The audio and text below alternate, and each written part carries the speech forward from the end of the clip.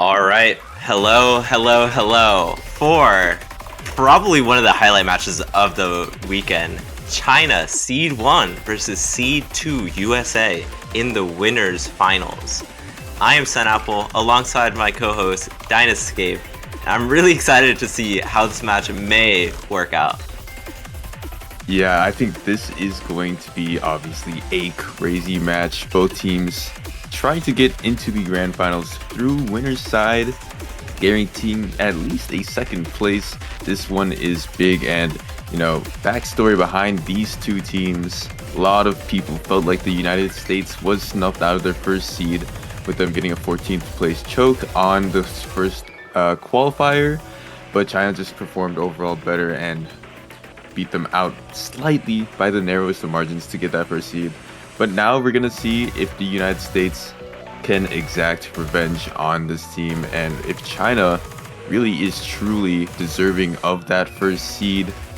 So Apple, this should be an absolutely crazy one. This one could definitely go the distance. I know you and I were looking over the stats just beforehand. You want to tell us a little bit about each of their game plans? Yeah, I feel like for China, it's really going to be around their consistency throughout the entire tournament. They may have not had like as high of peaks as the US had, because the US has been basically top scoring every single map that they've played, but their consistency so far throughout the tournament has been impeccable. It's been honestly impressive to see how they basically just FC everything in the pool with at least like 990k pluses, and they've really been soldiers because of it. Yeah, they've obviously very much have always been a team that relies on consistency rather than good accuracy, at least in past years. And I think that this year they kind of have a good mix of both, where they have a couple players that scale really well into the finals, such as Don X or Woem Formeld as well.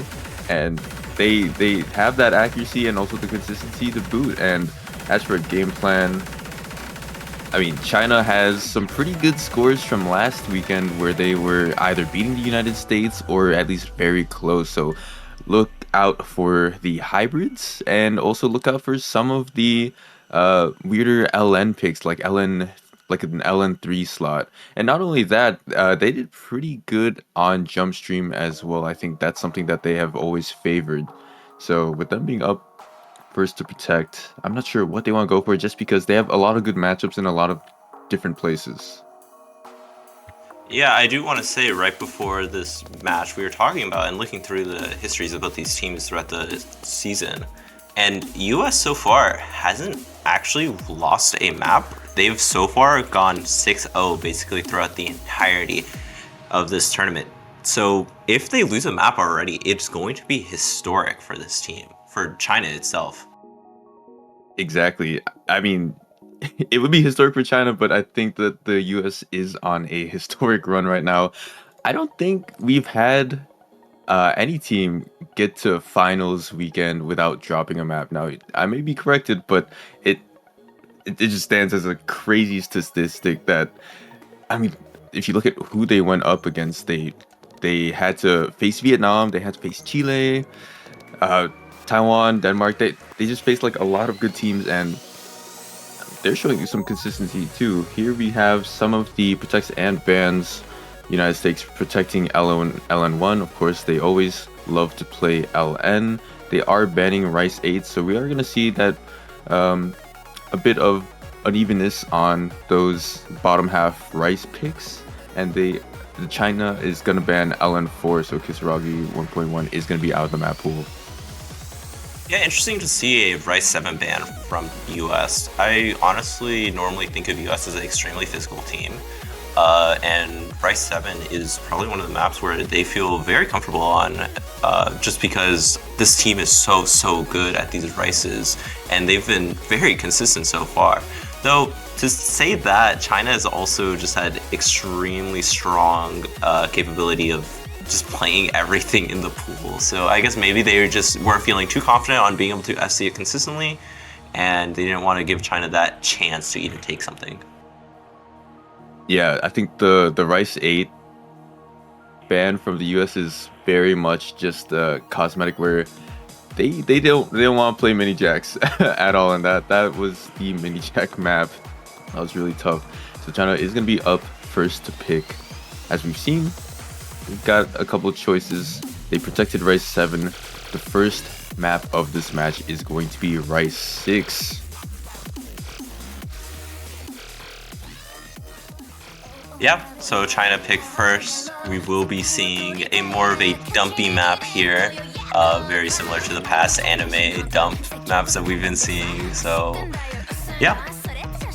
Yeah, I think we've had a decent amount of like vocal dumps that have been like anime slash YouTubers, so that's been pretty cool to see. And I think this was, at least when it was showcased in the mappool showcase, this was a bit of a fan favorite, obviously with YouTubers being so hand in hand with the Osu community. And it's mapped by the shows. If anyone knows Mir Sun Apple, you know that Fire in the Sky is very much so a fan favorite from us, and this is kind of in that similar vein with the dump. And then of course the shows tries to add in, you know, some of those mini jacks or gluts within the dump and kind of intertwine them. So I think that could be a big problem for all 6 of these players. Yeah, Fire in the Sky, such a good song. Definitely would recommend if you haven't played the map as well. It's very, very fun. I believe it's loved, so be sure to do it. But it's looking like players are joining the lobby. We are seeing a classic lineup for US, Peachmero, Neptune, and Helson. They are the extremely strong core for US and will probably be playing through most of the match. I'm honestly a bit surprised that we didn't see one of their Rice players, something like Minwoo, Dev, and not really Restream since they mainly only play like Jump-Stream. But still, like Dev and no Minwoo is kind of interesting to see. And it's kind of funny that you mentioned that, because we actually have a little bit of a backside info where for China, Donx isn't here, and that's one person that I would expect on Rise 6. For United States, Dev isn't here, so both teams missing very important players, especially when you consider that at least for both of them, that's the Rice core. That's a Rice core player, and then for China, Donx does end up playing a lot of hybrids and even the LNs, so watch out for that. But for now, United States with a little bit of a lead, definitely handed off by Parasol Tree, having a little bit less accuracy. And Neptune Peachmero starting off very strong considering the other accuracies in the lobby. Yeah, all these players so far have been able to weave through these little mini jacks pretty consistently. A slight lead has actually been growing for US at this point, literally just off of Accra alone. Neptune at this 99.93, kind of gapping the lobby. Everybody except for Adonawadi is just nowhere near that score. And as we get to that little transition, Neptune is going to break, though a bit of life weaved into China's story, as I don't know what did, actually trades it back. Lead goes back over to United States just by a little bit, but it seems like these misses are only worth about 2,000 or 3,000 points. And considering how we're only in the first half of the map, there's still plenty of time to accrue a lead. Yeah, it's been really insane to see just how well Neptune has been able to increase their accuracy. I don't know what taking a break earlier, and Parasol Tree as well. It is traded by Helson, and Helson breaking again brings the lead over to China. Well, the last bastion for China right now with the FC. Same with Peachmero. Yeah, it seems like every time someone drops on one team, another will fall on the other, and Peachmero taking a clean miss, but on such a weird part. Right when we got to that little break on one of those easier streams, just falls. So no more combo on the side of the United States. China still has Wom, they still have the combo advantage, and it looks like they have the accuracy advantage considering Hello Sun is at a 99.4, well behind anyone on China, which leads to Team Red having a 10,000 point lead. Yeah, Hello Sun's accuracy drops have just been too strong so far. We have about an eighth of the map left. 10k lead is able to be come back from. It'll take at least 2 misses from China, and you most likely want to see it from Woems with this full combo still. They are absolutely dominating this map, almost at this 99.9 range, or 99.8 range, but it's not looking like they'll get there. As we finish up this map, China will be able to take their first point pretty convincingly, immediately striking down US's chance of fully sweeping them. Yeah, that was a very good showing from China. All three players. Yes, there were a couple of misses, but all three of them above a 99.7. So, I mean, they would have still had over 990s, all of them, if there were no misses, which is really insane to think about. And obviously, it was pretty close. Just that third man was the issue with Hello Sun having a lot of drops, a lot of dirty ones. Unfortunate, but United States is going to be able to bounce back, especially considering they have the next pick. Yeah, and Neptune black flagging that, getting 1-3 or 1 miss, assessing any other time. But I think even without that miss, China would still be winning that, just because their lead was so big.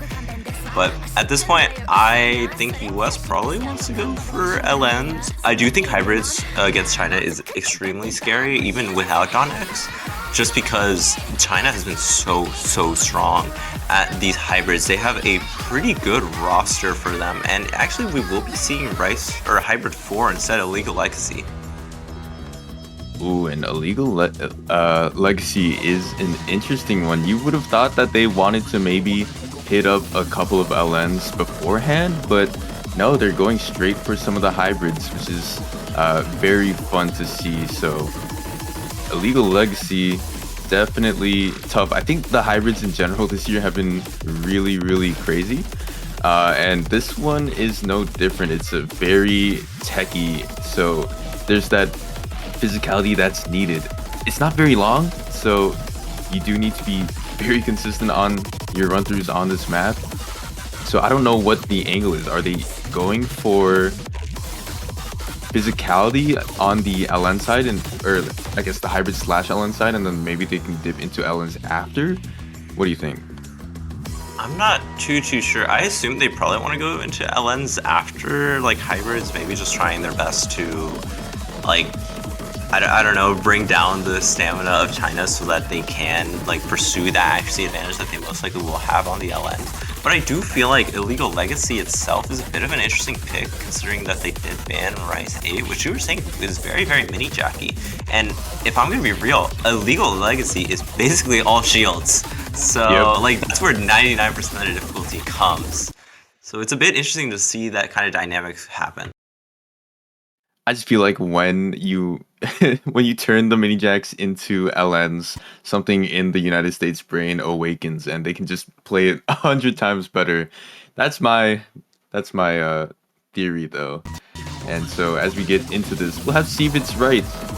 But it does seem like we might have a bit of a banjo issue with Neptune. Might be a restart, might be a banjo thing, might be totally visual and cosmetic. But as it stands, FOMO did not have the best of starts, about a 99.3, whereas that first and second player for China and the United States were quite even. So definitely watch out for FOMO when this whole map restarts. Yeah, I do think FOMO so far throughout the tournament has been, I guess, the weaker link for China, just struggling a bit more on accuracy than some of the other players, especially like Parasol Tree and Woem, who have been kind of Goliaths in terms of their accuracy. And maybe US has been trying their best to take advantage of FOMO's accuracy ability at this moment, and that's why they're picking something that's a bit out there with this Hybrid 4. You're going on an adventure, some would say. Yeah, and I think that this is probably a good sign for the United States. You know, usually you would expect Neptune to either be the first or second scorer on the side of Team Blue, and as we saw, Parasol Tree Woem pretty much tied up with Peach Mirror and Hello Sun. So good omen to start, at least on this restart, and hopefully Neptune doesn't have any more hardware problems. Yeah, somehow a 900-point lead for Neptune when nothing has happened. How did he do that? I don't know. He has defied space and time. But going in, Woem seems, or FOMO I should say, seems to have gotten a bit of a better intro, still struggling a bit more, but Neptune actually taking an immediate drop. Yeah, it's pretty clean, but it was very much needed for China. Getting about a 5,000 point lead is quite big. Peach Mirror not having the best of starts compared to last time either. It seems like Peach Mirror and Full Melt are at the same pace, as well as Wom and Hello Sun. Parasol Tree leading, or well, Wom and Parasol Tree both leading Nebujin and Hello Sun, trying to keep up. So definitely the accuracies are there, and they're very, very much so close. It's just that one miss from Nebujin at the moment. We talk about how this map isn't very long. It's only 2 minutes, even less than that. And as we get back into these shields, these triple jacks, combined with the little staggered LNs, Wom is gonna fall to one of them, and United States picking up back the lead. Yeah, and that was an extremely dirty drop from Willem, going down from the 99.7 to a 99.5. This lead is increased by so much for the US, and I think here is wherever the map gets a bit easier, but Peach Mirror actually taking a miss. They do have a buffer, but another one coming out, and it's dirty. Same with Hello Sun, and this lead immediately swaps over to China. It has become 10k in the span of at least a second, and as we close out this map, Willem taking an extremely dirty miss that will give a chance for US. And it's looking like they will have it as long as they are able to consistently play this section. Be sure to look out for Peach Mirror. They have been struggling a bit more on these kind of mini jacks, but it's not looking like that's going to be the case. And US just barely clenching it out with the 8k lead. Yeah, 8k on a map like this is nothing, and ooh, United States barely breezing by, as a lot of misses attributed all to Wom. Even see 550s from them, so that late map collapse from them handed over the point to the United States. That was so instrumental, and it's all tied up now. Things are at parity. China is going to be able to have that next pick, but I don't think they should feel too bad about a performance like this. I mean, if they watch it back, they'll see it was very close, and unfortunately it fell on Wom to give over the point. So I think the hybrids, like we said, just like last week, they were pretty close. They're gonna be close again. So United States should definitely be on the defensive when they're picking maps like this. And China, I'd have to imagine they're going for at least some other Rice pick, maybe like a Rice 5 before Rice 7, or maybe even a jump stream, because we know they like to play that. Yeah, I do think going for jump stream against the US is very scary. I don't know. I know Reshiram always plays jump stream just because they're so strong at this accuracy ability. It's looking like they're going for Rice 5, so another decently technical map. But I feel like jump stream against the US is extremely hard just because their accuracy ability is so strong. That is true. Their accuracy ability is insane, but I mean, the United States not doing too well on the first Rice pick. Let's see how they do on this one. Obviously, it's a little bit different. The last one was Vocal Dump. This one is more light tech. But what's more scary is that this one is more akin to the United States ban than the first map that China had picked, where it is actually very focused on mini jacks and 3-note jacks. So if you guys were in Soft 6, you might remember this one. And it was on the same rate as well. So let's just see how the United States deal with the jacks, because it seems like China, that is one of their strengths, and it's something that the United States maybe struggles with a little bit more. Yeah, I mean, we saw the US struggling already in the last point. We saw both Peach Mirror and Hello Sun taking a miss on those jack sections in Illegal Legacy, whereas China was able to pretty consistently play them, just like kind of messing up a bit, and with Parasol Tree taking a miss earlier on, and Woem obviously struggling a lot more towards the end. But I think this map is a kind of different breed of mini jacks, where it's just like pure physicality mini jacks instead of like technicality. I have to agree with you there. And as we see, China still missing a player. It seems like, I don't know what high is going to be that third man. Again, this is something that you'd probably expect Dev would eat up, and I think Donex. So I wonder if China's game plan is changed around this at all because they're the ones who usually are going to be picking Rice in this matchup, whereas the United States, obviously, as you've seen, going to be picking the hybrids and LNs, and Dev is not one of their players for those categories. Yeah, it is interesting to see them not play again, but we will continue to stick with this roster, Peach Mare, Nepogen, and Hello Sun for the US. Parasol Tree, Willem, and I don't know what I playing for China. We will continue to see the switch out between Full and I don't know what I, just between the maps most likely, just because they're a bit of specialists, I guess you could say. Yeah, I think they're very good at the categories that they're good at. So starting off, as you can see, a lot of 3-note jack anchors and just very fast mini jacks, obviously at like 170 BPM or even faster than that. It can get pretty tough, and as we see, Peach Mare struggling a little bit in terms of accuracy compared to everyone else, but I don't know why High is going to take the first miss. Yeah, and Willem echoing that as well, taking another one. It is a lot cleaner than I don't know what High, but it's still one to say the least, and a 10k lead has been given to the US, handed to them, but on a silver platter, a third of the way through the map. There's still a lot of sections for the US to miss on. We have been seeing them struggling, especially in the later half of the maps, so stamina issue could be a thing. Keep in mind, we are in finals. These maps aren't the easiest at all, especially having to play them consistently one after another. We have a little bit of a break section, and we see this lead has been increasing slightly for the US because their accuracies have been really, really strong. Yeah, I think this is a very strong showing, especially with Nepogen and Hello Sun beating out their counterparts. Nepogen beating out Parasol Tree, the top scorer, by quite a bit. Hello Sun also beating out Woem as well. Peach Mare providing a good scoring score and most importantly not missing, so that is what is needed in this last fourth, but Hello Sun is going to find the first one. It's not enough though. China still needs a little bit more to bring it back, and Nepogen is going to start that off. Yeah, and that miss from Nepogen is just barely enough. Oh, looking like a lot of issues are happening with Bancho. We will see it come back. I don't know the scores, but I don't know what High taking a maybe real miss. Doesn't look like it. It is looking like this is the correct section. Now China having a 5k lead after the miss from Nepogen. It is slowing down. I don't know. I don't know. Bancho messing up a lot right now. But hopefully China has this lead. If Bancho is correct right now, they will be able to take whatever point they have right now. And looking out, closing, Nepogen miss, and that'll secure it. China securing another point. Now onto US's pick.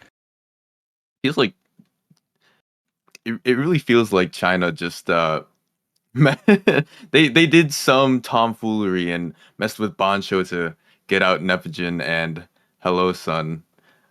And I mean, China getting that point by 10,000 is quite a large stretch. I mean, the first Rice map was about 10,000 as well, so common theme here where these wins between the two are at about that pace. And when you think about it, that's probably, depending on the length of the map and how many notes, obviously, it's about, 1 or 2 misses. And obviously in the finals, FCs aren't expected. Triple FCs are extremely uncommon.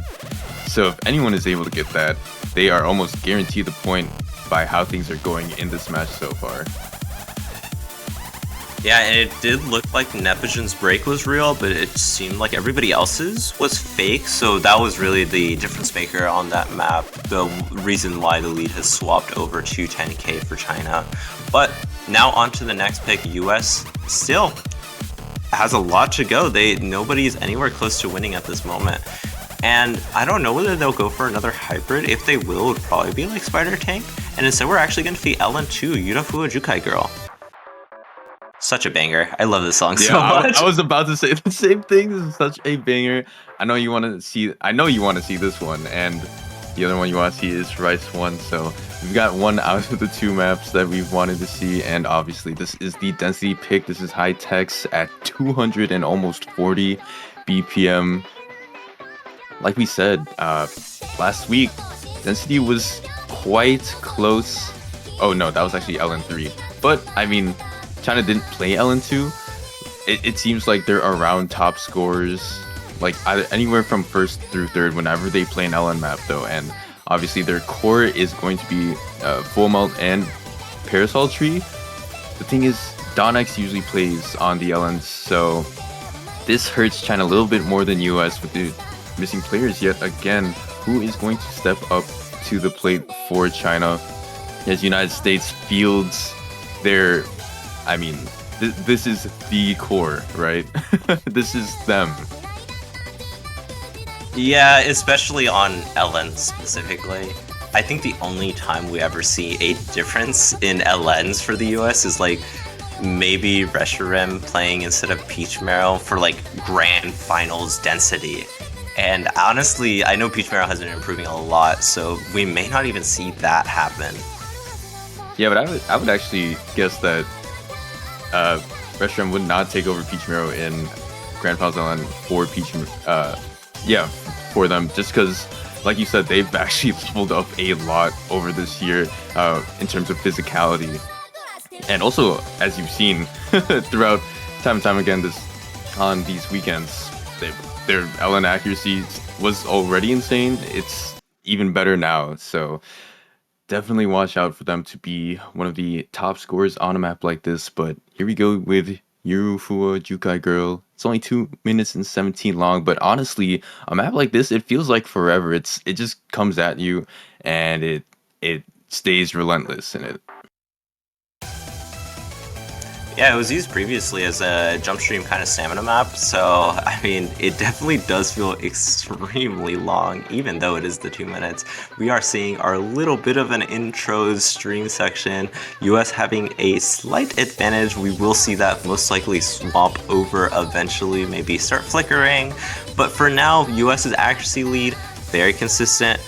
Hello Sun, lowest accuracy in their team, but still doing quite a bit better than some of the other Chinese players. Oh, most definitely, but here we go into what really makes this map the true density, and it goes on for quite a while. Yes, there were some leads created in that first little break, but this is where big swings happen. And it seems like United States is taking advantage of this map where they are having the better accuracy throughout, leading to about 5,000 points with 3 full combos. That's quite impressive. Yeah, everybody in this lobby has just been ramming through this. Nepogen especially, 9.86, a full 0.1% above Full Melt. But actually, as I say that, Peach Marrow missing, and this lead may swap over to China, though they are getting to this 400 combo cap, and it's looking like it's not going to happen. So the accuracy on the US has been able to sustain through even a miss, but they cannot take another one. We are in the last third of the map. There is a lot of sections left. Yeah, and it seems like anytime there's that longer density section, United States is just able to increase their lead based off of accuracy. The misses will help China though, as Nepogen falls. Only 1 FC left on Hello Sun, and as Nepogen tries to scramble back up to combo cap, it is going to flicker back and forth. If there are no more drops on the side of the United States, they should be able to take it. You see Nepogen back at combo cap, but Peach Marrow misses at the final section. Is this going to be enough for China? Are they going to take the first break point of the match? It's getting very close. Are there enough points for the United States to claw this map back? It does seem so, as long as they can hold, and they do. What a close map. 1,000 points, Sun Apple, less than 1,000. That's absolutely absurd.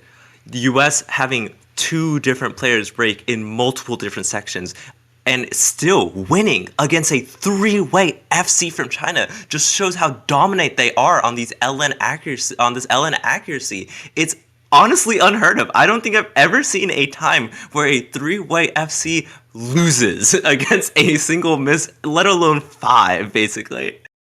Yeah, I mean, you said they were ramming through this map. I think they went through it like a wrecking ball. United States, how does Nepogen top score with a miss? With 990, almost a 991.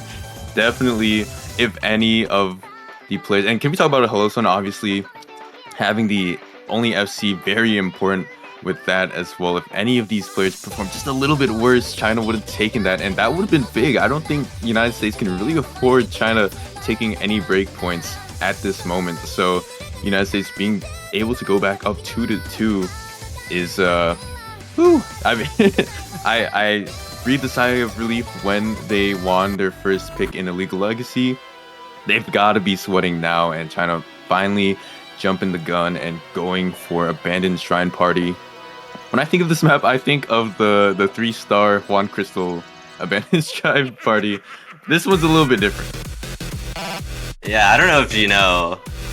This is a bit more techy and also a bit more like crazy in terms of just how difficult this is. Just even watching it in general, you will see that this is a completely different map than a 3-star. Yeah, you might say it's a little bit different from a 3-star, and obviously, Juan Crystal is an Ellen. This one is just evil. I mean, it's Abandoned Shrine Party. There are some ghosts in this chart. Very, very tough, and it's a reason why China picked it. It just seems like physicality is the key. Try to force some unevenness from the United States, try to force it to where they're very uncomfortable with some of the patterns, and China scales really well into Rice. Why not pick a map like this? Yeah, this map really does give no mercy though, so for both these teams, they will need to kind of lock in a bit. I mean, US has been struggling a bit more on their consistency. I did say it earlier, China's consistency is very strong, and even without Donex, one of their star players, they are still competing extremely well against the US. And I mean, I think this could be something where China is going to have a bit of a massive lead. I don't want to jinx it right now, and maybe this is going to be a breakpoint, but I mean, I think this is right in China's ball game. Yeah, fingers crossed so we don't jinx anything, but I mean, this is kind of that perfect mix between the first two picks from China, right? It has the dump, it has that, a lot of very quick streams, some rolls, stuff like that. But then it also incorporates the tech section that we saw in Rise 5. So it has the weird transitions between different facets of Rice, the Rice category. And Peach Mirror already having a bit of trouble with those transitions. Yeah, and that miss was extremely dirty for Peach Mirror. This lead will be quite big for China, I would say. It seems to have just gone to around 6k. It'll probably stay around here for a bit. Nepigen doing extremely well. As always, they are the star player for US, but China, 3-way, 99.8. It's extremely difficult to do anything against this. We are a fourth of the way through the map. We have just gotten to the break, so there is a lot of time for them to drop in accuracy, but it's looking like this team is extremely consistent. And as I say that, Parasol Tree taking a break, this will maybe swing the lead over to US as long as they continue to hold. Yeah, I'm trying. I really don't want to mention what the score is going on right now, but if Peach Mirror can bring up that accuracy, and I think they will be able to, United States definitely has that outside shot, as China already back up combo cap with Parasol Tree, is trying to fight back the seesawing that the score bar is doing, and we are getting into the back half here with this little break and a bit of time to assess. Hello Sun matching Parasol Tree, Peach Mirror falling yet again. That is going to be really big for China. Yeah, everything seems to have fallen to ash for US right here, taking another break from Peach Mirror when they were just so close to taking a lead. But as we get to it halfway through the map, 5k lead again for China, seeing a parallels from the start. As long as they are able to hold, Parasol Tree needs to continue to hold on to combo. Hellsun taking a break as well will just give them at least another advantage. They have a bit of a buffer, and miss won't be enough for US to take this map if China has that. No, it's got to be sustained drops from one person or at least a full team wipe out for United States to kind of take it back. Only fourth of the map left, and we are getting into yet another break. This is the last one of the map, but then we get into that last final breakdown, and the PI is pretty much what you've seen before. It's got the rolls, it's got the weirder stream trills, it's got some of the broken jump streams. So let's see how these players handle it. China, really good lead. 8,000 points, as I said, needs to be a lot of drops for United States to be able to take it. And that's a start. I don't know what high is going to take one. Lots of streams falling down, and United States almost there. Only 1,000 points. There's not too much map left, and the accuracy is shining through. Are they able to take it at the last second? It's flipping back and forth. Last couple of notes. No! Another close map between these two teams, but this time China is the one to survive. That was absolutely insane. I don't know what Thai just barely taking a bit too dirty of a miss at the end. But Williams SS has been able to help out their team so much. They are acting just so good right now. I didn't want to mention it during the map, but can you talk about how Nevajin is 998ing in finals rice maps? I that that's absolutely insane of a performance, and definitely one of the reasons why United States were able to get so close, but it was just not enough. 400 points. We just came off of the banger between the what was that, UK Thailand? How are we getting graced with such another good set in this? Yeah, it is kind of crazy to see UK Thailand having, I believe it was 4, or it was South Korea, or no, it wasn't. It was South Korea. What is it called? South Korea, UK. Oh, there we go. Yes. That had 4 maps in a row that were like 400, 500 points difference, and now we're seeing another one in this match. I don't even know what to say. It is now time for US to pick. Luckily, that wasn't a breakpoint, so keep that in mind. Neither team has a notable advantage in this match, but US, they have quite a big pool to choose from. They have both all the hybrids and both the LNs left. I'm not sure where they're really going to want to go. Maybe going back to hybrid. It does look like that's going to happen. Shadow of Cats is one that's going to be picked. Oh, no way Shadow of Cats is picked. This is going to be pretty interesting. I would love to see how these players do on a map like this. This one is very tricky. It kind of has like the shields that we saw in Hybrid 4, but just it obviously like the rice is way different. Yeah, I mean, it's Shadow of Cats. I don't really know what to say. Yeah, This yeah, song is it's just, Shadow of Cats. If you know, you know. It's Shadow of Cats. If you know, you know. This song is just absolutely absurd, and the map reflects it so well. Yeah, I mean, you can already hear the wubs. You already know what that's going to be represented by on a map like this. Obviously, a lot of Alentum, very strenuous rice patterns, very hard and physical to hit. It's super fast as well, so I have to see. I mean, the United States did do pretty well on Illegal Legacy, won by about, I think, 9,000 points. You called it at the start of the last map of Abandoned Shrine Party, where you thought, like, you know, maybe China's going to win by about 10,000 points yet again. I don't think that's going to be the case for the United States anymore. I think these teams have finally hit their stride in the set. They're all warmed up. They're all playing really well. Now it's just like purely it's just I think both these teams are close enough in many of the skill sets where we're not gonna see huge sweeps. Yeah, there's that, as well as there's just running out of maps. China has been able to pick all the very technical maps so far, and that is probably the US's weakest skill set, especially like the more anything that basically isn't very simple is what is US is kind of the worst at. But I mean, US is the same. They are running out of more awkward LN and hybrids to play after this one. But first we gotta see what happens in this, whether a breakpoint will be given for China, and if so, it could be interesting to see. So far, this intro has been pretty clean for all players. I know Parasol Tree took a 200 or 2, but that will be eventually basically moot at the end. Yeah, totally negated, but what isn't negated so far is Hello Sun's miss quite dirty and immediately leads to a 4,000 point difference between China and the United States. This map, about that mid-level of length where it's 2 minutes and 30 seconds. So there's a bit of time to get things back going, but I mean, you already see these long jacks, Peachmo actually falling to one of them. It's tough. United States, 2 misses to none on the side of China. We talked about that consistency, how you can always depend on China to be really good at minimizing the misses. And as Pichimero misses yet again, it is traded back by I don't know what high, twofold actually.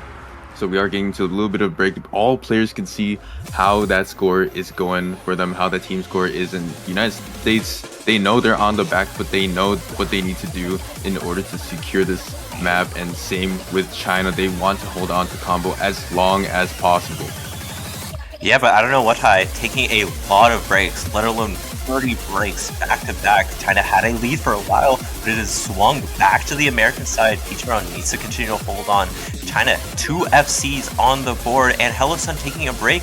I don't know whether that'll switch the lead. It will be flickering for a while. US has a last player, Nepichin, but as I say that, they miss. Sorry for the caster curse. China's 2 full combos so far have been so strong. They still have a quarter of the map left, so there is a lot of time left for them to bring this back for US. 6k lead is almost nothing when it comes to this kind of map where you take 1 miss and a lot of other things fall. But in this last quarter, we need to see Parasol, Tree, and Wom continue to sharpshoot their accuracy as much as possible. Hellosun taking another miss. This lead has just been increasing more and more. Is this going to be the first breakpoint that China has been wanting throughout the entire match, giving them the lead, a noticeable lead? Hellosun missing, but I don't know what high. Also kind of struggling in accuracy. It doesn't matter though. 13k point lead is not possible to come back from, and China able to take the first breakpoint of the match. And what a stage and what to take it in. I mean, you were up 3-2, now you're up 4-2. This is huge for the Chinese team. They definitely found their sojourn in the lower half of the map pool finally, as they took something in hybrid/lens, and that's not a thing that many teams can say in the past or present.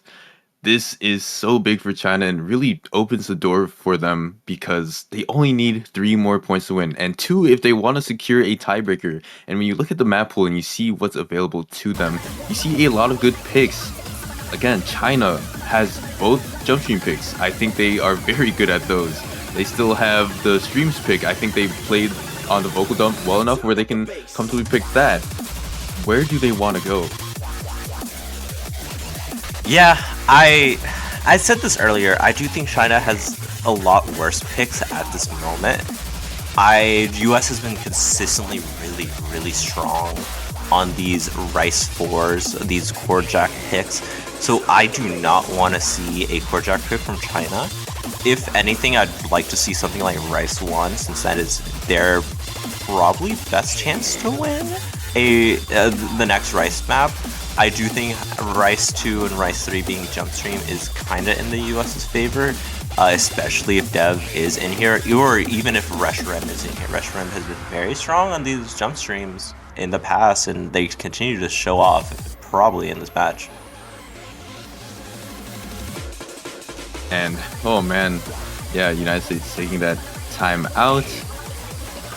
They've got to breathe a bit there. I think this is like definitely one of the best places where you can take a time out. This was very calculated, and I love this from the team of the United States to be able to try to mentally reset, say, hey, what's going on, what's going wrong, what can we do in the future in this set to bounce back? Because right now it's a bit of a precarious situation. China's up in a good fashion, and they have a lot of good maps left to pick, whereas on the side of the United States, they only have 2 hybrids left, they only have 2 LNs left, they need 5 points. So if they don't want to go to tiebreaker against China, they're gonna have to take at least the 1 or 2 breakpoints, I believe. So it's certainly a rough spot for the United States, but I think they can at least get a breakpoint back. I would love to see a tiebreaker, most obviously, between these 2 titans of this year's edition of the MWC.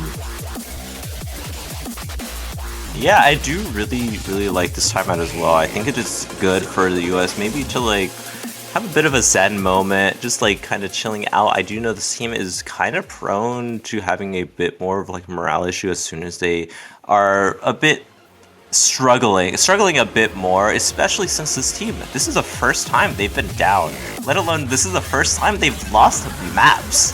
So this is a new experience for them. I don't think they've seen something like this for the past few years. It's honestly going to be a bit jarring for the team at this moment. Yeah, I mean, not many times have the United States been pushed on the back foot like this. You'd have to go back, I think, 2 years. And so, with this being such an uneven situation, very uncertain, they just have to mentally reset.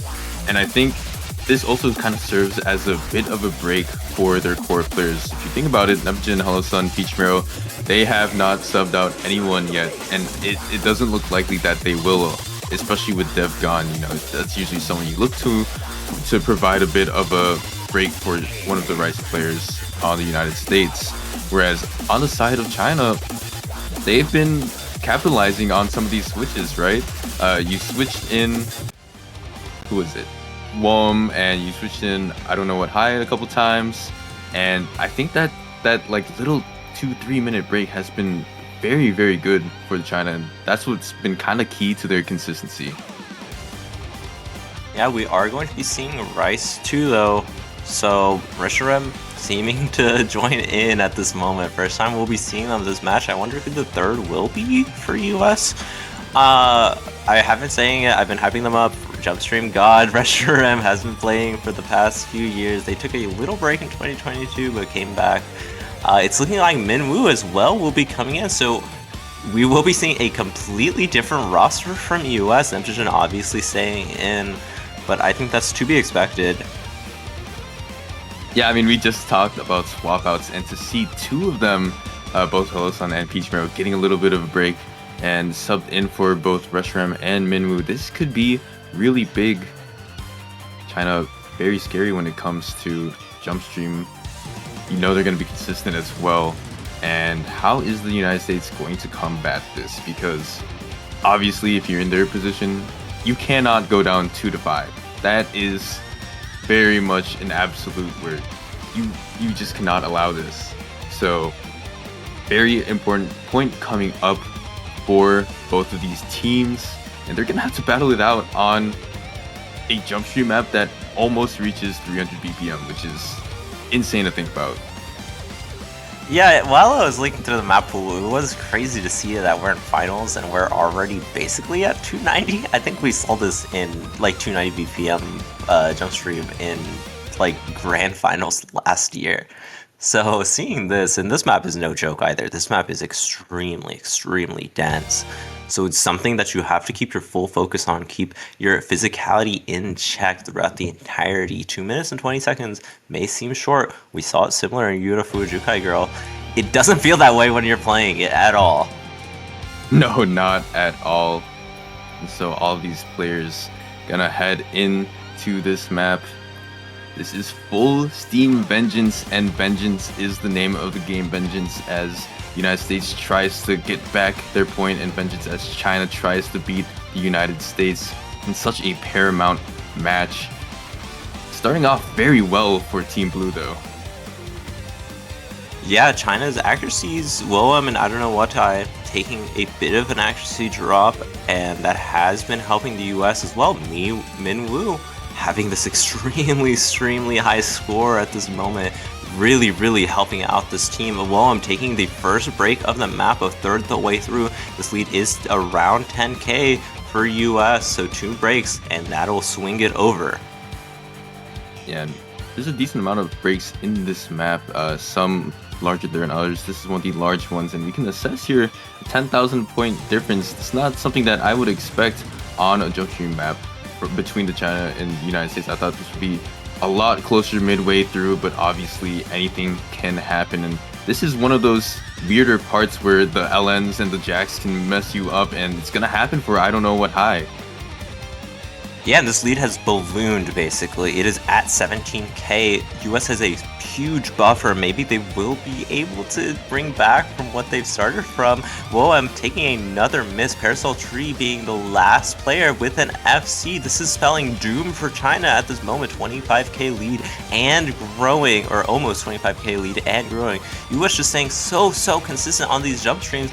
I was saying they're really strong on these simpler maps, and we're seeing it right here. yeah, just going through the guitar solo like it's nothing. And ooh, Neptune and Reshiram. Man, woo, that is a full combo reset from the United States at the end of that section. It is straight out by one person in WOM, and the United States did have a huge cushion to work with. So unfortunately for China, it's not going to be enough. Something else needs to happen, and I don't think that is going to be the case. We are going to get these Weirder Jacks combined with the Ellens, so maybe the uncertainty and the little vocal stream, but no, it's not enough. United States, even with that full combo reset at the end, is China's just going to lose on that point, and I'm seeing Huh. something here. Uh, Huh. did you say an almost DDP? Or Huh. I'm sorry, not an almost DDP. Did you say a DDP with one miss? Huh. Ah, That is that is one of the scores of all time. I was going to shout out Minwoo for having an insane 99.9 for a while there, but I mean it's kind of overshadowed by Neptune having this DDP. Reshiram also doing extremely well, taking that one break, but I mean, US able to take a break point and going immediately for LN1, one of the longer maps in the pool that we've been seeing. It is almost tied up. That lead for China has evaporated at this moment, but we do need to see them secure. We do need to see US secure this LN1 point first. and I don't know about you, Snapple, but I have been loving every single LNN hybrid pick. It seems like every single one of them have been just blow for blow, absolute slugouts between the two teams. So I hope this is no different on a map where it's 3 minutes, 3.5 minutes long. I'd love to see some swings on both sides and just it be a back and forth uh, little battle between the two. And I mean, this is coordination, right? So, do you think that the United States is more tailored towards coordination than China, especially when you take into account that this may not be the optimal roster for China when it comes to LN? It's really, really hard to tell. I do think US is extremely strong, if not the strongest LN team. For coordination specifically, Yeah. I'm going to have to give it to US. I think Helison and Peach Marrow have been struggling a lot more in terms of like their physicality and stamina ability, and that isn't as much into play on these LN1s until we get into like grand finals where it's a lot more like timing hellish. But I think for this one specifically, it's not as much about like how good you can play some of these jacks or like some of these shields. It's mostly just how precise can you be at releasing these LNs on time. Oh, for sure. And I mean, this is very very quick as well. You take into account how short some of these LNs can be, and it really ramps up to like some 270 LN patterns. So pretty tough as a map. It is finals, so this should be quite the test for all of these players. And tested are China right now, as all three of them trying to match the United States, and I think that's working out pretty well, especially with a Neptune miss. Yeah, and even in this earlier section, this lead was flickering back and forth. China has been extremely strong, kind of proving me wrong, saying that US is the best LN team in the tournament. But we'll have to see that continue as we get into this actual course. The fourth way through the map, China having a slight lead. It can definitely evaporate. We've seen it over and over again, and it seems to be slightly shrinking and going towards the US side just off of accuracy alone. Yeah, I'm trying to see here, and it seems like Hello Sun and Peach Marrow negate China's Wom and Full Melt, whereas Neptune is strictly beating out Parasol Tree even with the miss. So right now, as long as United States can hold on for just a little bit longer and find those little crevices where they can sneak in an accuracy bonus, they should be good in flipping it over, and they're really close right now. It's about 500 points. We are at a little bit of a breaky section. The patterns aren't that hard, but once we get into the course, I think that's where you'll see United States really shine through and get even more of a lead. Yeah, and right now we're kind of seeing a big difference between these two teams. Everybody on China below this 99.7, whereas it's the exact opposite for US. 99.7 is the bare minimum for them, and this lead has swapped Paracel Tree, taking a break. It does trade out with Neptune's earlier break, and that will swing the lead over to US, 5k points. They can afford a miss, but it has to be an extremely clean one at that. China continuing to lower their accuracy though, so this lead seems to be growing for this US squad right now. Yes, growing. It is 7,000 points. And like we said, this is a pretty long map, so obviously anything can happen. But I think that break did wonders for Hello Sun and Peach Marrow. Being able to get subbed out and just have a bit of a respite is proving to be substantial. Both of them at about 99.73, beating out any of the Chinese players. So as long as there are no drops involved, this should be kind of clean. But here we go into this last part, and this is probably the hardest part of the map. Yeah, and so far, this has been the most dominant US has been at getting to this 10k lead, even with just one miss happening earlier on. But we're closing it out. We have one more chorus section in this last eighth, so there is still a bit of a chance for US. Is there a last chorus? I feel like there is. No, it's actually very Is slow as okay. an outro. So, I mean, with 11,000 points, I think that's it. That's going to be deuces for China on this map, and they're just going to take it very calmly as well. This is the largest lead that we've seen so far on a map, and it's going to end with a whimper. Well, okay, not the largest lead. We literally just saw jump stream, but largest in the hybrid and LN section. Yeah, I mean, I feel like every player on US having a sizable accuracy advantage against China is just a very big difference from what we've been seeing. I did say that US is very strong at these LN coordinations, and I mean, this has proven me right.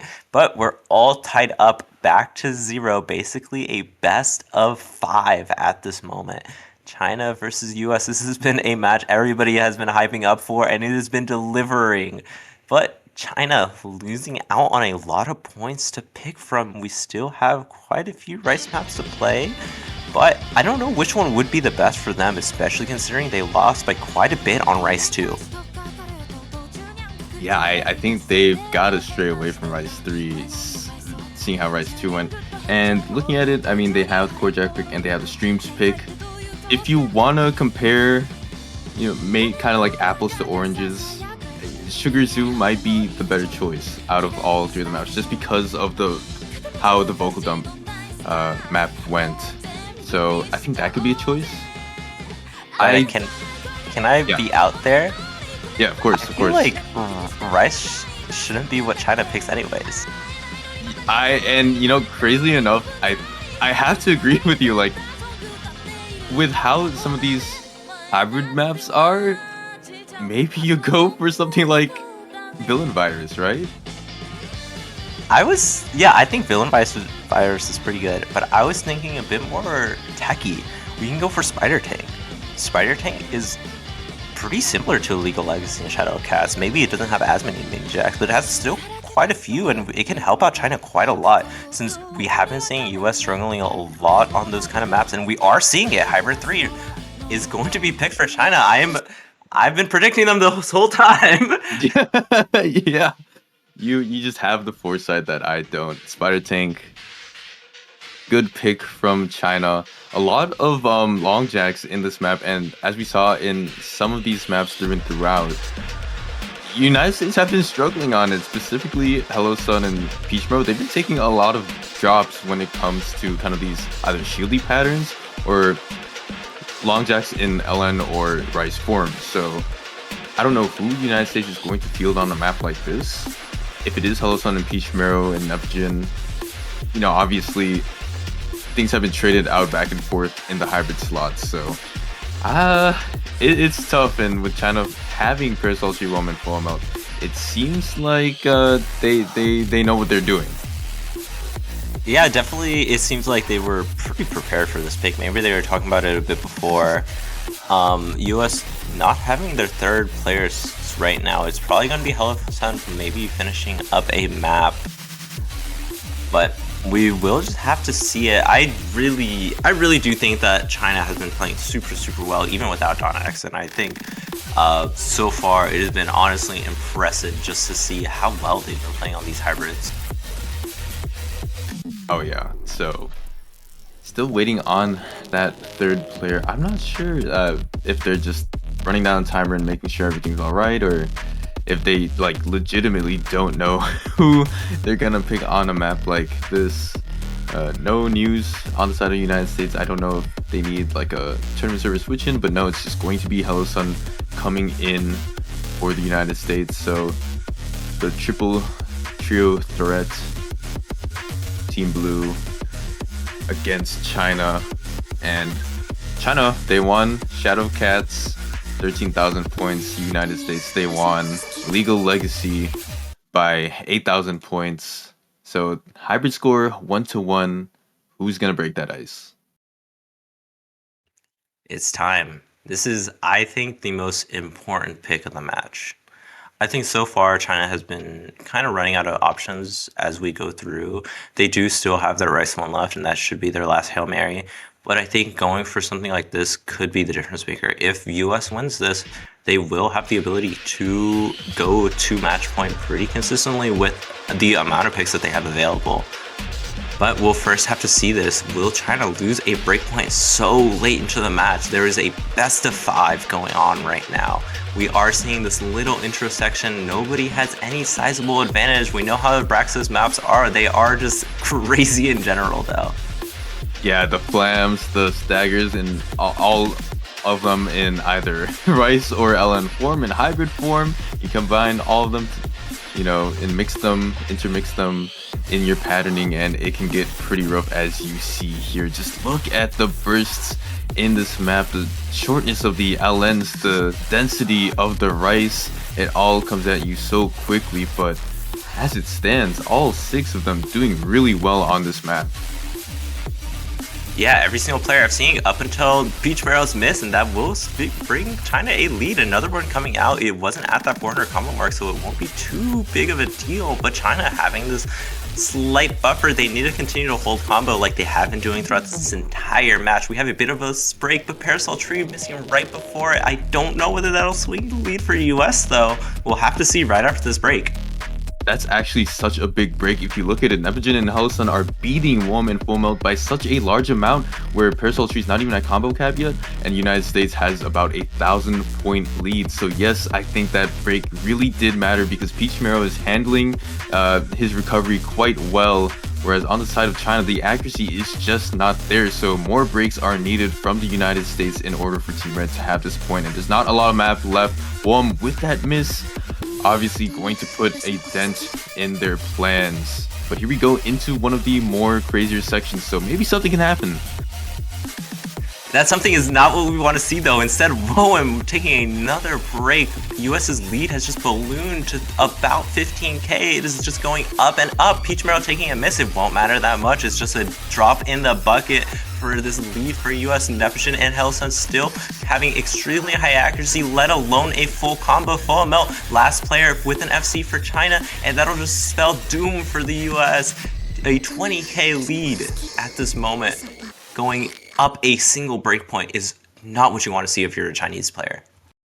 Yeah, I mean, United States showing no mercy on this map. It seems like as time goes on, they kind of just level up and level up and level up throughout the set. And maybe it's just by way of the picks actually showing their true colors and being more catered towards the United States. So United States going to take that hybrid map by a large lead, and it was, to be honest, it was very, very risky from China at the start. I think they probably should have just went Rice 1, but obviously that's just in hindsight. United States gonna bust out the surface tension immediately. Yeah, I think this is a pretty easy pick for US. You've seen that you've done extremely well on Rice 2.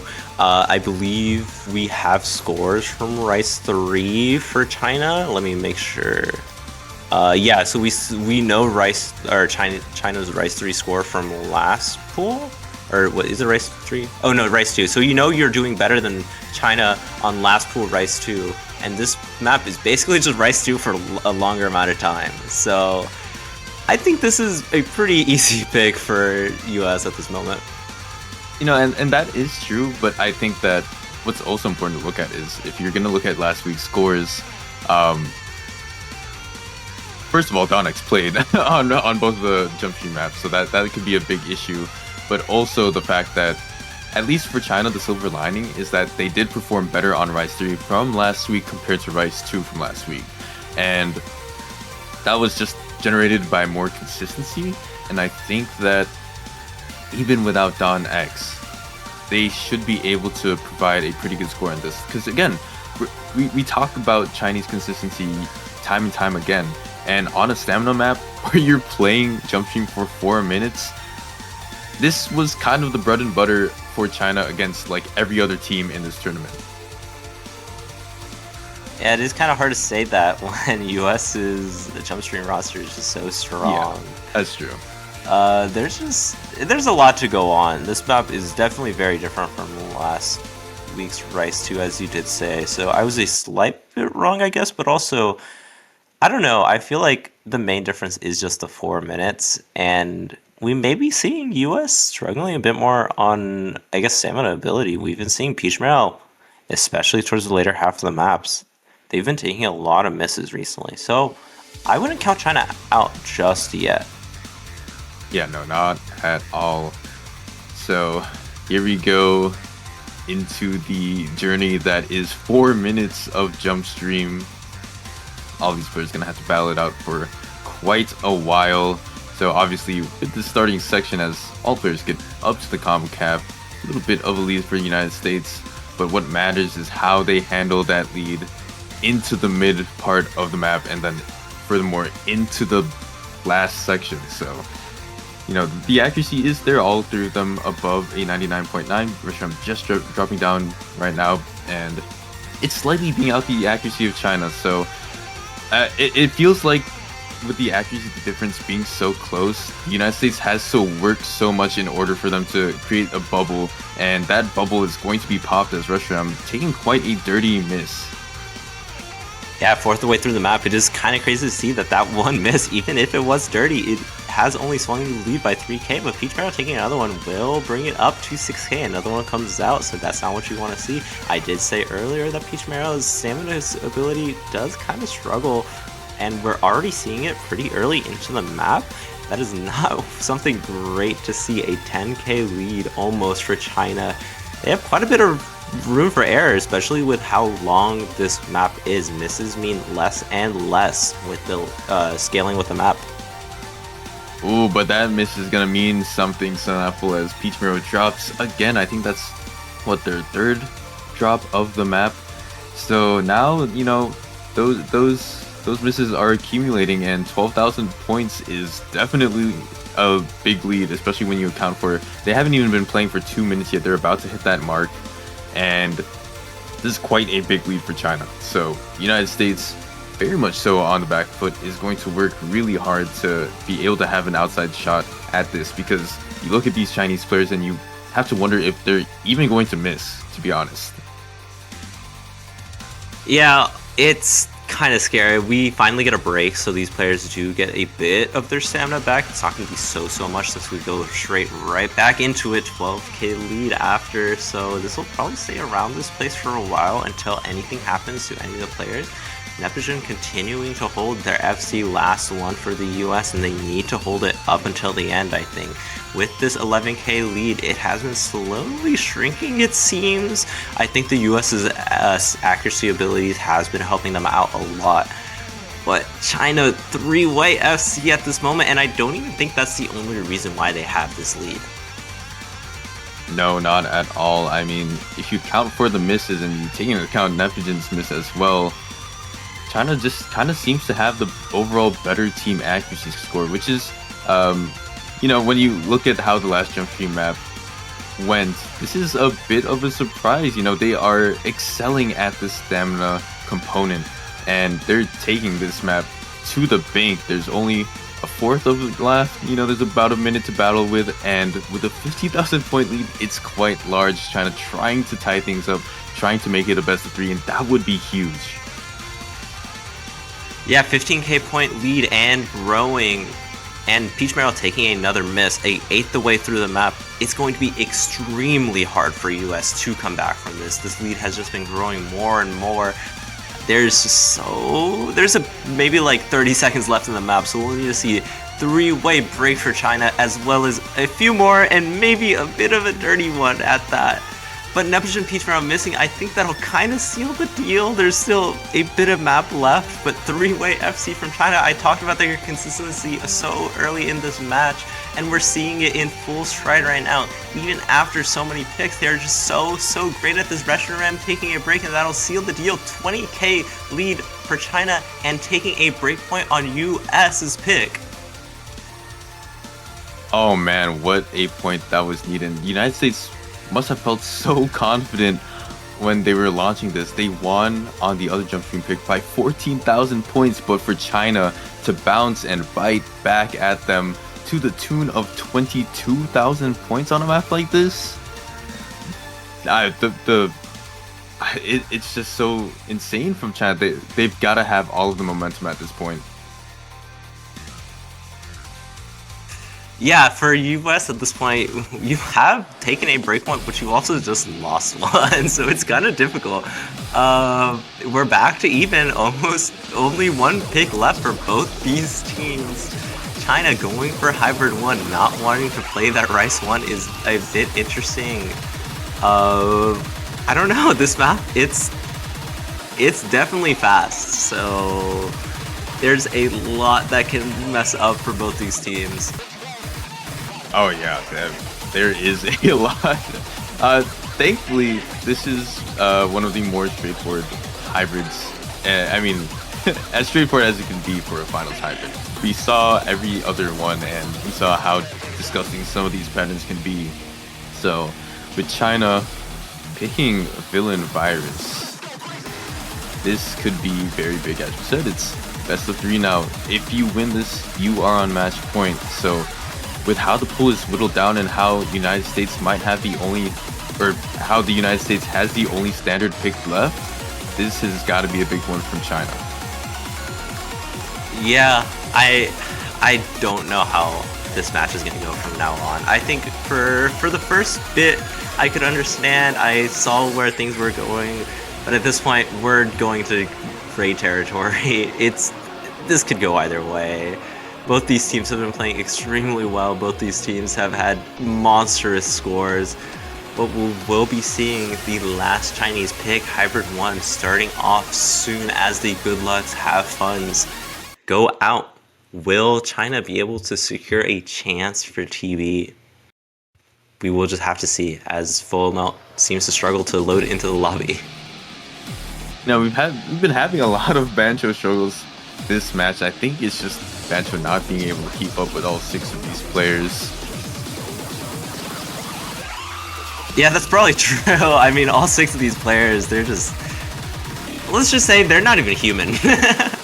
I feel like they're robots. Some would say like Omnics, but... Yep. I mean, Someone send the captcha for these players. I think that's what's happening. They gotta complete a captcha. They gotta click all the squares that represent a fire hydrant before they're able to start the map. I think that should be like a requirement to join this specific lobby. Like, you should not be allowed to be setting these scores for any of these players, and instead all 6 of them are doing it at whenever they want to. Oh man, and what a time to get iced out. I mean, you're heading into such an important map, and all of the nerves and tension is building up, and suddenly the map has to be restarted. It's gotta be the worst feeling ever as we finally get into it. Fingers crossed, nothing happens, but China and the United States heading into what could be one of these teams getting into match point. Do or die once again for China. They have been revived at least twice, I would say. Have both teams, I think, have lost 2 breakpoints, right? It's something like that, something extremely unexpected. Yeah, and so China, if they're able to give out a 3rd breakpoint, that would be less than ideal. And here we go with these interesting patterns, very density heavy, very Jackie heavy, and China.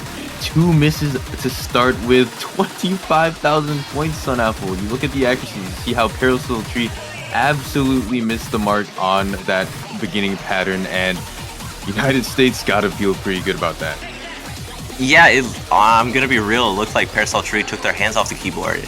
They took multiple misses, multiple really dirty breaks. I'm very surprised that they didn't call for an abort. 30k lead. This map is extremely short, so it does mean a lot to be so high. It's kind of difficult for China at this moment. Parasol Tree taking another break. It's just going to continue to balloon this lead. The US has 3 FCs. As they say, that Division misses, but it doesn't even matter. Yeah, it's gonna take a lot more than that. You said, maybe Parasol Tree had some hardware issue where their keyboard didn't function, or just, obviously with that many misses where you get down to a 96 within 600 notes, that's a huge deal, and so it's gonna happen from someone on the United States. 35,000 of a score lead when you get into halfway through the map. Obviously, the largest that we've seen so far in this set, but when you extend that to the scope of just MWC in general, you do not see leads this big that often. So United States has to take this. They have to get whatever they can. Yeah, I mean, it's kind of funny to see. We saw a almost 500, 400 point lead in this match, and now we're seeing this. Peach Morel taking a break. It's only a drop in the bucket for a US's score. A fourth of map left. Whoa, I'm missing. That kind of... I mean, I think it was sealed from the start, if I'm gonna be real. I don't think China's going to be able to take this just because of how devastating that early break was for Parasol Tree.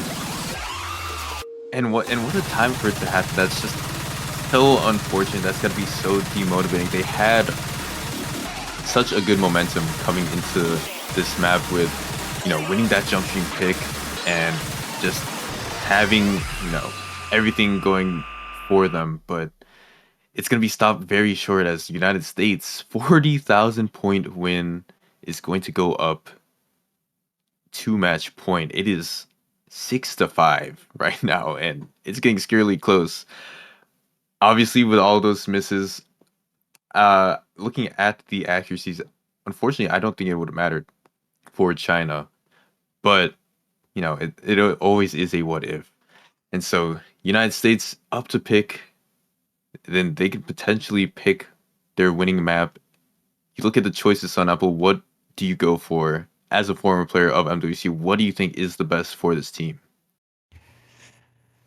This is extremely difficult. I believe there's only 3 maps left. It's Rice 1, Rice 4, and LN1. It's like,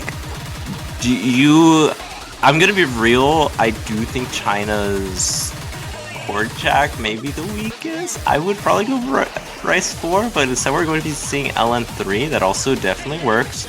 I just don't think Sugar Zoo is your pick. It definitely was going to be between Rice 4 and or LN3. But I have to agree with that, yeah.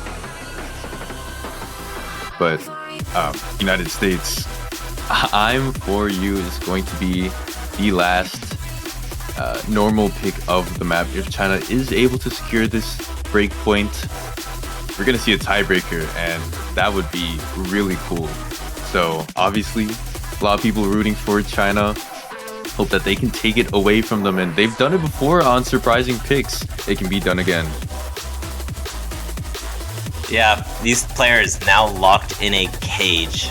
This is the last map for both of them, other than what could possibly be TB. We have seen China play extremely well on these LNs, and I think this is probably going to be one of their most favorite LNs.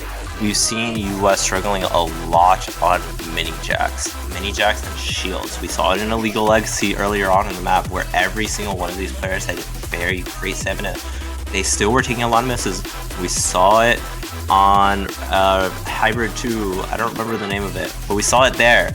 And this map is that, but like on 5 different levels ahead. So I think we're going to be seeing a chance for China at the very least.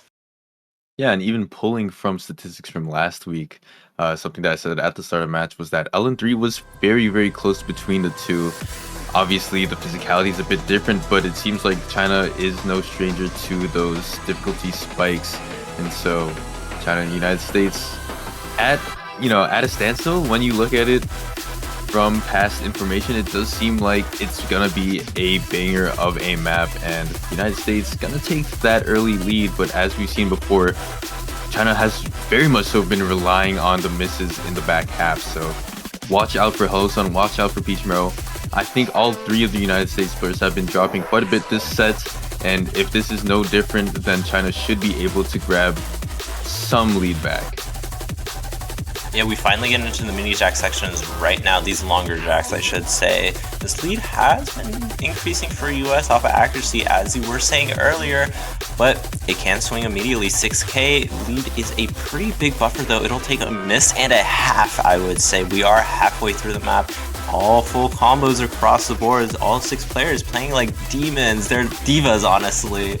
And in this later half of the map, US's lead increased to 10K. It has gotten to the point 2 misses will be needed. We see our first one from Peach Mero. I wonder if the second one will be coming, and there it is, and that's a dirty one. This Chinese lead has swung a quarter of the map left. They have to hold on. They don't have a choice. They are trapped at this moment. 5K. I don't even think a miss can happen. That miss from Peach Mero was absolutely devastating. I think we'll see it. I think it's time. Tiebreaker hype. Another miss from Peach Mero will seal it out. It's time. China going to tiebreaker on winners finals against the US. First time US has ever lost maps, and it's whenever they go to tiebreaker. A winners finals tiebreaker. How blessed are we this weekend to see something like this? Just the top 2 teams in the tournament battling it out back and forth, 3 break points between them each, Sun Apple. And here we are at the final stop of this train ride. It's gonna be the tiebreaker. It's gonna be Fermion amplification. We haven't seen tiebreaker since like round of 32, I think, something like that. And finally seeing one is so great to see. I've been wishing for this, and I'm so happy that it's in finals at this moment. This map is so hard, and these teams are so good. This is like the perfect time for it to happen. It is scary for both these teams, though. No, not of course, yeah. It has to be so scary for all of these players, and you're gonna see Minwoo sub in for this. Neptune is gonna be here as well. Obviously, the anchor. Who is China going to field? If it stays with Persol, Chu, Wom, and Full Melt, I think that's a good combination. I mean, they've been performing really well. So, oh man, Sun Apple, it is so scary. The nerves have to be at an all-time high. How will they deal with essentially a hybrid-esque map with greater physicality needs? Is the United States going to shine through, or is China finally going to break the United States in stunning fashion? I do think it's interesting. We don't see Peach Mero in for a hybrid map. Let's just be real, this is just a long hybrid. But I think it being a long hybrid is just perfect. We haven't seen every single one of the hybrids, except for Hybrid 1, basically, going down to the wire. And I'm really hoping that this is going to be the case. Minwoo is a extremely strong physical player, having a bit of an accuracy issue, but I think accuracy is not what you're playing for if you are playing in a tiebreaker situation. You are just playing for combo. This is just like a lot of the other game modes. You just have to keep your combo as high as possible. Exactly, and one thing you've got to note is how many players are practicing on this map, how many have actually played the tiebreaker. This is definitely something you might be able to expect, especially C1, C2 battle. But, you know, as you know, a lot of players don't really play through the tiebreaker, at least when they're going through the rounds.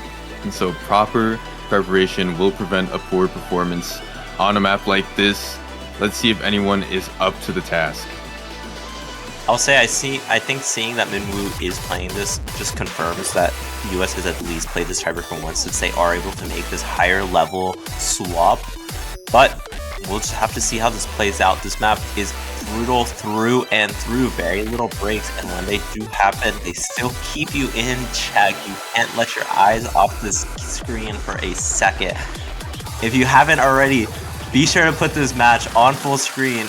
We are finally getting into the real section. A slight lead for US. It's only 3 digits though, and everybody has been playing well up until Full Melt and Minwoo's misses. Both of them were extremely dirty though. Here we go, break for break. If that hasn't been the case through and throughout this series, Full Melt's going to drop again, so United States is going to have a little bit more of lead, but obviously 6 minutes is such a long time, and Minwoo also dropping yet again. Size decreases to less than 4,000 points of lead for the United States. But here we go into the quads and the weirder jacks. The quad stream was absolutely devastating for Hello Sun. Took a lot of accuracy out of them, but as it stands, China still on the back foot. I'm gonna say it because I want an interesting match. Not only one did Minwoo miss switching this lead over to China's side for the first time, there's another one happening, but I want to point out Nepogen's score. Full Melt missing, as I say this, so is everybody else, but Nepogen's continuing to hold this 9.87 at this moment. We've seen this kind of thing happen before, but this is the reason why this map has been so close so far. Parasol Tree missing, and this will swing the lead over, but Hellosun trades it out. Oh no, and it really just relies on the back of Nepogen, former US team captain, obvious anchor for every map that the United States plays. Could you write a better script than this? The map is winding down. We're getting a little bit of a break. And I mean, with that full combo reset from China, things are pretty close. There's no combo on anyone except for Nepogen. And you just have to wonder, can he really just take the United States the distance? Can China lock in and have the consistency that they've proven to have through and throughout the set? Are they able to keep up with the combo and negate any of this score lead? We get back into the dirty dumps as well, the long jacks, and we see Nepogen finally break. That's going to be huge for China. It seems like the Reaper had just came for Nepogen at this moment. 3-digit lead, just barely for US. That's off of Ak, and Minwoo missing, swings it over, but it's actually going to like 2 digits as the Parasol Tree misses. Misses are coming back and forth on both teams. It's impossible to tell who's going to keep this lead. Parasol Tree taking another one, and that is not what you want to see. It's at 2K, and it hasn't been this large in a while, and it's crazy to say that 2K is large. Yeah, I mean, we just passed through that core jack section, and it seems like China got hurt a little bit more, so I don't know where they're gonna find the accuracy to pull back up. I'm not sure which sections that they've been bringing things back on, and well, I'm actually missing on the weird LN release. Quite unfortunate, but honestly, a miss is what, equal to like a couple 100 points with the length of this map. So, you know, it's a small thing, but I think this is where United States just kind of finds those little leads. Yeah, it definitely is, and I feel like misses aren't necessarily themselves. If you can have a very clean miss, it basically doesn't matter. I think the big thing is not having that combo, not having that 400 combo crap. And it may not seem too great in the grand scheme of things, but when they stack up little by little, it becomes this 5K lead. This is the reason why US has had this pretty large lead. It is very easy to come back from. We have been seeing Hellosun and Minwoo struggling a lot more whenever things get more dense, especially in the LNs and hybrid sides. And this later half of the map has that especially. So China needs to continue to do what they've been doing throughout the entire match, holding combo, keeping what they can, and catching up to US on any side that they can, making sure that any mistakes happen are accounted for. Exactly, and here we go into what is essentially the final section. Everyone has done well to keep combos since that shaky midway of the map, and we are at a very quick LN density section, and it doesn't seem like anyone's gonna drop anytime soon, is what I would say if Minwoo didn't flounder. China, just little inroads, but not a lot of time left. glass grains of sand are falling through the hourglass of fermion amplification.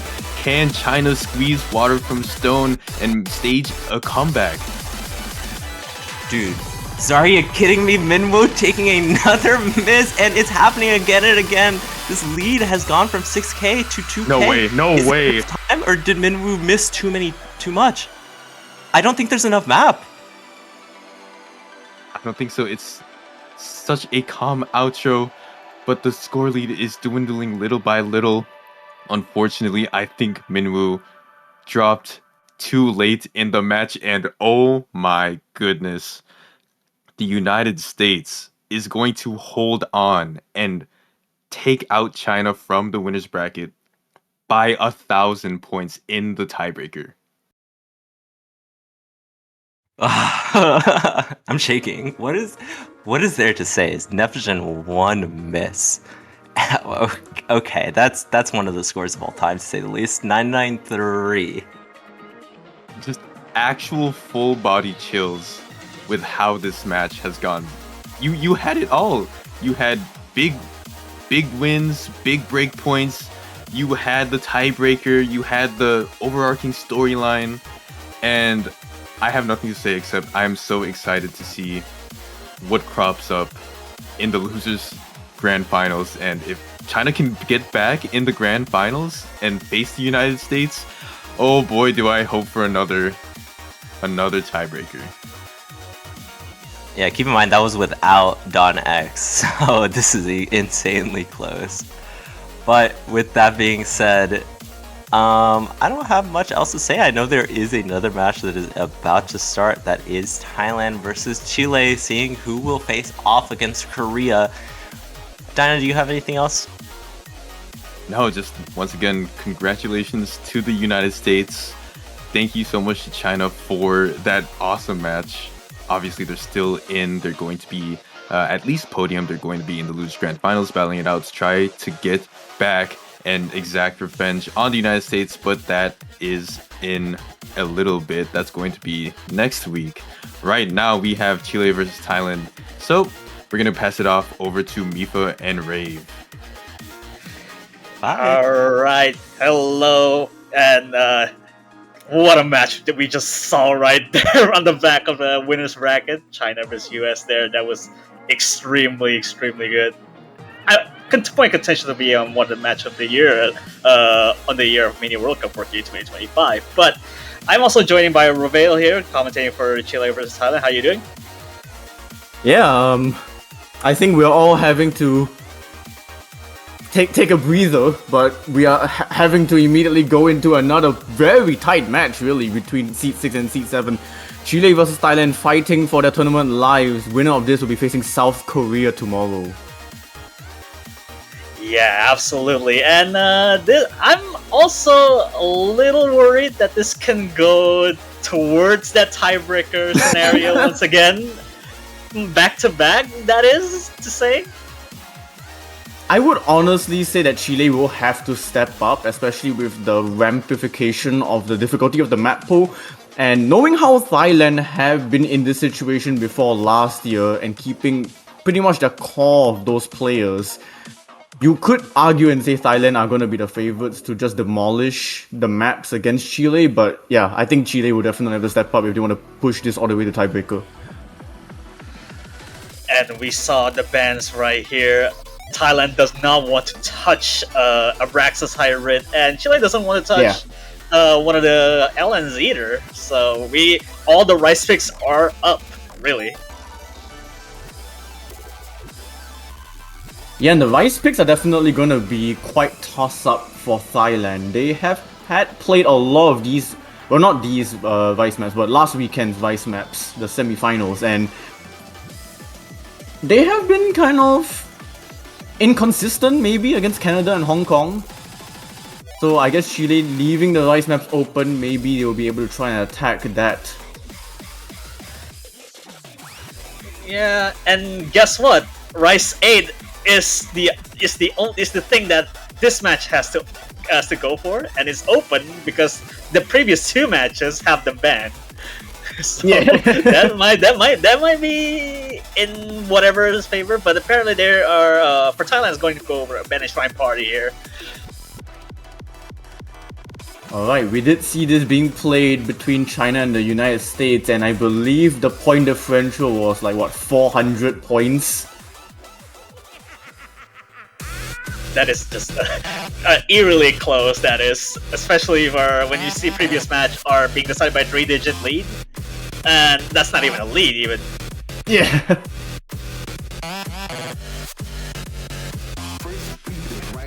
So it should be the same 3 players for Thailand for most of these maps, Pavin, Paponga and Konkawi. Very experienced players. The 3 out of the 4 players of this Thailand roster that has claimed the podium spot last year.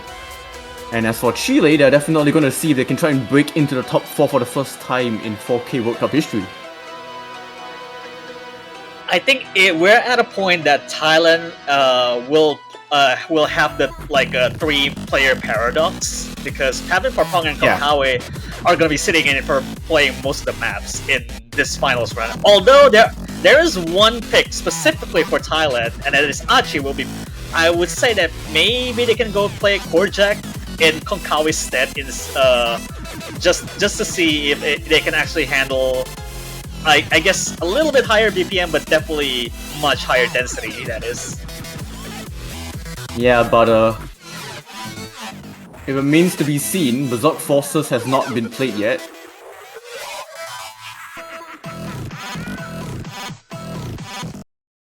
Alright, here we go. This is the first pick of this Chile versus Thailand matchup right here. Going for this is a little bit dangerous as a first pick, but I can see why Thailand's gonna go just to test the waters if Chile can handle finals. Rice pick in particular. This pick is hard. Yeah, I mean, there's definitely going to be one player from Chile's side that we all have utmost confidence they'll crush everything. That is Miyuchi. But now it's really up to the other 2 players of Chile to also close the gap. The first one to drop being Benja from Chile here. Yeah, it is just at the start, so still plenty of time to try and pick themselves back up, but this is going to give a sizable lead to Thailand. This is quite a messy one at that. Now dropping below 99 here for Benja. That's only everyone else at like 99.8 on average, so it's just trailing behind by quite a lot. Yeah, Meiko definitely doing all they can to close the gap with Miyuchi, as they are actually on par with Thailand's best players. It's just Ben just being behind by that much. Yeah, it really needs to count, because Thailand really needs to have a miss on their stead, because the lead is growing ever so slightly, and another drop from Chile right here. Yeah, this is going to be the major issue that I feel that Chile are going to be facing now that they are up against Thailand. Chile have some incredible players, but as a team, as a unit, when you're going up against Thailand, these 3 players on your screen on the Team Blue side, they're gonna destroy every map. And that's another one from Chile, Meiko, the second to fall. Only 1 FC versus 3, or I guess full team even, for Thailand right now. It's really struggling to see that the Chilean side it's not a bad score at all. It's just not keeping up with their best of the best players from Thailand even. It's just really hard crushing. Yeah, now that we're in the finals weekend, these maps have gone significantly harder. Obviously, Miyuchi doesn't really care. Just completely destroying this map so far, 99.94, but it's really just up to the other players of Chile. Are they able to step up? And at least on the first test, the first asking so far, they do seem to be a bit behind against the other 3 Thailand players. Might be one of the potentially biggest score difference in the finals weekend, I would say. Yeah, and it's just going to continue to grow for Thailand. They are all just kind of huddled around this 99.8 to mid 99.8 range. Very consistent. yeah, it's just continue dropping for more now for Vinja. It's not looking good, and just completely lost it in the last few rolls here. It's really just that's a score difference, and even the full team scored 3 FCs. That is just Yeah. insane to me. Yeah, that's the reason why Thailand placed third last year. Like, that is just disgusting to see. And yes, Miuchi inevitably takes the MVP of the lobby, but again, this is kind of the story of Chile. Unfortunately, over the last couple of years, it's just been Miuchi, and then it's just who are these second and third players? Can they keep up? Can they elevate Chile to the next level? I mean, so far they've been doing really well. This is a top 6 finish back to back. But if they want to try and sneak into that top 4, they have to beat this crazy Thailand team. Prime roster from last year, and it still is for it is just as of today. Even you can see just the three-man team that are just consistent all around. Go for hybrid this time for Chile. Yeah, interesting. They are definitely a lot closer to Thailand on the hybrids. They are definitely on a much closer proximity in terms of scoreline, I guess. But whether or not Anthrax and Bambi can step it up for Chile to beat up at least 2 of the main carries of Thailand, that is. Yup. Missing some swap from Chile, Anthrax and Bambi. Once again, Thailand still just keeping the same 3. Yeah, Thailand will most likely gonna be keeping the same 3 until we get to the core jack pick, and then you get to see Achik playing it most likely.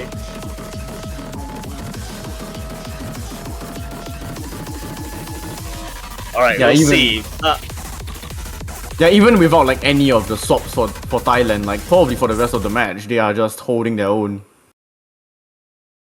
Yeah, we'll see, because I've heard Pavin saying that he hates this chart apparently because he kind of doesn't want to play in back in soft 6 or whatever.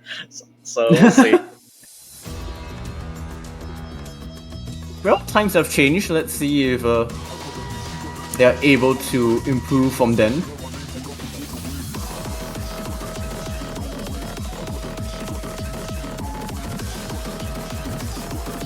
Not kind of the start that you envisioned, but I mean, both of these are beautiful stars here, except for Miuchi right there. Yeah, not the player that you want to be messing up at the start. Granted, it is just the start, but Thailand have reeled this lead back. Power hitting kind of late all of a sudden, and Pavin, after checking a drop there, traded out surprisingly. Yeah, and that swings the lead back to Chile. And like you mentioned, Paponga struggling with a little bit of the accuracy under Bambi. That's still no lead. There's no lead right now. As everyone's accuracy is now slowly stabilizing. It's crazy to think that up until this ring, it's still on equilibrium. Is it really that? That is to say, even when we get to Jax here, Antrix is the second person to drop in Chile.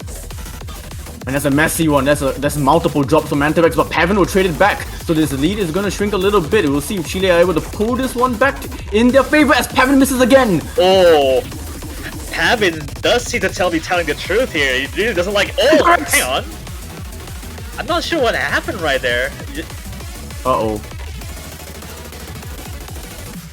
Absolutely no idea what's happening there. Yeah, no turning back right there. That's gonna be Thailand's point if nothing goes wrong on Thailand's side. Yeah, there was a follow-up miss from Miuchi. So I doubt there was gonna be any influence regardless. Paponga does find a miss towards the end, but I don't think it was going to really matter anyways. 986k needed from Antarex. Yeah, 986k, and they already dropped like the long, I guess the 3-note jack like a couple of times already, and that's just cut down, and that lead's just not gonna go with Chile. So 2-0 for Thailand is the outcome for this. Yeah, fortunately it didn't matter. Anthrax had to MVP the team. It was not gonna happen, but yeah, it's not nice to just like see players either tabbing out or having some kind of external issue. So hopefully that this is just the first and the last time it happens. Yeah, hopefully no other issues arise from that, because otherwise it would really suck if it actually happens midway into the chart, Yeah. really.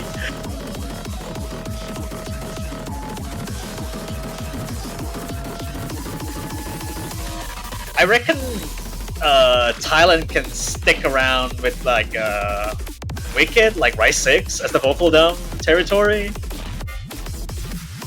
Yeah, I think just most Rice, they should be fine. Maybe avoid the Court Jack, but most of the Rice should be fine. Like, I even argue and say like Rice 2 might be up their alley. It could be there, but it's risky. Apparently, they're actually back-to-back hybrids, huh? Okay. I mean, it's really hard to base off hybrid 4. Hybrids against picking hybrids back to back is, I don't know what to expect out of this.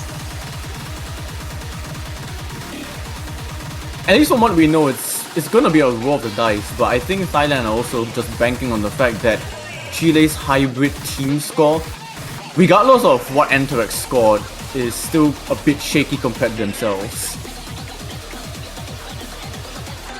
Yeah, hopefully whatever the issues Anthrax had should be sorted out and coming back in for once again for Chile. And Yep. I believe they're most likely not gonna have a swap until we get to a Rise picks or LNs even. Yeah, and also the mental factor as well. Oh my goodness. Why is okay, there that should another be on the DC? board. That's 100% on the board, but also like these issues also coming from Anthrax, this is gonna be a little bit concerning. There's gonna have to be an abort here. Let's hope that these issues can get rectified here. And issues still arise again. So, yeah, I mean, the good thing is it doesn't happen midway.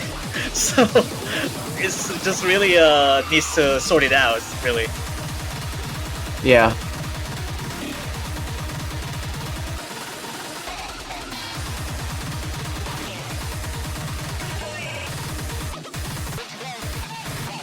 Let's hope the issues can get rectified and we can have this match continue smoothly.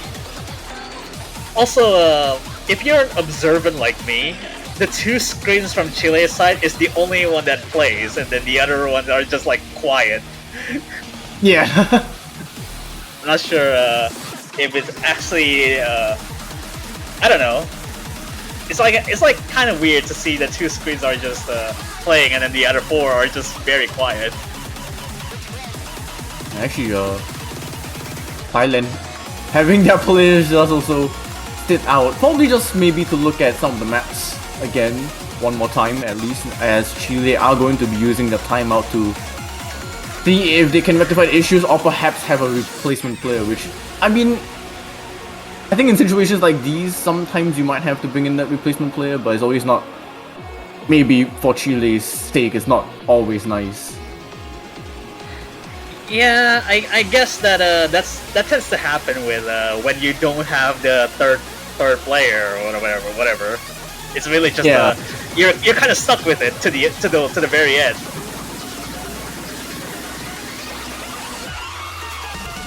And there's also the issue of having to just sit and wait, and perhaps you might be the opposite of warmed up.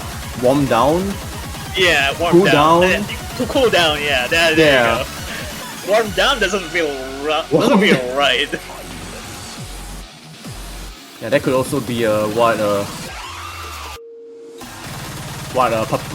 Konkawi and Pavin have probably left to probably do. I mean, Perfunger should do like one lap around the house or something, just to keep them warm up, or something like that. Around the house. Yeah, just gonna go for a sprint, right? Yeah, exactly. Just sprint around and hope for the best.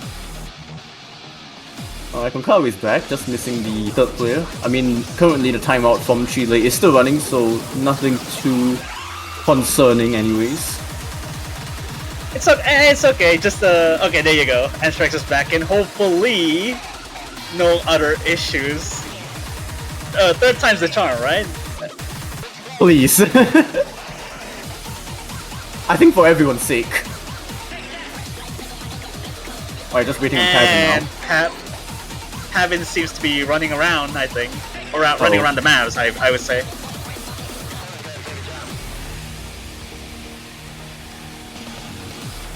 There we go. Alright, hopefully... Okay, this time around, hopefully Chile does not have any issues. Fingers crossed. But whether or not it would impact their scoring capability because of not warming up after resolving that issue. That is true, but also it can apply to Thailand as well, so... Well, Could still be Propeller already faking. cool. Propeller already Cool down. I think. Well, let's see.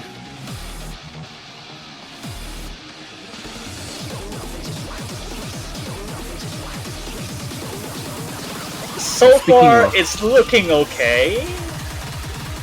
Yeah, but also speaking of Paponga being cooled down, the accuracy being the outlier of the lobby. But Anthrax is gonna be the first one to break combo. First one to break, but accuracy is staying around the same level as Raponga, so at the very least, Raponga needs to regain that footing and accuracy back.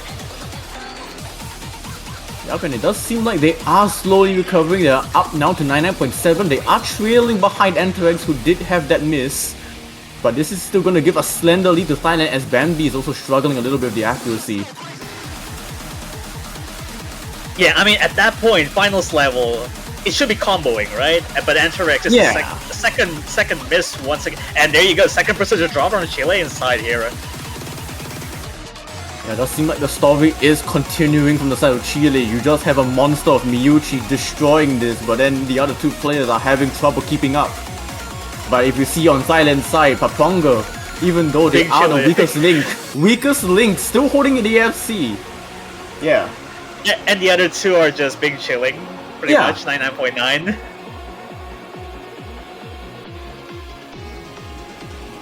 This is why Thailand are to be feared, and especially going into the end stages of the World Cup. These are the players that you're gonna have to face as a unit. It's still absurd to me that players are still holding 99.9, like treating them as they're like round of 32 maps, really. Yeah, it's finals weekend. Like, what's going on? Oh, okay. Oh, well, there goes Thailand- Pavan. wait. Okay, some signs right here of Yes. comeback. Chile could put it back. Maybe would trade it. And Anthrax as well missing the LN. It's now reset back to a 5-digit lead to Thailand, and I think that might do it. There was some hope. There was some rekindling, some spark of hope right there, but unfortunately Chile was not able to recover after that miss from two people, Bambi and Anthrax. Yeah, Paponga finding the miss at the end, but Miyuchi and Konkawa standing strong with FCs. Let's see that accuracy. Yeah. If you want double S on that, that's just not that's alright, okay. To Miyuchi is just another typical Saturday, I guess. Yeah, another day in the office. Definitely in an alternate timeline, this could have been extremely close, given the messy misses from Paponga and Pavin, but ultimately it is still going to be a third point to Thailand, but now Chile will have another pick. 3-0 in favor of Thailand, and at this point, Chile has gonna. I mean, Ooh. okay, Chile is picking service tension, the stamina. I guess a stamina-ish chart. Well, stamina is Okay. kind of an oxymoron because this has everything in it. Yeah. Okay, I'm liking this. Although, let's see Thailand's scores from last weekend. They did play Rise 3. They have a 2979.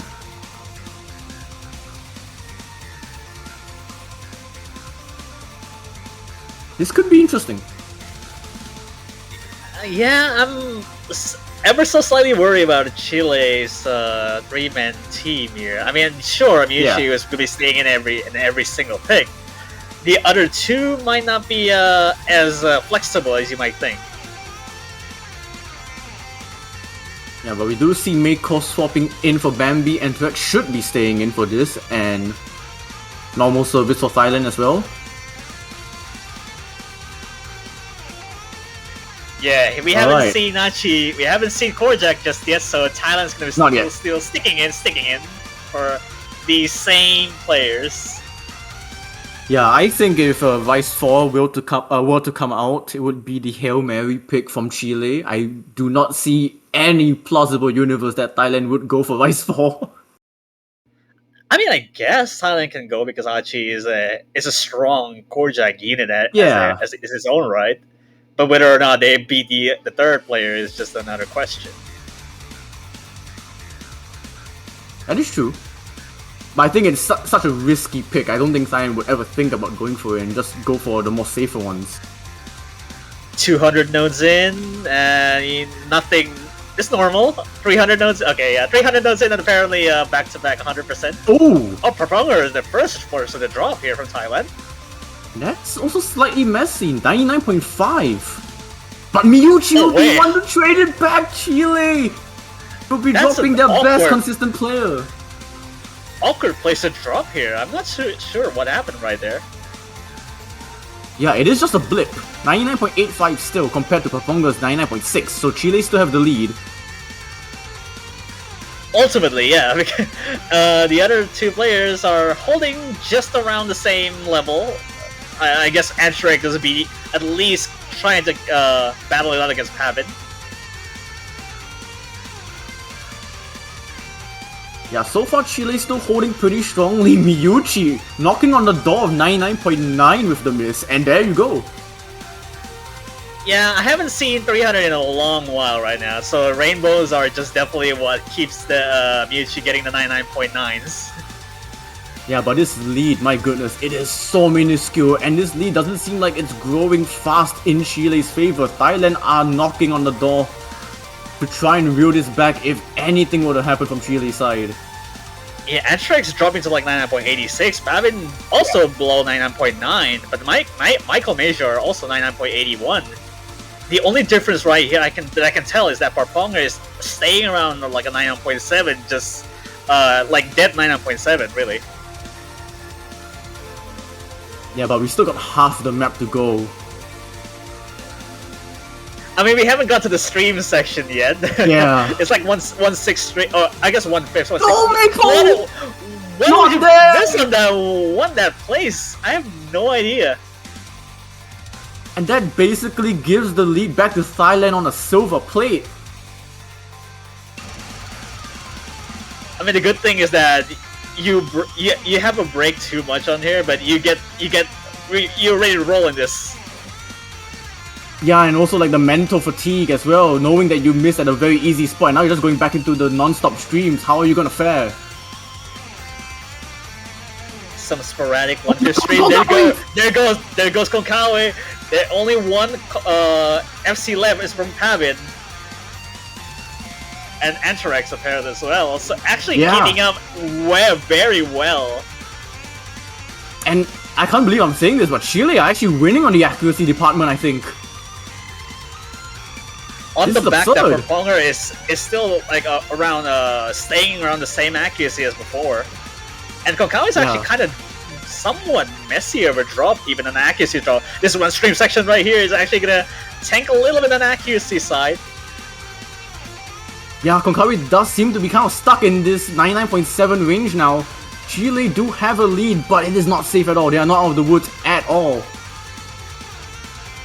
It's still like around 30 seconds remaining, I think, in this chart. Yeah. Off the woodwork, even in that, Antarek is just still battling it out against Pavin until the very Mako Major. There's another drop right here. might gonna swing, but unless Stefan raising the accuracy, I don't think he's gonna swing it over. It is a clean drop from Meiko. Chile just have to hold. They need to hold. It is a must for them to hold if they want to get this point. Konkao is also staying around the 99.75, surprisingly enough, I think. Konkawi dropped accuracy. So, barring anything, any final drops, Pavan will be the one to... That should be it. And Chile. Anterex is the only FC in this my overall gosh. map. How Picking up about the it? slack. Picking up the slack here for Chile. Look at that. The MVP, like, just barely though, by even Mewtwo 994k. Yeah, Mewtwo was just, what, 300 points behind the MVP despite a miss, but Anterex stepped up when they needed. After what has been a bit of a troubled start for them in this match, this is very important. Chile are now on the board. Alright, this is, even though it would have been catastrophic because it was their pick overall, so it should be expected to win this pick.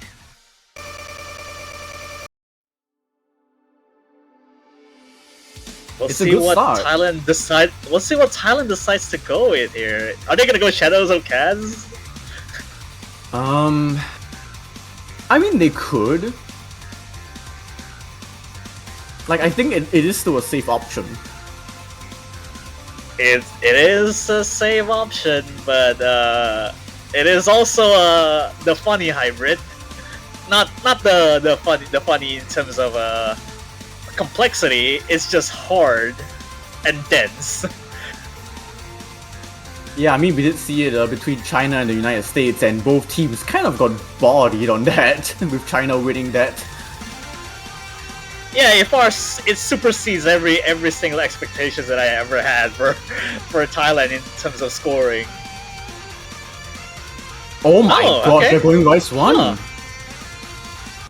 That's an interesting choice. I mean, Thailand have been historically pretty good on Rice 1. They got 2988 on Senko. That's second out of 12 plays.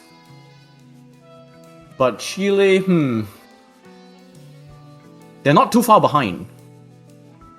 They are not, but this stream pick is different than the previous stream picks that we saw. It's not just single streams anymore. It's just it's on the level of dumb territory, similar to the Rice 6, but this is just weird in every single way.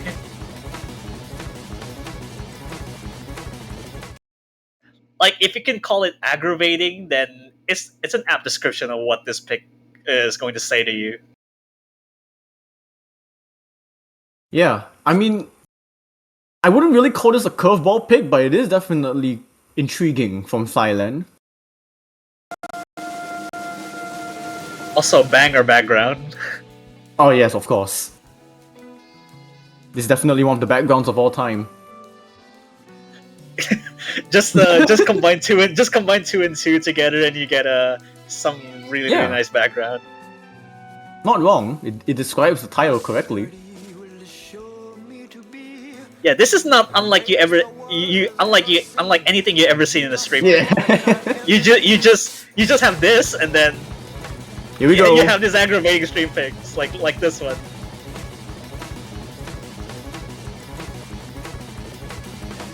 Lovely stuff. Does seem like Chile have a bit of an edge on the accuracy.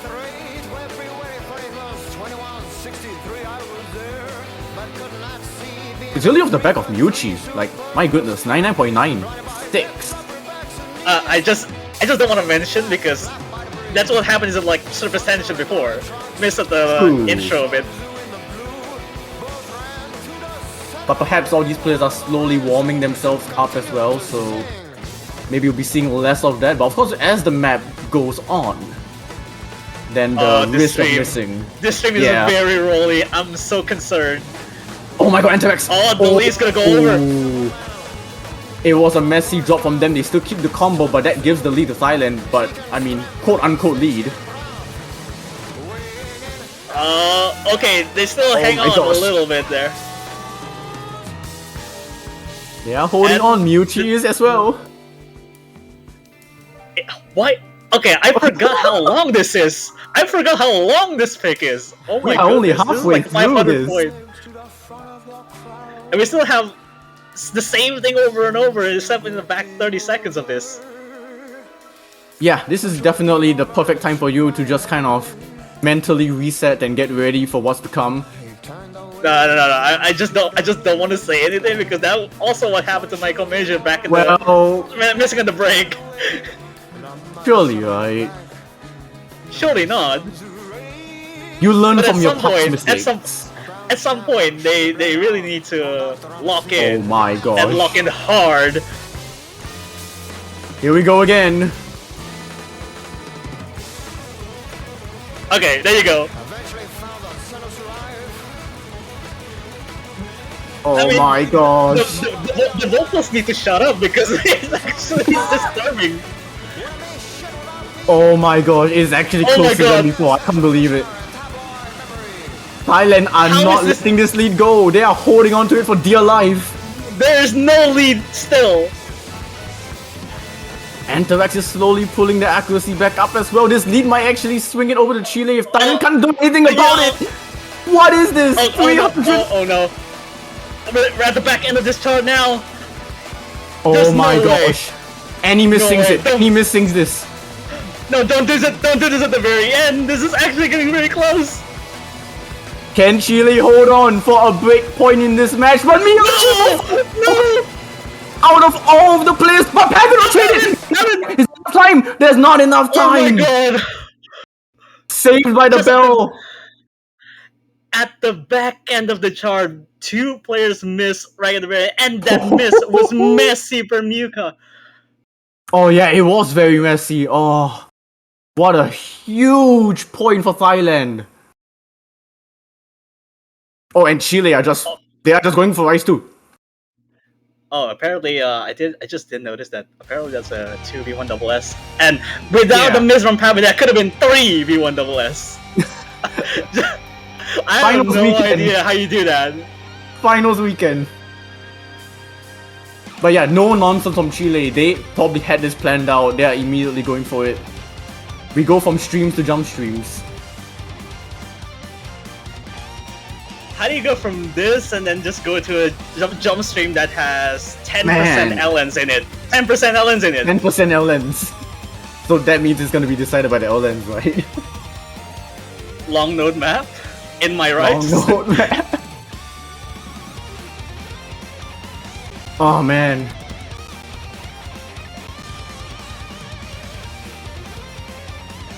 I mean, I'm still quite speechless after that. I feel like that could have gone like so many different directions. That wasn't the direction I was expecting from Rice 1. And we're immediately just jumping into this. You know, it would have been wiser that if some other mappers out there could turn that into a tiebreaker song, and that it could have been more fitting. Oh, that's fair, yeah.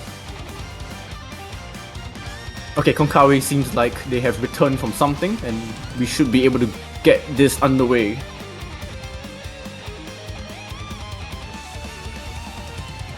Yeah, hopefully this could regain that moment that adrenaline back, because Yeah. this pick is really what Chile has to win, like right here right now. They are down, but they are not out. Yeah, 200s on LNs as expected from Michael, Aw. of course. Of course, LN map, aware. Staring down whether or not you release it way too oh. We haven't got to Well. the just stream and it just paused. Is that No, Ventral? that's not a drop. That's not a That's drop. That's not a drop. False alarm. Yeah, but Chile do have the accuracy lead though. Right? Yeah, I think so. Should Oh, be, ooh. yeah. I mean, Pavin is on the decline in accuracy a little bit. It's mostly just from Maycole. But the 200 on LN, understandably Yeah. so. The LN mattered. Oh my Would have been goodness. heartbreaking if the LN was actually decided by the LN. That could have been such I don't want to devastating. think about a future where that's plausible, because at the moment it might. I mean, Chile do have the lead, but like It could have been. It could have been, because Yeah. at this point in time, the lead is nothing. Now it seems like they are recovering quite well. They are matching Konkawi, actually beating out Konkawi. Yeah, just a fair. I mean, Kokawe on the decline a little. Probably regaining. I mean, surely, but Michael Yeah. is also on the same level as Konkawe. Yeah, it's really just Miyuchi just beating out their counterpart from Thailand. Antorex matching Pavin, Meiko matching Konkawi. So this lead is just off the back of Miyuchi, but we have seen a lead off the back of Miyuchi before, and we all know what happened. So Okay. Yeah, we all know what happened at the end. So yeah, only is this time is Meiko the top? Meiko. This time it's Meiko though, so the lead's gonna go over. there is still time. It's not like the previous map. There is time, but Antorex will drop. Oh, yeah, there goes the lead to Thailand now, going to the five digits near the break here, or I guess the LNs, I suppose. Miyuchi, There's no no! FCs remaining. There's no FCs remaining on Chile. Oh, they're crumbling.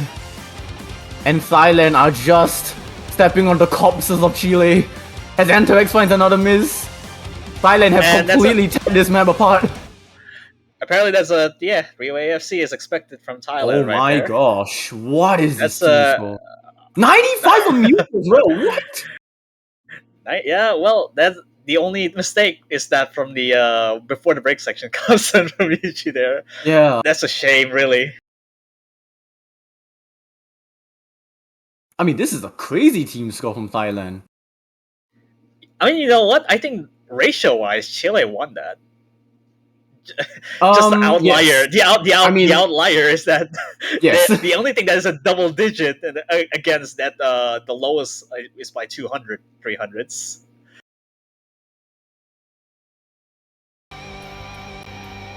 But now it is going to be 5-1 in favor of Thailand. And it is now going back to their pick. Yeah, this is looking pretty dire for Chile. And Thailand has this pick now. And whether or not they're gonna pick... Oh, okay. Kisaragi, LN4.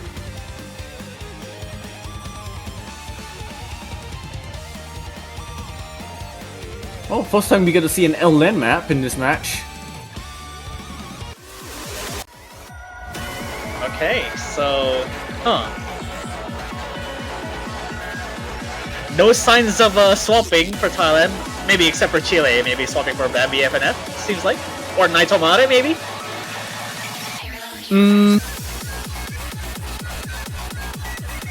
Yeah, I mean, both players are good options. Yeah, definitely no swaps in from Thailand. Unless, what, Matcha Latte just suddenly makes a surprise appearance, but I don't think that's gonna be the case.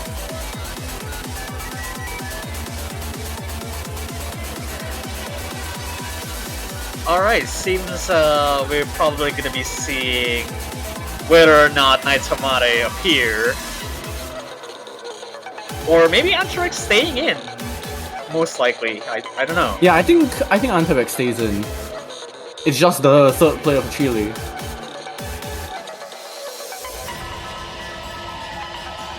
Okay, Naitomare comes in.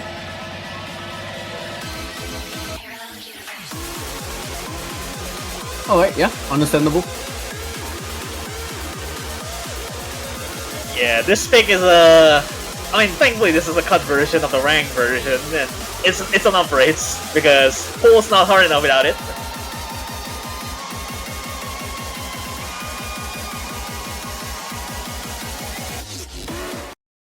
Alright, let's see.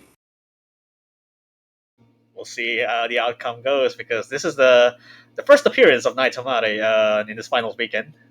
Yeah, it's also the first time that Thailand can try and claim at least match point.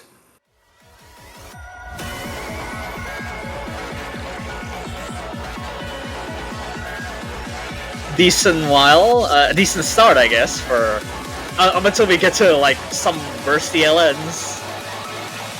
Oh, Paponga actually having a bit of some messy releases. Dipping the accuracy Yeah. back down to 9.3, but Overholding see. some of it. yeah. I mean, with the nature of this map. I mean, you never know until we get to like long node 1 pick, but this pick is just on releases are easy, you know, but the coordination Ooh. is different. And Kokawa and Naito, Is that within 30 seconds? I think it might, but I may be wrong. it could be a point of contention because since I saw the pie chart is like, yeah, okay, there's on the board right there. Because Okay, the pie chart is like give it a bit. 20%. Yeah, the pie chart is like 20% of it, and it's like almost over 30 seconds. But apparently that's on the board, so there's a retry for that.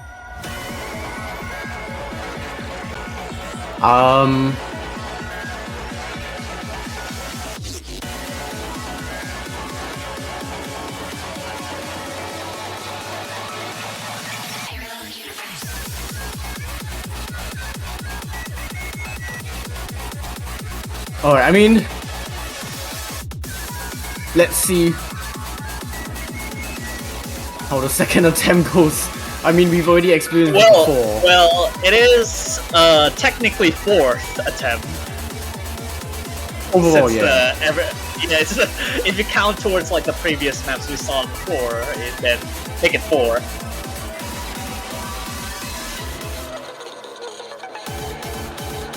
Alright, let's see. And yeah, I think it's also being set in stone that there will be no more aborts from this point onwards for Chile. Yeah, this should serve a little bit of a hint that they need to really get ready up here and make sure no other issues to be found after. So take 2 or take 4, I guess. Take 4 of the match map not starting strongly.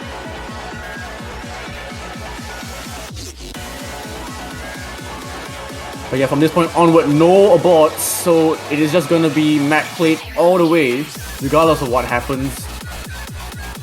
And it does seem like it starts the same way as the first, Paponga being the accuracy outlier in the lobby. Seems like still has some overholding issues out of it. I mean, hopefully it's sorted out because it kinda resolves itself, I think. It's on the decline a little bit there, for Konkawa at the very least.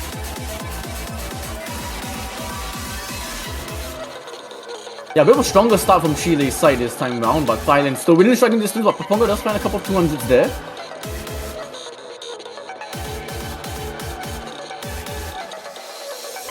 Yeah, well, this is 200. Apparently, there's a weird 200, early 200 on the releases there.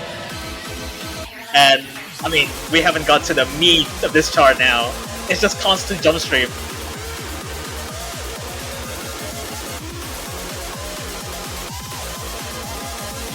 And this lead is actually growing towards Chile. They are not letting up.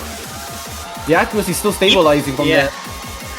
Even though this is like a 5,000 point lead, that lead is gonna undo if one of them have a mistake in releases here. Yeah, and it does It's seem shrinking like... now. Naitamata is 99.65. Konkawa is like reversing the role here, apparently. Konkawa is 99.75 now.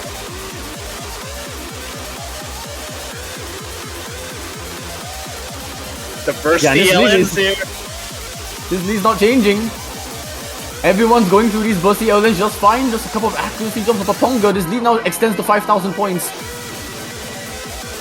Still holds the full combo, and comboing does matter a whole lot here. Then straight up missing. Antarex, the first person to drop here. Even though this very clean one is gonna shift a little bit. Is it actually? Just a little bit, because that drop is clean. That drop is clean enough to neck at the end. It is still Chilean lead. There's still a quarter of this map left. Paponga is still sitting ducks here. No, that's a miss right there. You're right as I say that. What's up with these players missing on the break sections and then immediately having to play the difficult ones right after? But Antarex finds another drop. That's It's clean again. A clean one. We're still at the last 25 seconds or so in this chart. Chile will have to hold on for dear life, but Naito Mami will find a miss. This could no. actually swing into Thailand. Performance needs to regain that accuracy back up. It's still not changing out of the 99.41. Oh my god. He's still not budging at all. Performance needs to regain that footing back up. Wait, It's dropping though. Chile got it. Chile, And no. Oh my god. Why would you do that at the very end of it? What? That could have costed that lead if it was like 5 notes earlier. What? I don't understand what's going on in this match. It's a Chilean point. Can I mention just that by purely ratio alone, Yuka has such a good ratio that the MVPs, even with having like 1-200 over all the insanity this chart going on. Yeah, 623 normal 300s. Haven't had 849.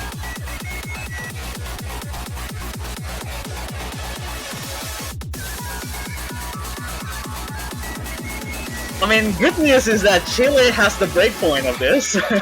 So Yeah, it's like at what cost, right? It's like Chile, you probably don't want to go for L lens regardless of that, so you're still gonna have to stick with the Rise, most I likely. mean, they still have one more life after that. They do. But it's like, yeah, you get that second point, but your options are still limited regardless. It's not like, winning that LN 4 means like, oh, we can maybe go for LN 1 and LN 2. Unless they know something that we don't. Well, I mean, the closest thing for LN4 is LN2, and Chile is strong at the jump. Right. Oh, there goes Here we go. Forces. Achi's probably going in, I think, for Thailand. Yeah, it is probable. It's not out of the question that Thailand still keep their 3 players, but I think Archie should be coming in. Okay, Konkari's out. Yeah, there you go. Archie's in. Alright, first appearance for Achi after, well, I guess semifinals. Achi played Korjak, and this one, no difference. The only sad thing about this song is that it's on upright, so I can't even hear the original, like the Yeah, that's right. what it sounds like at a normal beat, normal tempo. Okay, now here's the thing with this pick. Yes, Archie is coming in. Archie did MVP this for Thailand, I believe, against Canada. However, against Hong Kong, they were the reason why they lost on this map. So they have shown to be an extremely strong Korjak player, but they have also shown inconsistency. So this is kind of where Chile might be seeking out the opportunity to try and get a 3rd point just from that alone. Achi is the key main sharpshooter of, I guess Korjak is just all about sharpshooting, and Achi is very well trained for that. But at that point is just whether or not they can keep up with the density, and even though the density is not much higher, but the BPM is kind of exponential if you're not being able to handle 153 if I'm like last pool.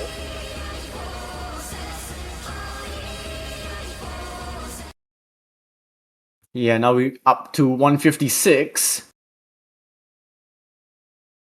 It may not be a huge jump of BPM, but you can definitely start to feel some fatigue, some burn, yeah. Yeah, just a little bit. Although this has more. Oh no! Well, oh no! I alluded to this. Archie will be the first one to drop, and it's not a clean one at that. I didn't see where the miss was. Was it like the burst or the Korjak itself? I think they just weren't like prepared or something. I'm not too sure. It might be one of the Korjaks, but not the start you want if you're Thailand. But of course, this is still anyone's game regardless. Yeah, but at that point, is like 97 after that one whole drop is not pretty. It is not pretty, but at least for the good of Thailand, they are still in this. It is only 6,000 points, and knowing how projects can be, you can get some very messy drops.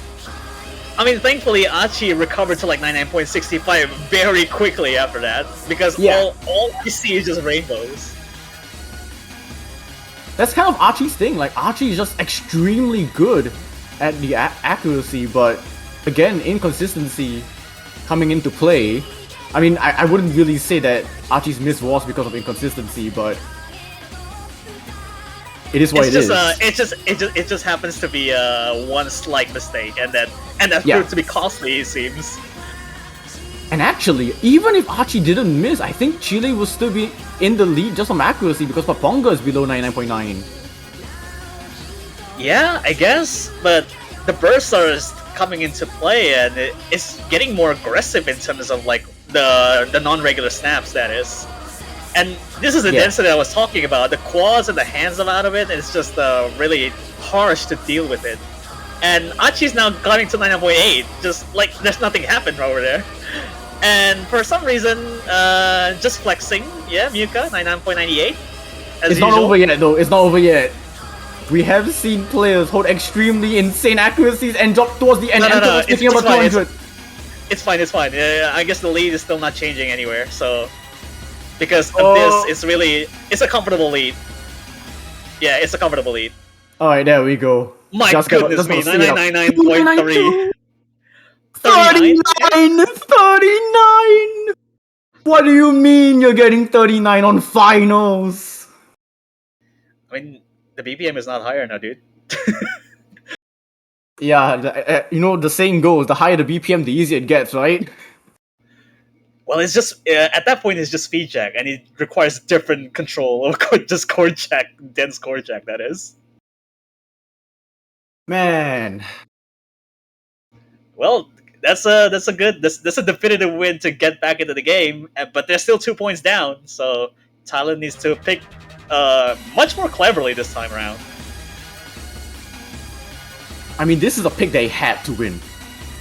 Like, it was a must win. And they managed to get it over the line. Whether or not Thailand wants to go right back into Rise, or whether or not they still will stick in the LNs, is subject to some debate.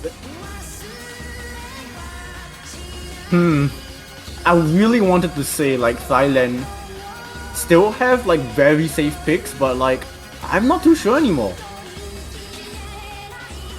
I wouldn't say Yurifua for long note 2 because Chile is just very handily capable of doing jump stream LNs. So I would say LN1 is. maybe? I would say LN1 is. I would say LN1 is clever for that reason.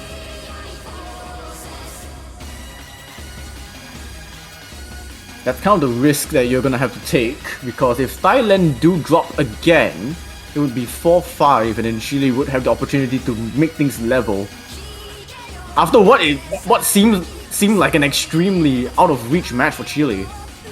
Oh, Okay, hold on. Not too shabby. Not the worst pick in the world, considering how Abandoned Shrine Party went.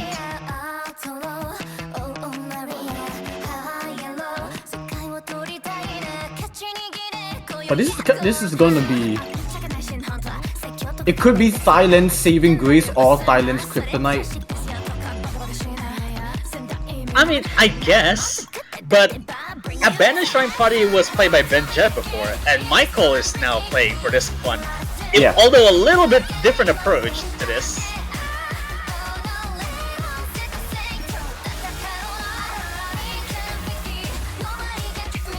Thailand did play Rise 6 last weekend, but they had the number 1 score, but they also have a number 10 score. So a bit inconsistent in that area. Yeah, apparently this is a 100% pick rate for this, from what I saw from the stats. Yeah, so far it is 100% pick rate. South Korea played it, China, United States played it, sorry. And China currently have the, I believe, number 1 score of 2967. Teams do really love Suisei, huh? Oh, sorry, United Kingdom have the number 1 score, 2971. I stand corrected.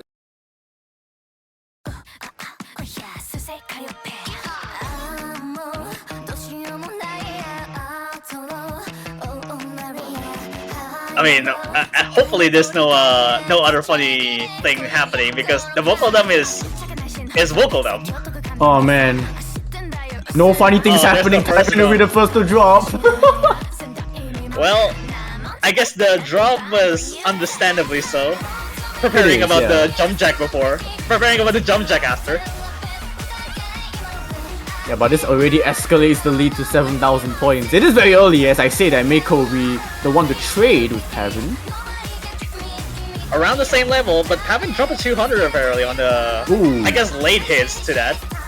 Oh, Probably oh, the second one to drop. Oh, okay. What is happening from Thailand? They are now starting to be more prone to errors like this. 2 FCs against 1. So, and apparently 2 FCs are winning in accuracy against Konkawi, in this case. Oh, but Mako, Another miss. Messy one too. Yeah, that's messy, I was about to say. And that's gonna be another miss traded with Pavin though. Things are gonna get a bit more uncomfortable for Chile though. Oh, actually, there might be another mistake from Mako apparently. Combo is still apparently on below Pavin's. Yeah, suddenly what should have been a comfortable lead for Chile now is just 5,000 points. It is growing as Pavin will contribute to that growth. Oh, 5-digit lead now, but Michael needs to step up here because it could have been way dangerous if it missed once or twice. This is the biggest lead we've seen so far this map, but Mako will definitely need to step up towards the last third.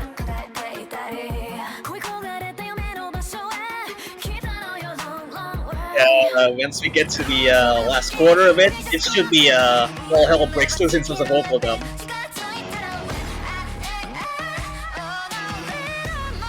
Okay, it does seem like things are stabilizing.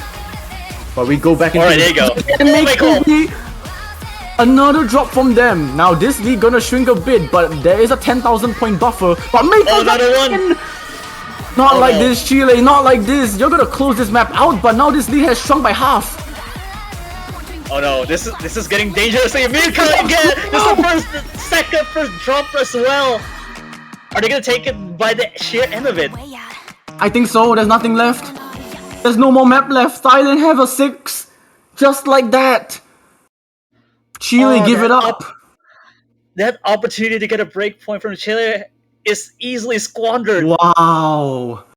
Incredible plays from Anthrax and Konkawi, just 9/300ths of difference, but this is gonna bite them. This is gonna bite Chile so hard. Hybrid 2 though. Chile. Oh my god, okay. Shadows of Cats now coming out. I would expect Chile to still go into the Rise territory, but no, we got the hybrids now. Another roll of the dice.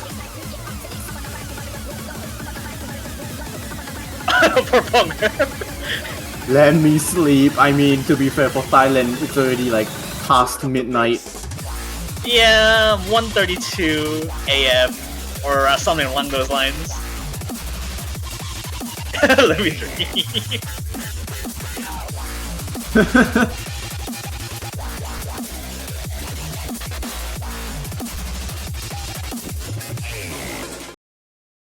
Alright, let's see if Thailand can close it out here, or if Chile still can try and claw something back for their tournament hopes of making top 4 at least. Yeah, this is whether or not the question would be if any of these 6 players love the Long Jacks in this, then that's another case of whether or not you can handle this entire chart.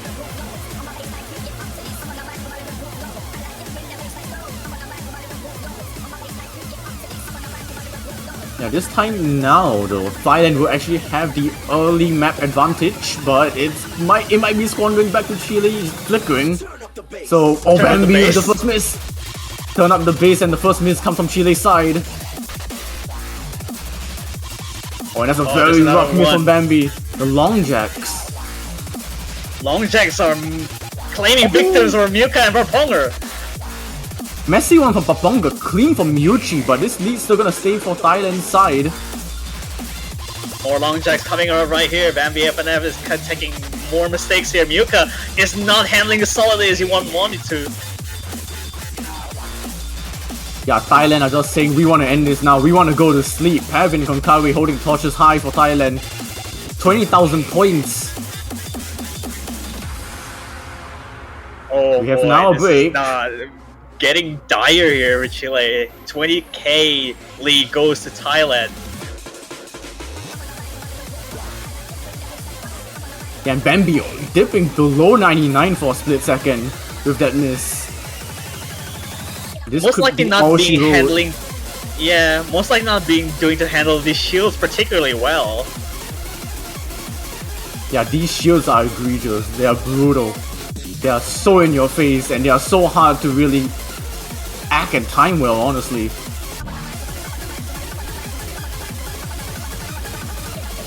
And yeah, there it goes. One more mistake coming out of the shield. Thailand see the light at the end of the tunnel. It has been a very shaky match. As Paponga adds to the shakiness. Looks like Proponga are getting sleepy, I think. Yeah, just don't let up a 23,000 point lead. More Surely long not. jacks. Paponga, Oh, Paponga, hang on a minute. Bottom row. Complete destruction. It's just Pavin with the FC.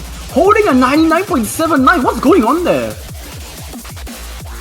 Well, apparently Pavin. that is an FC. Pavin! That's crazy! Oh boy. Okay. And That's the cherry that on is- top.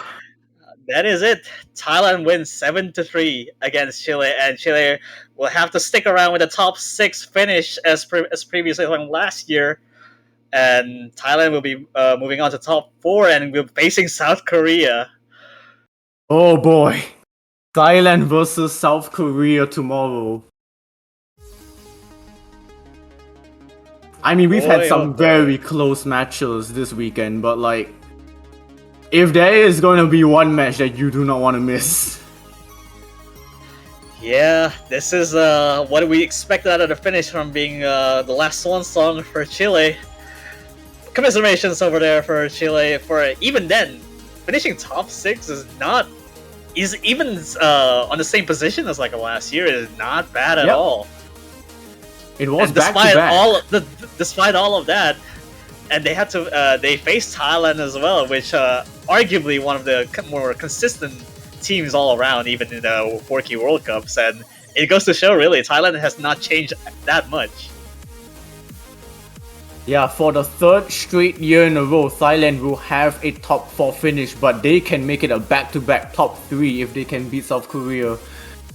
That is gonna be a match that you do not want to miss. It's the only match that we have left in this finals weekend. Yeah, absolutely. That's the only match of the finals weekend. Well, I guess day 2. We shall see from that on, because South Korea Yeah. versus Thailand is quite a banger one, because not only they also met up from like the semifinals round from last year, they get to meet in finals round. So Yeah. it's a tough matchup, because of the map pool itself are most likely handling their physicality to the roof of that. But you know what else that you don't want to miss? It's also the banners that comes out in the OS store right there. So you still have time to purchase OS banners in the OS store right now, just to pick up your favorite team banners. And as well, as usual, like we already said in the past, if your favorite team ends up winning on this iteration of 4K World Cup 2025, you get to keep that banner for a little bit much longer time, and especially for bragging rights as well. So do check out in the OS store for that banners. Yeah, also disclaimer, the store closes next week. They will be closed before Grand Finals weekend, so this will be your last chance to try and also stack your banners. Yeah, absolutely. And on the horizon, this next matchup is the only match of the we see tomorrow, and after that, it just goes into the Grand Finals showcase as well. So the three teams, or whatever it may be, from either Thailand or South Korea, and I guess United States and China as well for the grand finals. Yep. It's up in the air on who's going what in the podium. Yep, and we'll find all of that out in 17 hours. Will South Korea make it back to a podium spot, or will Thailand reclaim that? We will see you all very soon. Yeah, this has been Mifa and Reveal. We'll be signing off.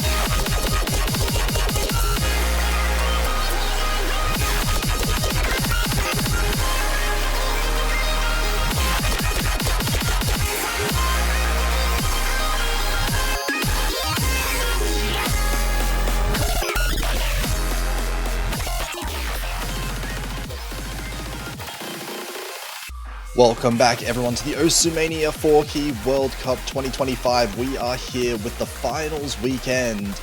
Only 6 teams left in this tournament and 3 of them are going to be eliminated this weekend. We're going to be left with the top 3 after a few short matches here. And it is going to be an absolute bloodbath in this losers bracket because all 4 of these teams could make podium. But only one of them will be able to, and already getting off to a hot start here, United Kingdom versus South Korea. This is a really exciting match in the losers bracket. I'm Potassium F, going to be commentating alongside Mashed Potato. How are you doing today? Thank you, Potassium. I am doing great. I mean, just look at the lineup of both these sides. I mean, absolutely stacked to the brim. And you're right, in terms of any of these teams can make it to top 3. Like, you can pick any of the 4 teams that are in the losers bracket, and you can make a really solid argument in saying that they should be in the top 3. And as you said, only one of them can get the ticket. And it's the most important matches of the whole year for these players.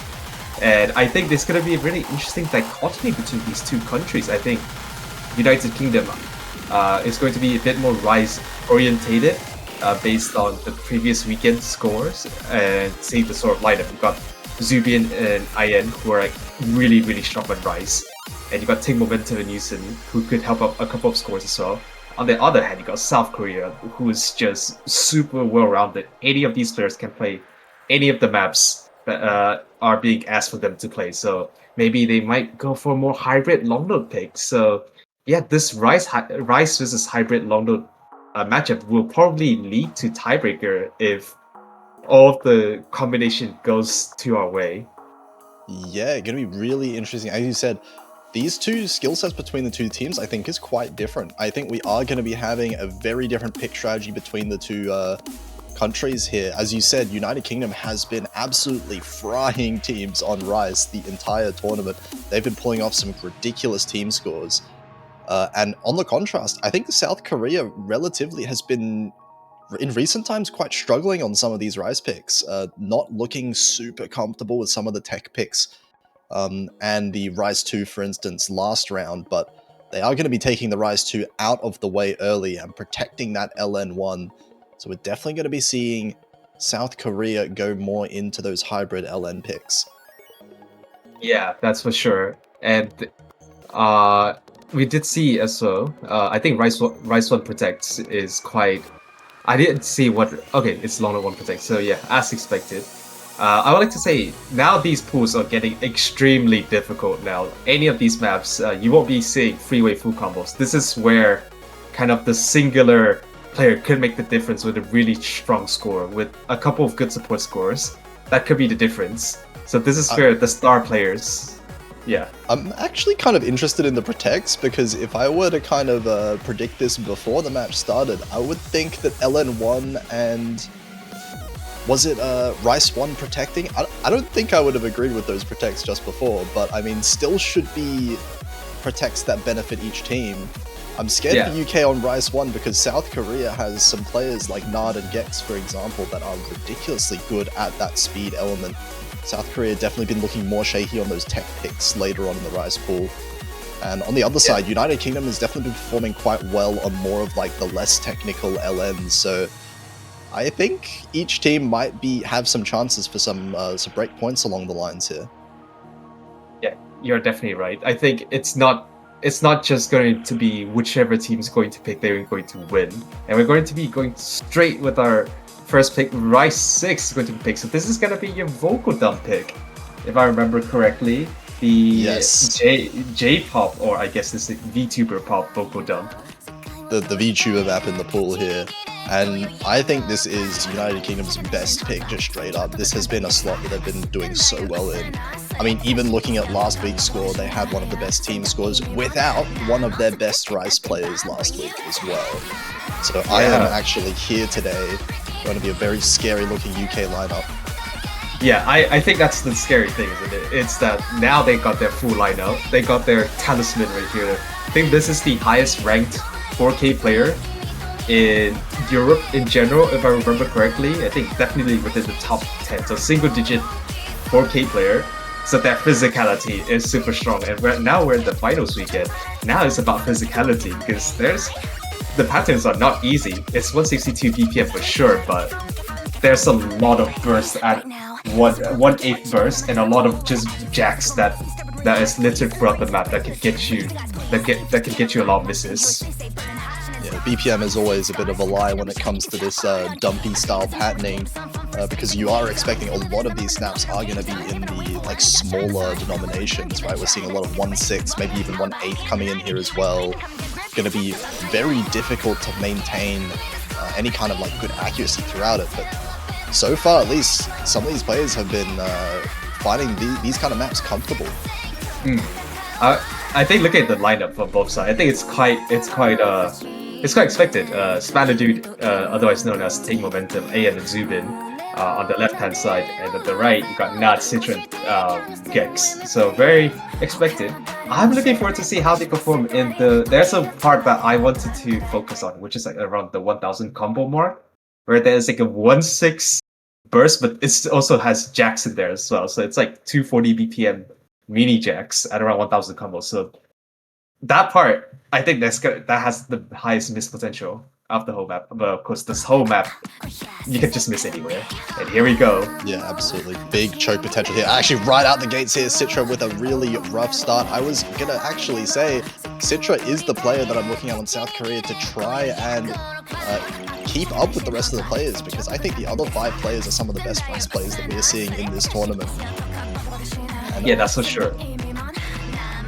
Bit of an unfortunate start there, but should have plenty of time. It's a fairly long-ish map, plenty of time to catch up for sure, but United Kingdom going to be running away with an early lead because of that. Actually, the other two... Wait, Spanner Dude finding a miss. This is going to flick the lead straight back to South Korea, looking at the accuracies on both Nard and Gex. Yeah, it is super top heavy right now. Oh, not with the miss, and now the score is going back. But I was about to say, it's super top heavy on the side of South Korea, how you got Gex carrying it with a 99.9 plus, and not earlier also has a 99.9 plus. And here we go, the 1000 combo mark. Here's where, if I remember correctly, there's the 1/6 mini jacks just littered around the map. But I think everyone's still handling it right now. But there's still so much more of the maps left. Citra now, actually the accuracy is back up to 99.4, so a lot of recovery. And actually, I think the accuracy is on the side of South Korea, just by virtue of Gex absolutely gapping everyone in the lobby right now, and Citra trying to catch up to Spanner Dude. Yeah, it's really close accuracy-wise. Nard is keeping up with Zubin. Despite that miss, the accuracies are the same there. Citra is almost matching Spanner Dude once again, but Gex is beating out Iron, importantly. This lead is 1,000 points. It's really close. And hard to tell who's really going to have the advantage later on. Few 200s is the difference. Yeah, a bit of a break. Now just all of the players is holding the composer, but Citra, they're getting a couple of 100s and now the score is being pushed up to 3,000 points.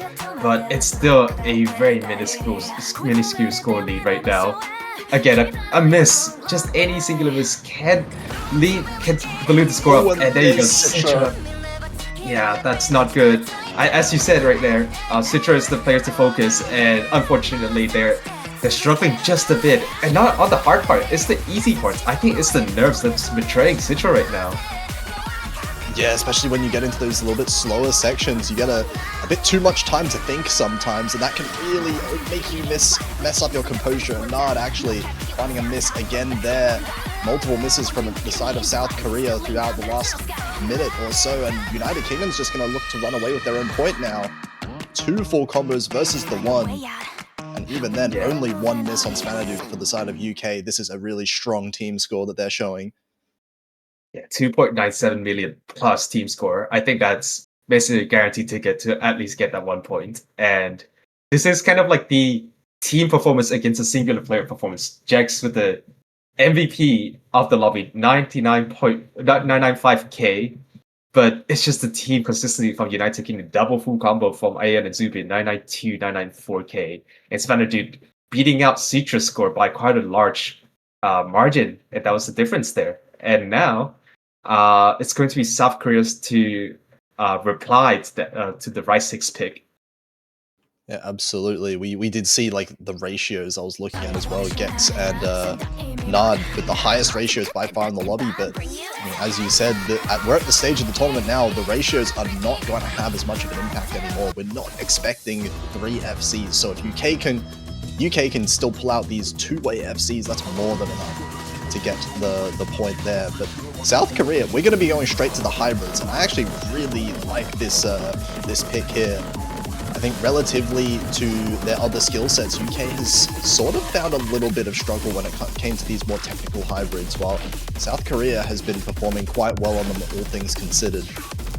Yeah, I think South Korea's strongest skill in this map was definitely the hybrids, just because United Kingdom, I think quite a lot of their players are specialists, but there's not a lot of all-rounders.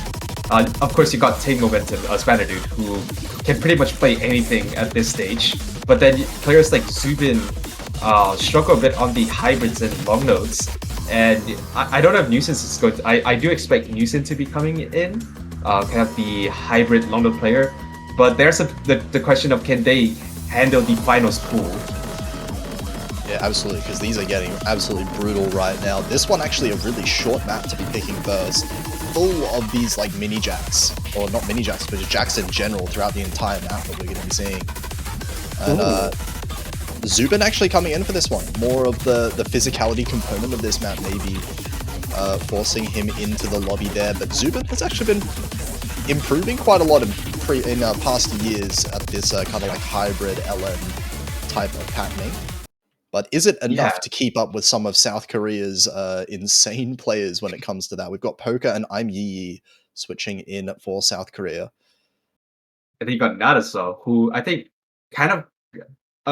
you don't expect Nat to be like the hybrid long node player, but Nat has been trading so much on the hybrids and can get super crazy scores on the tiebreaker, so it's definitely a player to watch on the side of South Korea. And here we go. The mini jacks is absolutely unrelentless at 200 BPM straight away. Yeah, a bit of accuracy drop on the side of South Korea at the start. Nard starting at 99.6. So is Zubin though, so actually trading the accuracies back and forth. Yeah, and Yi is actually down to 99.7. And now UK definitely have the accuracy lead. Spanner Dude is matching Poker, but no one's matching Ayan right now. Nad and Yi is kind of at similar accuracy. So slight accuracy lead on the side of United Kingdom, but there's no way we're going to be seeing a 6-way full combo. There will be a miss. I refuse to believe it. It's not a lead at all. That's 100 points between the two teams. Yeah, it's flickering as well. What the heck? And there's plenty towards the end of this map, definitely a lot more shield and LN focused, and that's going to benefit South Korea, you'd have to think. So this lead stays close. We're eventually going to be getting into territory where South Korea might be more comfortable. And there we go, Spanadu. Oh my god, 3 misses! 2 on the side of South Korea. Double trade, and that's going to be United Kingdom in the lead with the misses. Yeah, the long mini jacks there definitely got a lot of players. Half of the lobby just fell down from that 3-node mini jacks and Spanadu with another drop. But it's only still 2 combos still on the side of United Kingdom, so I think they still have the lead due to the fact that Ayan's still holding. That second drop really hurts. Nard actually finds a miss again at the end. This is going to be 6,000 points in the lead. It's going to stay in United Kingdom's favor unless they find any more misses. Oh, Ayan's doing so much work on the side of United Kingdom right now. The physicality player of the side of United Kingdom carries a breakpoint on the side to United Kingdom. And what a score to get. A breakpoint at the start of the map. Zubin as well, doing really well, holding the full combo. Not the best ratio, but it's the full combo that you need. And it's all United Kingdom to get right there. Poker with a really good ratio, but it's the misses. The misses matter so much here because United Kingdom, again, that's 2 full combos. Just like the first map, the same 2 players, in fact, getting those 2 full combos there. And I'm Yi, the only full combo in South Korea, despite the accuracy looking really strong. It's going to be an early breakpoint. UK are going to start with a 2-0 lead. Oh, this is really exciting. I thought this would have been a sure point for South Korea, but I kind of forgot that in these sorts of hybrids, of course, there will still be difficult rise patterning. And that's where the United Kingdom just shines on so much more. They have such strong physicality on the side of United Kingdom. So yeah, quite surprising I didn't expect that. And now United Kingdom can consolidate this breakpoint with a pick. Maybe I'm looking at maybe Rice 8, considering how much South Korea struggle on the techie pick pattern. And there you go, Rice 8, 218 BPM mini jacks galore. Yeah, good call on that one. And this one as well is going to benefit United Kingdom a lot as well, because we do have one of the longest maps, I think. Actually, no, there's quite a lot of long maps in this Rice pool, but 3 minutes, definitely on the longer side, all things considered. Very consistent overall, like difficulty-wise. It's just hard the entire way through. Any second of this map could result in a miss.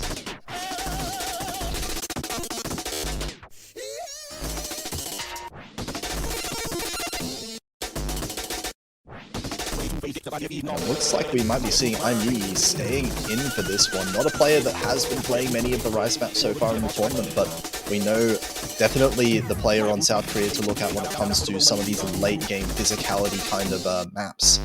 Imui on the team for that combo ability, and this is where it's going to have to count.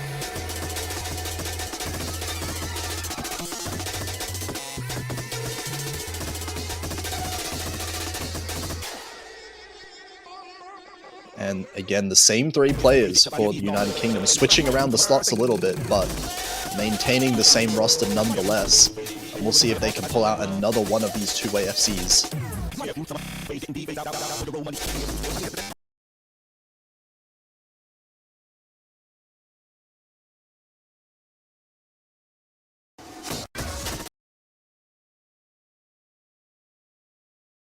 Okay, let's go into the second pick for the United Kingdom. Much more technical this one, the straight tech map. And might be seeing quite a lot of misses here early on. Bit of a shaky start there from Iron, down at 99.2. Same with Zubin dropping down early accuracies, but these accuracies, again, they're not going to matter too much as long as the combo stays intact, but there goes Iron. Oh! Yeah, that's the carry. That's the physicality player on the side of United Kingdom dropping right there. He has got 2 full combos on the last 2 maps, but now they have dropped. And that is such a dirty drop as well. Down to the low 99s. IBB, actually, their accuracy is quite low as well. But it's all about the combo. And that's a 10,000 point lead for South Korea. This early on, that is quite a big accuracy lead. Score lead. Yeah, on a decently long map at that as well. That's another miss from Iron on the long jack. The column 4 long jack really tripping him up there, and now this lead is going to start growing even more. What's more surprising, I guess, is that none of the other 5 players have missed so far. Yeah, and just look at this is the top heavy South Korean accuracy that I was kind of looking forward to. Gex and Nat, 99.8 plus on these maps. Like, what are you doing? This is not an accuracy map. You can see those, like, rolls patterning as well. At 1/8, this is like 440 BPM rolls, and yet they're still hitting it with such good accuracy. Abby slightly behind, but that doesn't matter. When Spanner Dude is getting another combo break, and now that's 1 FC against Free. Yeah, 3 FCs on South Korea, and 2 of them with above 99.8. Those are the 2 highest accuracies in the whole lobby by a long margin. Accuracy lead well in favor of South Korea, and this lead is already starting to balloon out of control. We are only halfway into the map, but it feels like a lot has to happen in United Kingdom's favor if they want to take back this point. Yeah, I feel like this is already nearly irrecoverable, considering how comfortable Gex and Nat are already doing. Oh, actually a miss of Nats, but the score lead is just... Oh, there's another one. Oh, hold on. Yeah, now that's just 6,000, 7,000 score lead is just gone straight away. This Ac lead just got cut in half, so the accuracy not quite as strong on the favor of South Korea anymore. This is definitely recoverable for the United Kingdom. Yeah, I'm getting nervous right now. Amyi's accuracy is the lowest of the wood. Still get the full combo, but with low accuracy, if you do drop, you're gonna get such a bad drop. So there's still around 100,000 more points to gain, but Amyi needs to hold on to their dear life if they want to get the breakpoint back. Yeah, now everyone in UK recovering since those early drops. This accuracy is now zooming up for all 3 of them. There's a miss from Imee. That might be a big deal. We're gonna see this lead trip really quickly. Nard fighting a miss as well. Hang on a second. Oh my god. Wait, I keep missing! Oh my god. Oh my god. Stop missing. Oh, that was way too close. I thought when they had the 20,000 point lead, it was basically over. But not in RBE with the continuous drops, and that could have been disastrous for South Korea. But now, instead of the team performance, this is the singular carry performance. Just look at that score from Gex. One singular 200 on possibly the hardest Rice map of this pool. Gex is absolutely farming this right now. And yeah, that was a solo carry performance if I've ever seen one. That was almost probably the biggest throw that I've ever seen, like this year at least, in the MWC. Of a point, a map that looks so favored in South Korea's favor at the halfway point. Yeah, that's for sure. That is for sure. That could have been bad, but a point is a point. Even a 20,000 point score lead and a 400 point score lead doesn't matter when you still win that pick. And now it's all even. There's no more breakpoints to gain now on both sides. And now South Korea is going to pick maybe long note 3 is quite fair. It's a bit slower compared to Hybrid 4, so it's not as physically challenging in my opinion. But in terms of the controls, I mean, this map is going to be tough. There's a lot of just embedded mini jacks and embedded long jacks throughout this map at 174 BPM. Okay, but also consider the fact that this is the shortest map in the pool, and it definitely feels like one that United Kingdom can win. I feel like they've got it up. They've definitely got it within themselves. They can pull out a couple of cheeky FCs on this one. And if South Korea finds any kind of early slip up, any kind of miss from this, I guess it goes for either team, but the lead is going to grow really quickly with any mistake, and there's not much time for recovery. And I think I'm gonna be looking at kind of the bottom row for South Korea. Now that they got quite a lot of uncharacteristic misses and also quite dirty drops throughout the past few maps, and this might backfire for the side of South Korea. I think if they all full combo, I think South Korea would win just by virtue of Polka being such a strong accuracy player, but that's just not gonna happen. There'll be a couple misses, but how clean are the misses? That's a big question. I think pretty difficult to be very clean on a map like this.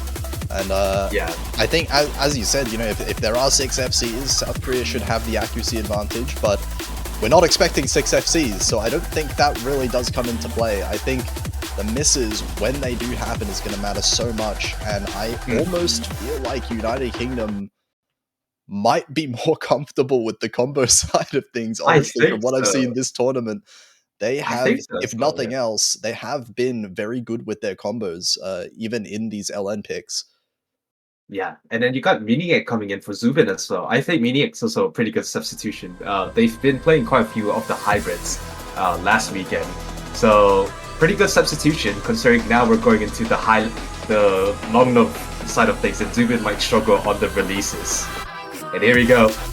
It goes straight into the techie section. You can see there's so many bursts at 1-6, lots of staggered releases, lots of mini jacks thrown at your face, and no one's dropping so far. It is still so difficult, but yet no one's dropping.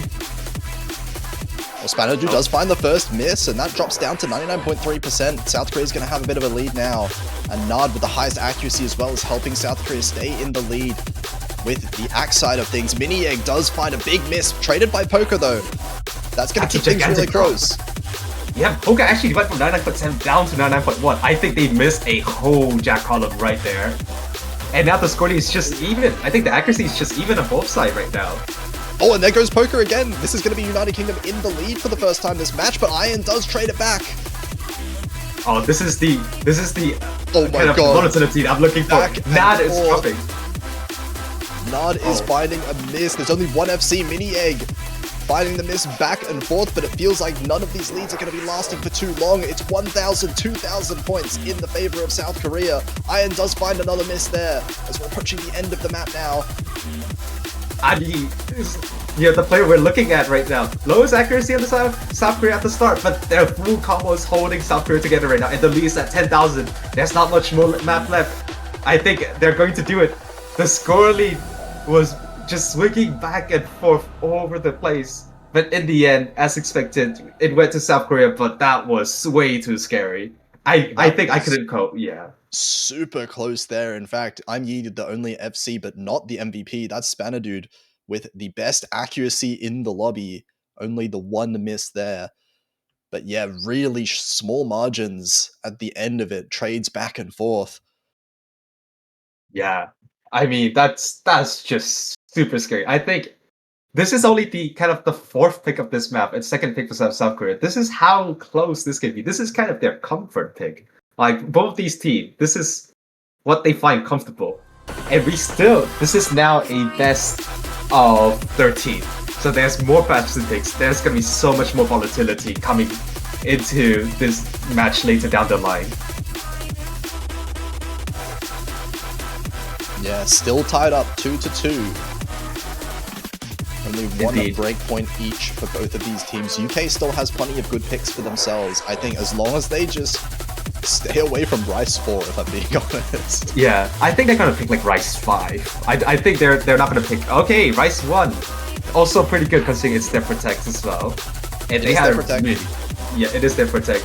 But I think that's really scary because like I'm looking at the statistics and South Korea got a really good team score, 2.976 million on the previous Rice 1. Of course, we didn't see any score from the United Kingdom, so we're not sure how they performed, but they have to be comfortable seeing how South Korea performed last weekend. They have to be really, really comfortable.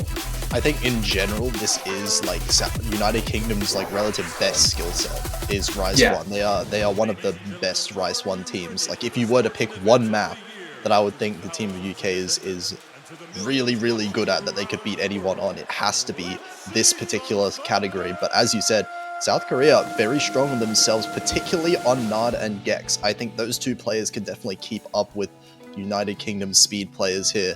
It's really up to, I guess, just I'm Yi and the misses that might come from either side.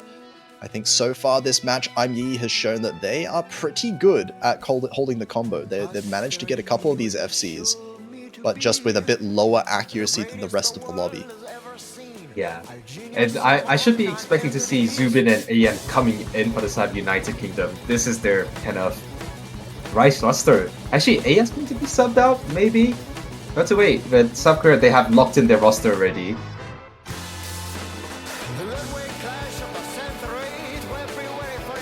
This one, notably, quite long for a Rice one as well, over 3.5 minutes, but it does have a fair amount of downtime in between. I think there's just about like 3 or so sections of really sustained speed strain patterning. Yeah, and this is kind of like uncharacteristic for like a Rice 1 pick. This is a 3 minute and 40-second long Rice 1 pick.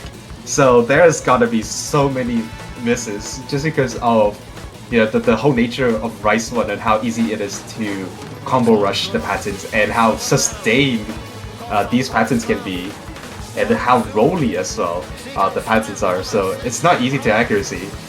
And yeah, the expected lineup of United Kingdom, Zubin, Spanadud, and AN coming in.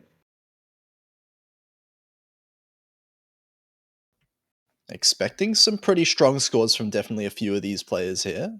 Entire team of UK should be fairly comfortable on a map like this, but definitely a couple of tricky patterning in the kind of the middle of the map. I think off the players. Yeah, I think at around 2,000 combo mark, there's gonna be like a solo section that probably has the highest miss potential. Starting up with a bit of a long note section in Rise 1. Yeah, I mean, Everyone's those aren't hitting going to it. be sticking around. It's Yeah. over already. I don't think there's any more LNs in the whole map. Yeah. And here we go. I think this is a good litmus test to see how well they can perform the rest of the map. It's just this initial Rice pattern. Because there's not like a really long stream section. It's just like there's just many Rice bursts, but not like one whole long section.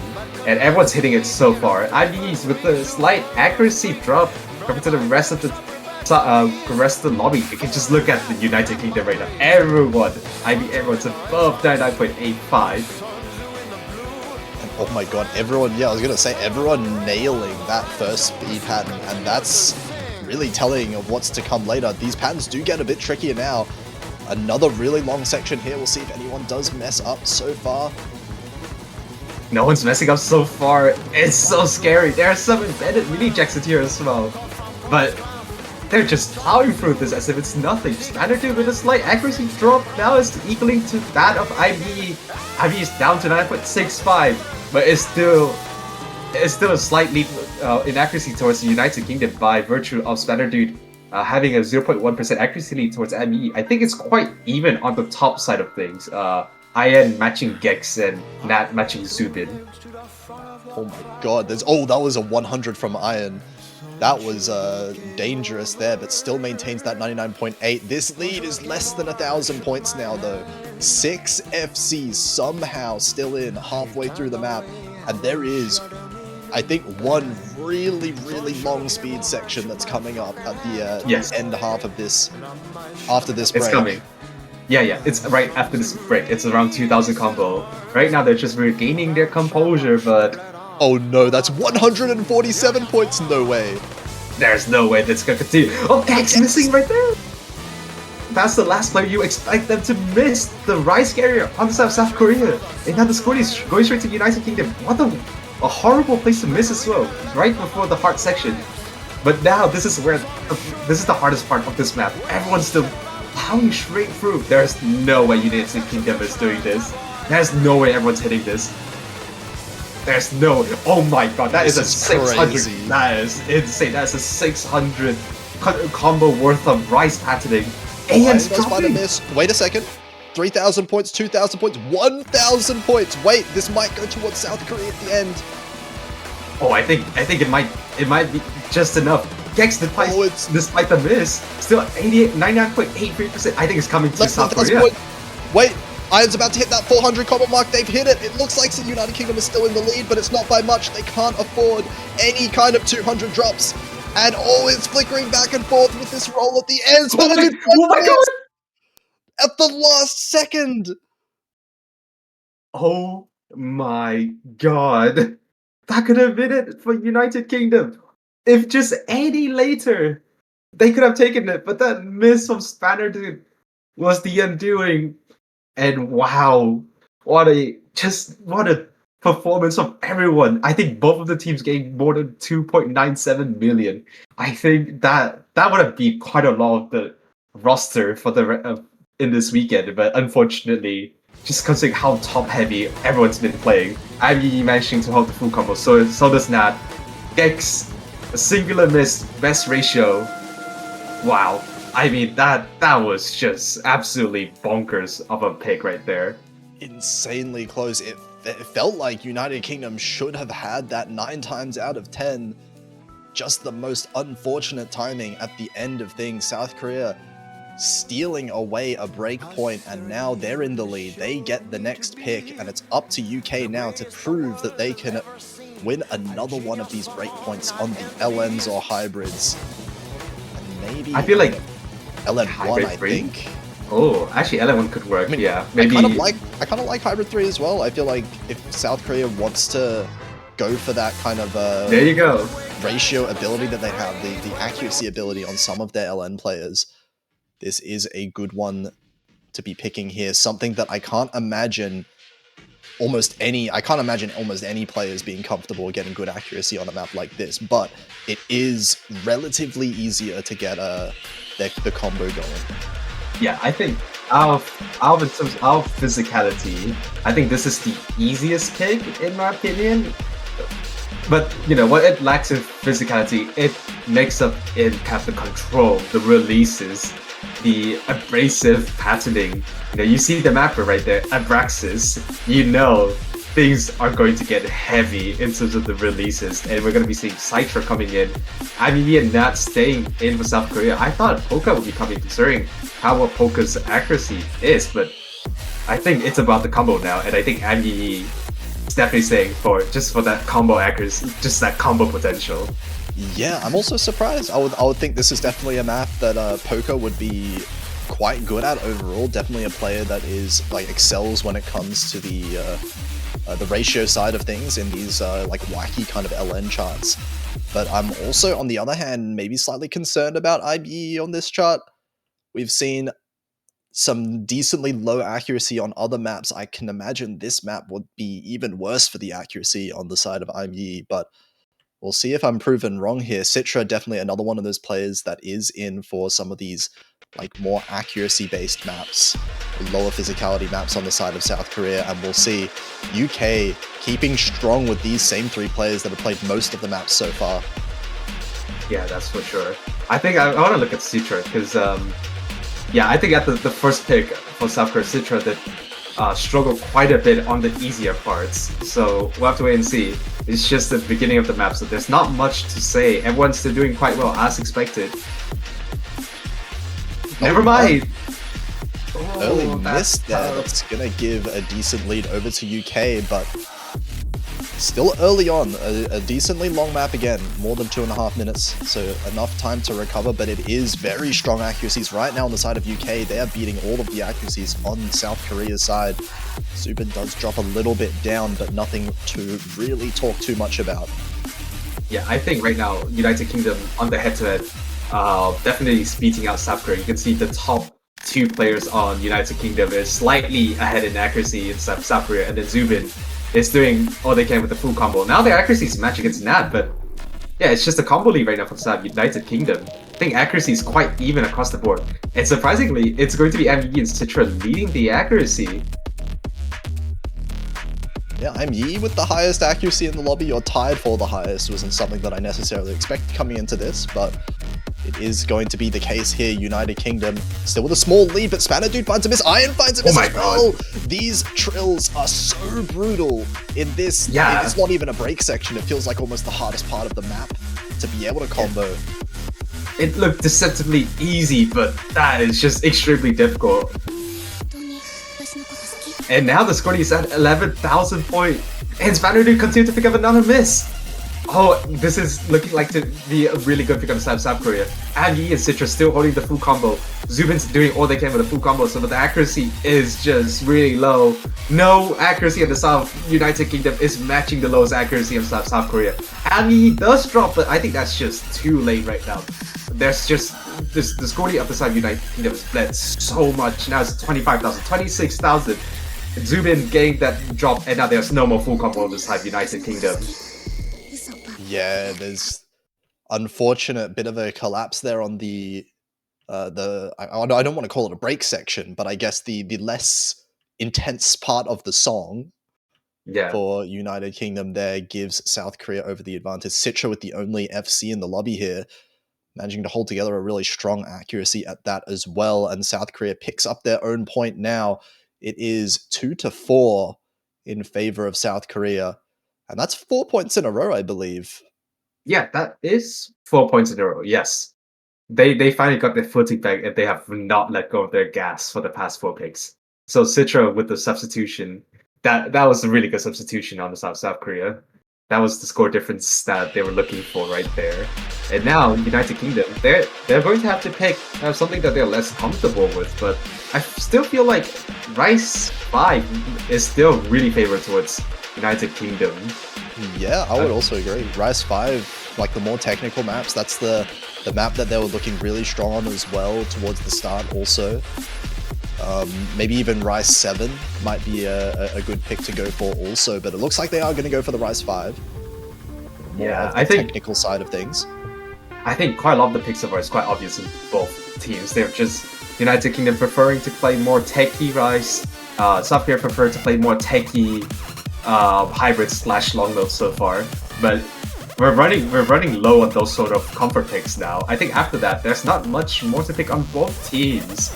And on the side of United Kingdom, they really need to get the footing back. They have lost 4 picks, 4 maps in a row. They need to stem this bleeding if they want to have a chance of winning this matchup. It does feel like they've come really close on at least a couple of these maps within the past 4 here. So definitely still thinking United Kingdom should be winning more maps in this match. This one should be a good start for them to get back into the game and maybe look to win back another breakpoint later on, but this is what they're going to have to get through now. Another short map compared to some of the other Rice maps, just over 2 minutes. So any misses are going to matter quite a lot here once again. Oh, we're going to be seeing Citra. Dang, I thought it was going to be Anyi, Gex, and Nat, but I think maybe just because it's a bit easier. I wouldn't say it's like completely easy, but it's just like slightly easier compared to the other, compared to like the likes of Rice 8. So I feel like maybe in terms of physicality, Citra can still play, and I think they've got a much better accuracy foundation compared to Anyi. So I think it's a pretty good substitution, and they've probably got their footing back after that full combo on Hybrid Free as well. So I think the nerves have been shaken off completely now for Citra, and this is a really good look, really close map, I think, for both teams.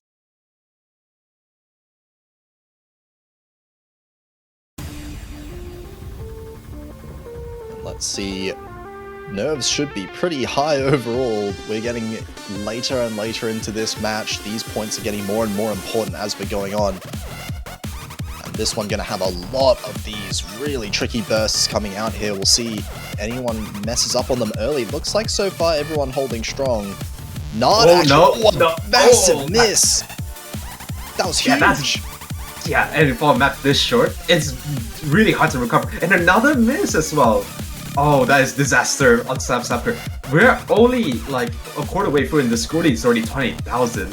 They need to stab the bleeding as soon as possible, and now they have to hope for a similarly sized collapse on the side of United Kingdom. But just look at that accuracy right now. Everyone's above 99.7% accuracy.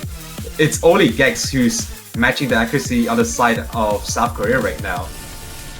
Feels like United Kingdom are just going to have like a permanent accuracy advantage for the rest of this map, because Nard is bringing back up the accuracy, but it feels like it's just not going to be fast enough to match any of these UK acts. 19,000 points. We saw the script though. The last time, remember, South Korea also has a 20,000 point lead at the halfway point, but that scoring just went right back to 0 with a couple of team misses, so it's not over until it's over. Yeah, there's still opportunities for sure, but a very strong lead for United Kingdom. They just need to hold on to it. Now we're getting into similar kind of sections towards the end, but with a little bit of these chord jacks kind of sprinkled in between as well.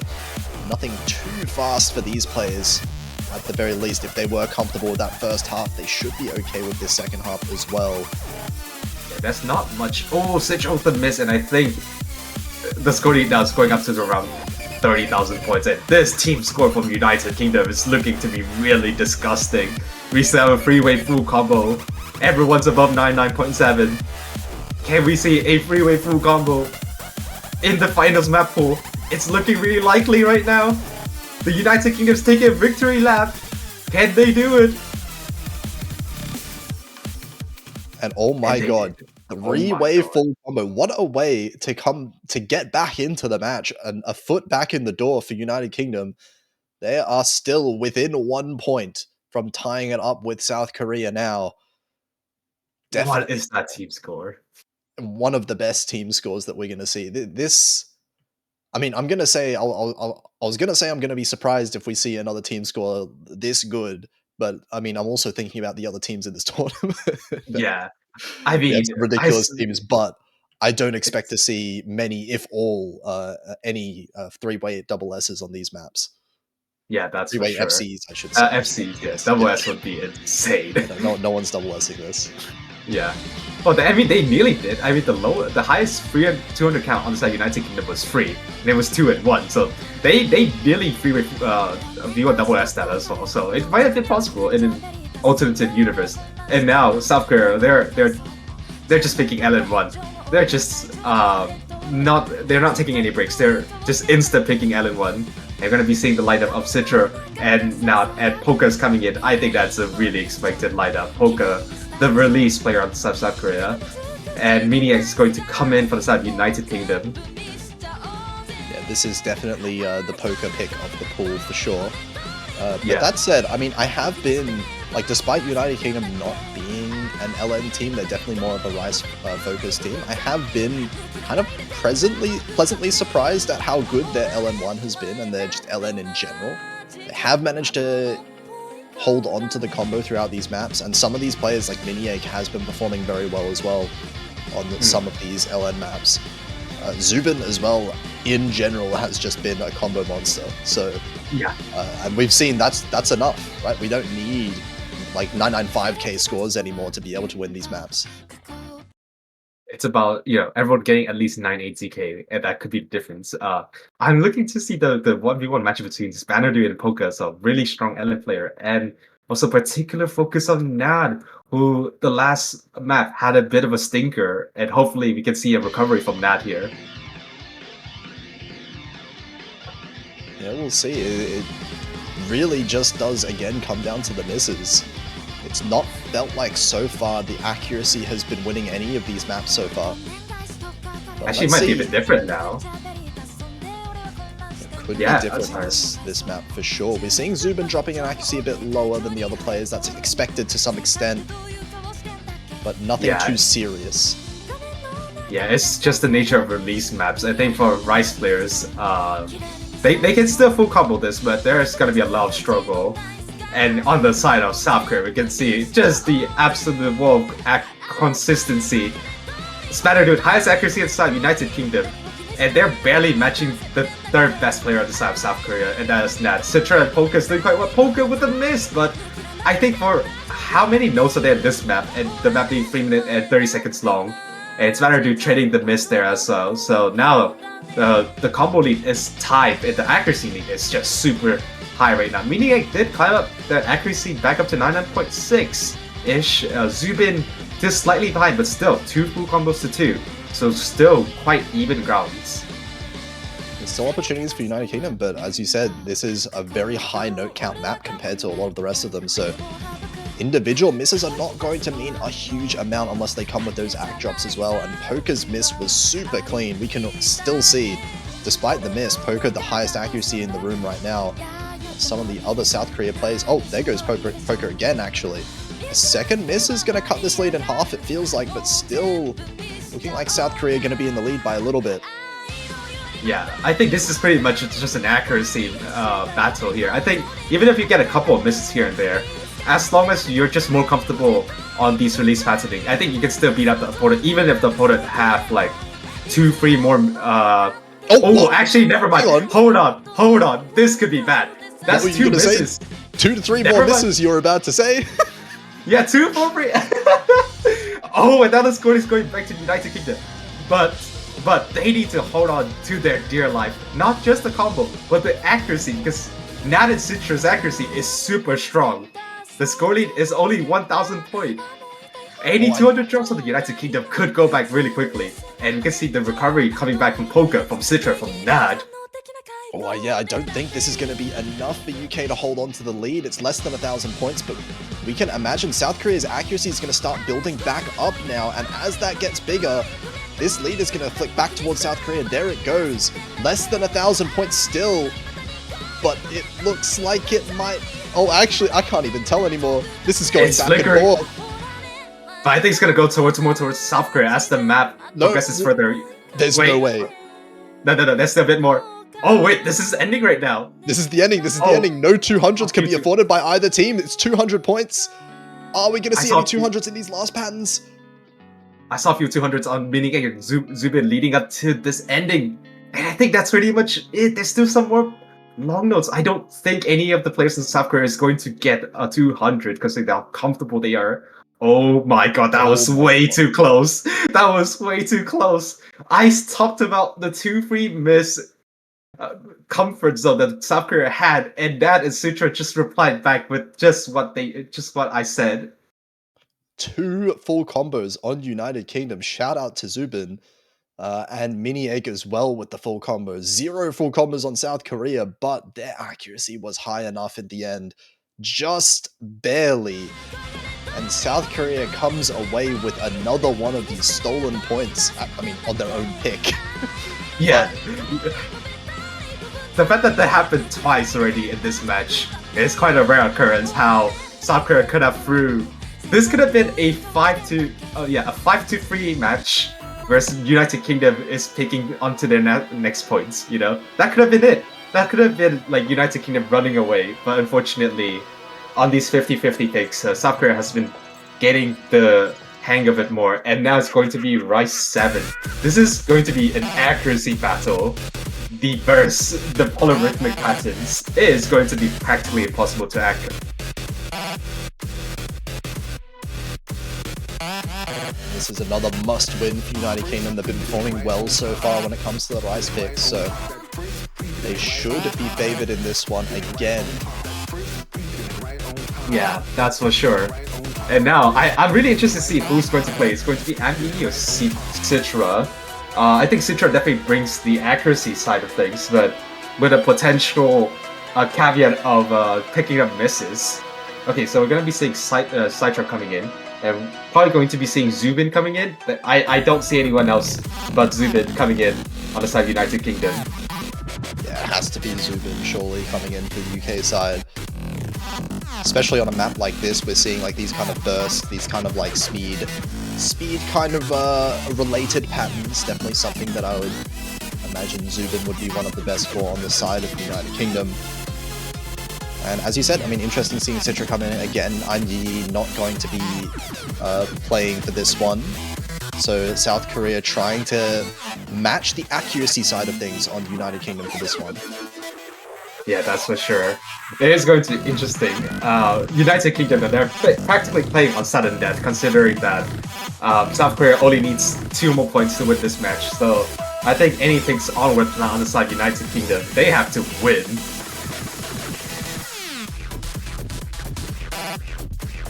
And here we go. Good luck happens being traded, and now it's going to be our 9th pick of this map. A very important juncture of this match right now.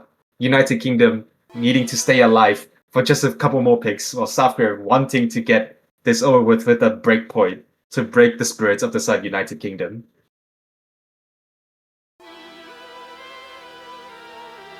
Here we go.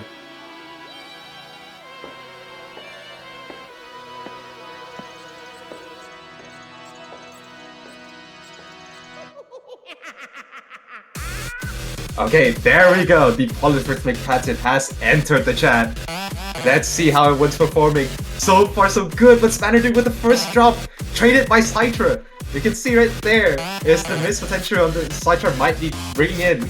And Spanner now is getting so. You can see the accuracy recovery on Spanner Now it's already back up to 99.7. Citra slightly behind it. That's actually somehow the score leads on the side of South Korea. Oh, Ian's actually dropping quite a lot of accuracy. Yeah, accuracy for Iron actually really low right now, down at 99.5, lowest in the lobby despite the 2 players with those misses. And it looks like 2,000 points in the lead of South Korea, very small lead. Definitely should be recoverable, especially if Iron does recover that accuracy in the second kind of third of the map here. Yeah, but I also wanted to see, like, you know, Nad, who has got a couple of drops throughout the past few maps so far. They're holding the highest accuracy in the match on the map, sure, but can they hold the combo? These sorts of patterns going up. Yeah, his accuracy is somehow. That's disgusting, but can they hold it all the way to the end? That's kind of the million-dollar question for the side, for the talisman on the side of South Korea. This lead is not staying anywhere. Everyone's kind of maintaining their accuracies now. Iron is improving the accuracy quite a lot. Now 99.6. Has started to recover from that, but it's going to be the misses which are really going to decide this. 3,000 points is not a lead whatsoever. We've seen that already. Yeah. Oh, here's the rolls, and everyone's hitting it. But this is the map is just not letting go. Nad with the misses right there. I was supposed to say Nad's climbing accuracy up to 99.9. That's a really clean miss though. The score lead, I think it's going back to United Kingdom.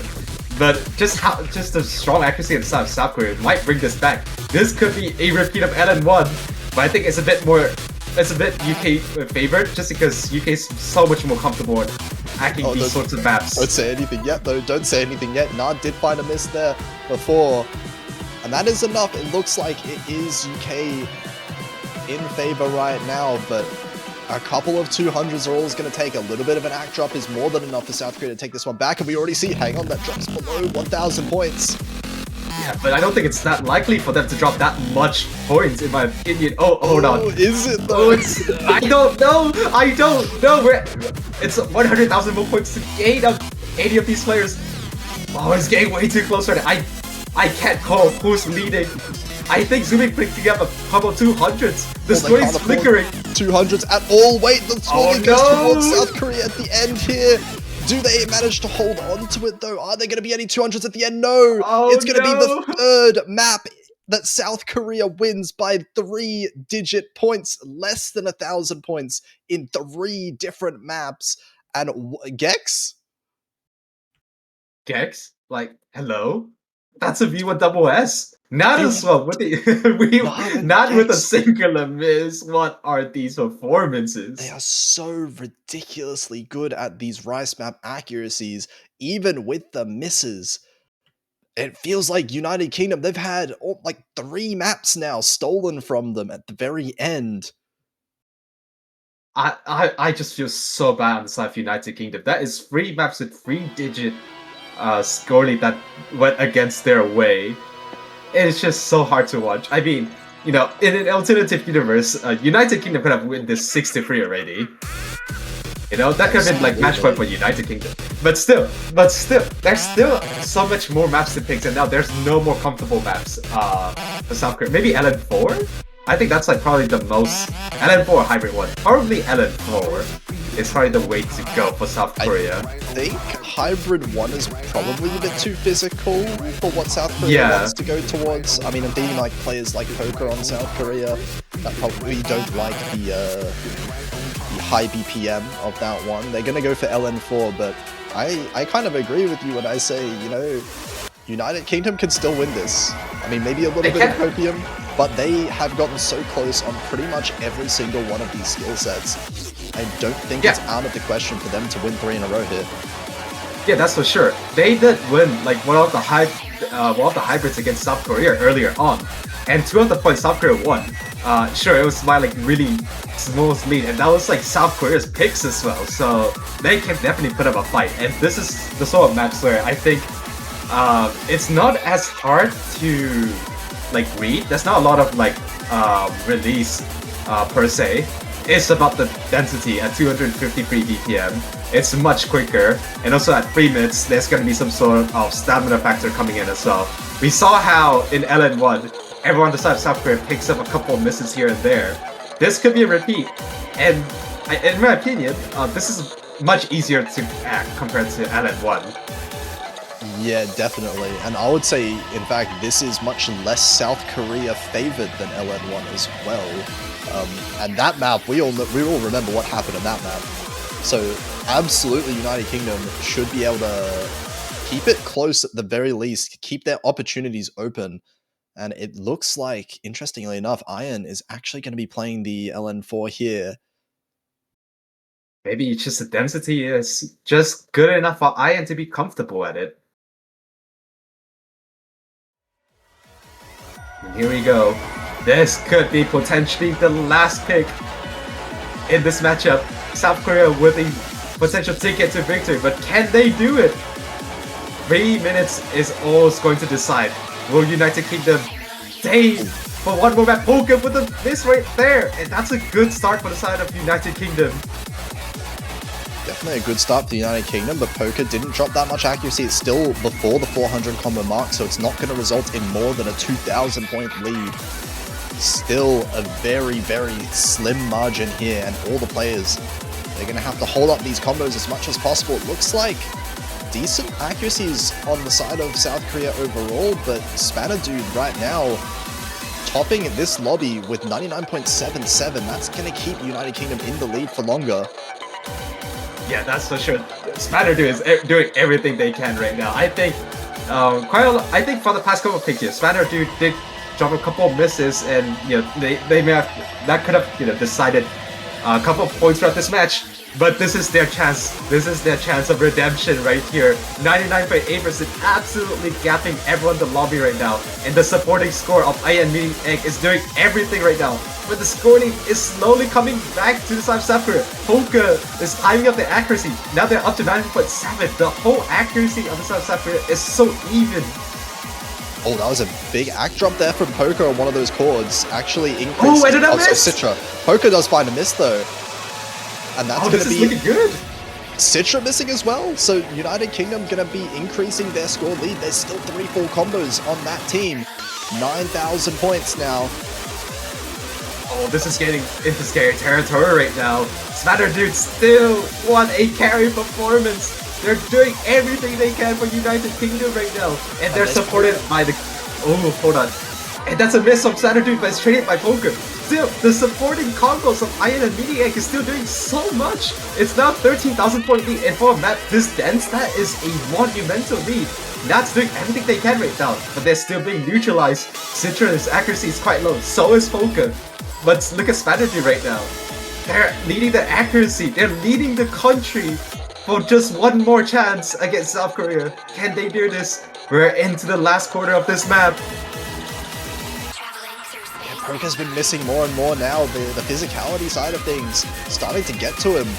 And now Spanadude actually finds another miss. This is going to close the score lead a little bit, but United Kingdom now, wait. Oh no, Miniac. Oh no, not like this, not like this. They need to hold. There's a couple more 200s of Miniac. That's scoring from 10,000 to 8,000 from just the 2 misses. Oh no, Another big miss, 4,000 points. This lead is shrinking really fast. United Kingdom cannot afford another miss anymore. They should still be in the lead for now, but Miniac, not again. 1,000 points. Back. Oh my god, not again. We're in the outro.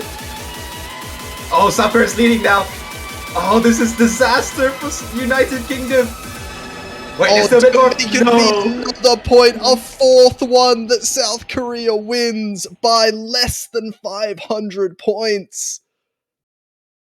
Oh man, that is so hard to watch. That is so unlucky for United Kingdom. They had the lead.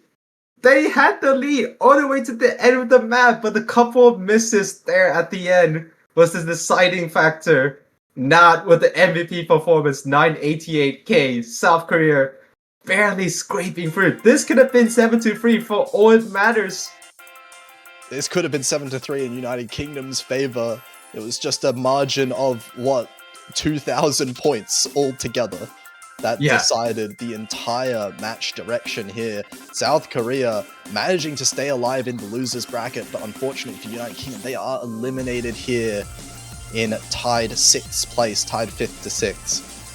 But that is not the end of the weekend for South Korea, though, because they are not in that top 3 just yet. They're going to have to win one more match to be able to secure themselves the podium.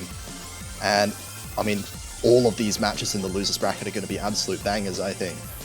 Because that is for sure.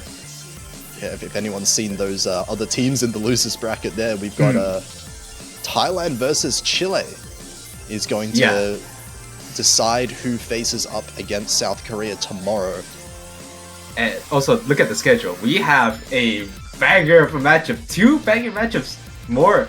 An hour from now, we got China versus USA. I think everyone has kind of expected these 2 teams to be in the finals. And now they're fighting for a spot in the grand finals ticket as the on the winners bracket.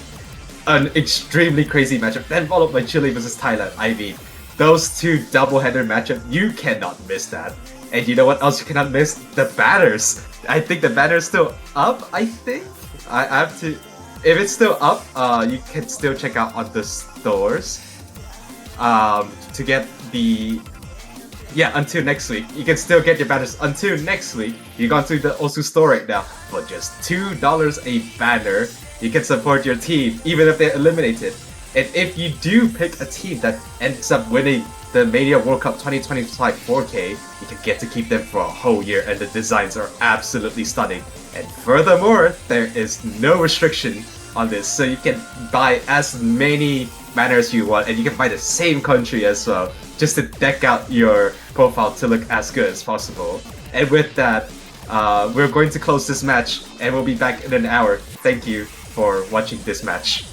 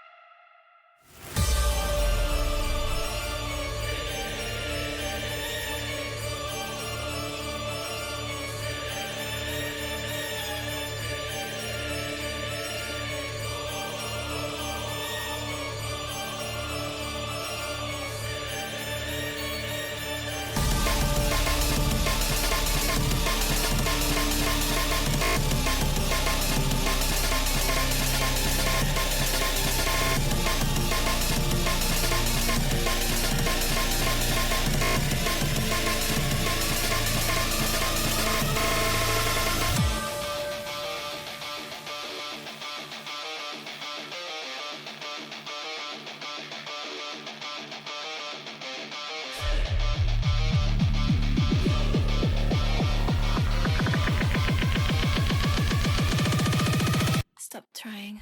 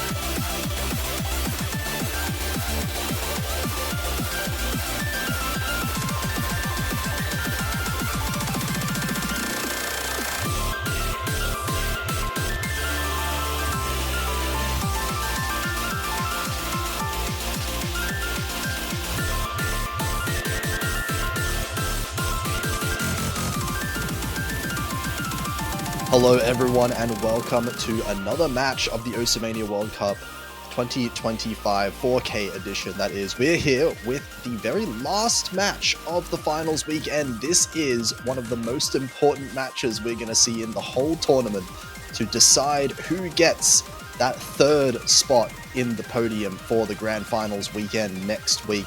We have Thailand versus South Korea, an extremely close one I'm sure is about to happen here. I am Potassium F, going to be commentating alongside Nightcore. How are you doing? I'm doing absolutely great, Potassium. And look at this matchup we have to conclude our finals week. Thailand and South Korea. Both teams getting into finals, and Thailand getting in podium last year as well. They've both played their match yesterday and came out victorious. So it's going to be a Clash of the Titans matchup now to conclude our finals weekend.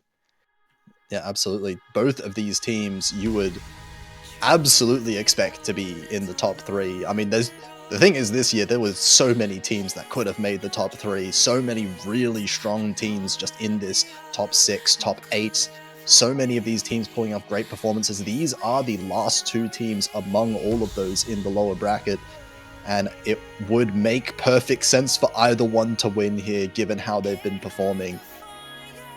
Gonna be very interesting. Absolutely. Just looking at their yesterday's performances, Thailand up against Chile, taking that victory, and South Korea against the United Kingdom, both teams knocking those two teams out of there. But now, when they go meet against each other, it is kind of surprising this is a loser's bracket match, but that is just the nature of the World Cup. But now, South Korea are going to be winning their roles, so they'll be going into their first protect. And this is going to be Spider Tank Hybrid free. Yeah, I mean, interesting thing as well to note, both teams know each other's scores that they were getting. Yesterday, two very close matches happening between the two teams, so a lot of information going back and forth between them. And I think that's going to result in a little bit of an interesting pick ban here, because I don't think there's a clear advantage, Rice or LN, between the two teams. I think it's more of an individual map comfort picks. So we might be seeing the hybrids being targeted early. We might be seeing a lot of flicking back and forth between some of these Rice and LN picks as well. Absolutely, as you were saying, it's just going to be on about comfort, especially heading into the finals where full combos are starting to become more and more rare on the side of either team. So now Thailand going for a Rice 8 ban, I do believe, and going for the Rice 7 Protect. Makes sense how they would... Yeah, just a bit about the Rise 7 Protect. I was just going to say, both of these teams did play Rise 7. Thailand did get the higher score on it, but I just want to kind of put a bit of a caveat there. South Korea had better accuracy on Rise 7, so I'm a little bit concerned. I think that can go either way, even though Thailand is feeling comfortable enough to protect it. Really, just any pick from either team can go either way, I think, in a matchup like this, just seeing how well balanced they are. And South Korea going into Rice free ban, so I totally understand it after Thailand's performance yesterday. So I think Thailand actually scored pretty decently on Rice 2 as well, so they can maybe open up that opportunity. But now South Korea getting into their first pick, and well, the table's open, anything can go. and I'm not really too sure. I feel like a good pick for South Korea might be maybe one of the more technical Rice, perhaps, or I think maybe the hybrids are more likely where they want to go for. They're actually going to go for their Protect right away. Hybrid 3 going to be Spider Tank, and it's these more like technical, tricky maps that I feel like South Korea has been getting a little bit higher score on compared to Thailand yesterday. Yeah, looking at it from yesterday, I do believe South Korea getting a pretty strong score in this. Just checking from here. 2950, having really strong accuracy, but it was really just those other misjudgments that kind of flipped them over. But anything could happen with those factors. Again, facing UK might have been a couple of time zone issues, but now with South Korea, Thailand being in similar time zones, we can hope that they're a bit more comfy playing at this time. So I think starting off with their Protect, maybe to try to get that confidence or morale boost, so it can go either way still. Yeah, and I mean, interesting thing as well to note just quickly is that it looks like Gex is staying in the lobby here, who is generally South Korea's Rice players, or one of their Rice players. I think yesterday they did play with Citra, who did get the MVP in the map, so I wonder if Citra is here to be switched in, or if they're going to be running with a different roster this time. Well, I guess time will tell. So, yeah, as you were saying, I think with the picks getting this more physical, I think putting in Gex makes sense, especially being one of the more physical gauntlets. So for Thailand's side, going to be Konkawa, Pafin, and Parponger, so I think that'll be your usual lineup one we do see for the hybrids, maybe even LNs as well. And for South Korea, we're probably going to be seeing this, or maybe Sidra as well could be getting swapped in for the side of South Korea. But without the way, I don't think Sidra is going to be playing this. It's going to be a bit interesting to see how Gex will perform instead of Sidra. Maybe Sidra might not be available, maybe they might not be too confident today, but this can still go either way. I do see Citra in the log here being switched to the server, so it does look like they are here. Just a conscious choice by South Korea to put a different player in, and I'm trying to think back. I'm not sure if I've seen Gex play any of these LN hybrids yet in the tournament. I might be wrong, but it'll be interesting to see, especially given, I mean, Citra was the only FC on this map yesterday in the game against South Korea and United Kingdom. Yeah. Exactly, so heading into the starting map, of course being hybrid free, gonna be pretty much a tech gauntlet, and this map throws in a lot of stuff. Gonna be focusing more on the roles for the first half, I would say, and getting off to it, actually slightly goes over towards the side of South Korea as Parponger takes a slight rough start compared to the other people. Yeah, this is really hard to be able to get good accuracy on. We can see all of these snaps are just absolutely brutal. Almost impossible to avoid these 200s here and there, but it looks like so far really high accuracies across the board. Almost everyone above 99.8, but there's Parporo with a massive miss. Really, really messy, down below 99 briefly. That's going to give a strong advantage to South Korea, and something you do not want on your and something what South Korea wants on their Protect as well. Even this early as well for the side of Thailand, it's going to be pretty tough for them to catch up, especially on South Korea's Protect. But looking at this now, on the side above, all those technical scatters, some of those rolls, the density, everyone's still holding on very strongly. There's a 4-way 99.7 on 2 on Thailand, 2 on South Korea heading into the break. But actually, yeah, this lead may not be as big as it initially seemed, because throughout that entire really dense section there, Parponga increased the accuracy while everyone else decreased it. So the AC advantage has slipped away a little bit from South Korea, but still comfortably in the lead. But there goes Parponga again on these tricky trills here. These parts awkward. Yeah, trading it on those brutal trills. Having a bit more of that technical, and these patterns are not easy to hold on to. Actually, everyone else besides Parponger and IME actually did hold on to accuracy very well. But as we're heading into the last drop now, going to be increasing the density a small bit, a lot more of those technical rolls and a lot more of those scatter releases, still spiking up the density a bit. Everyone's still holding on well. South Korea have that very comfy lead of 17,000. They do have that safety net under them if anyone does find a drop near the ending. And it doesn't look like there's going to be enough time here. 17,000 points seems like a bit too much to come back from. And Papoma drops in accuracy a little bit more at the end there. Gex does drop the FC, but too little, too late. South Korea is going to be able to secure their own Protect, their first point of this match. And that is an improvement on yesterday's score, ever so slightly.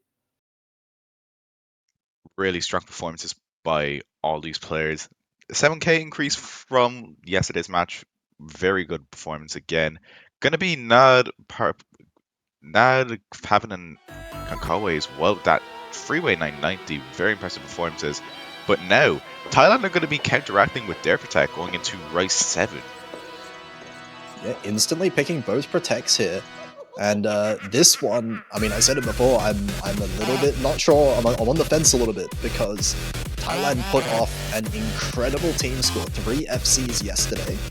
South Korea did get a couple of misses, but their accuracy was so scary on the side of South Korea. They have some ratio monsters on that team when it comes to the Rice picks.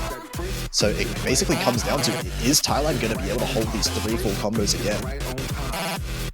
I think if they've done it once, they can definitely do it again. But you still have some of those risks. It's still up to anyone pretty much to take a point off for this pick.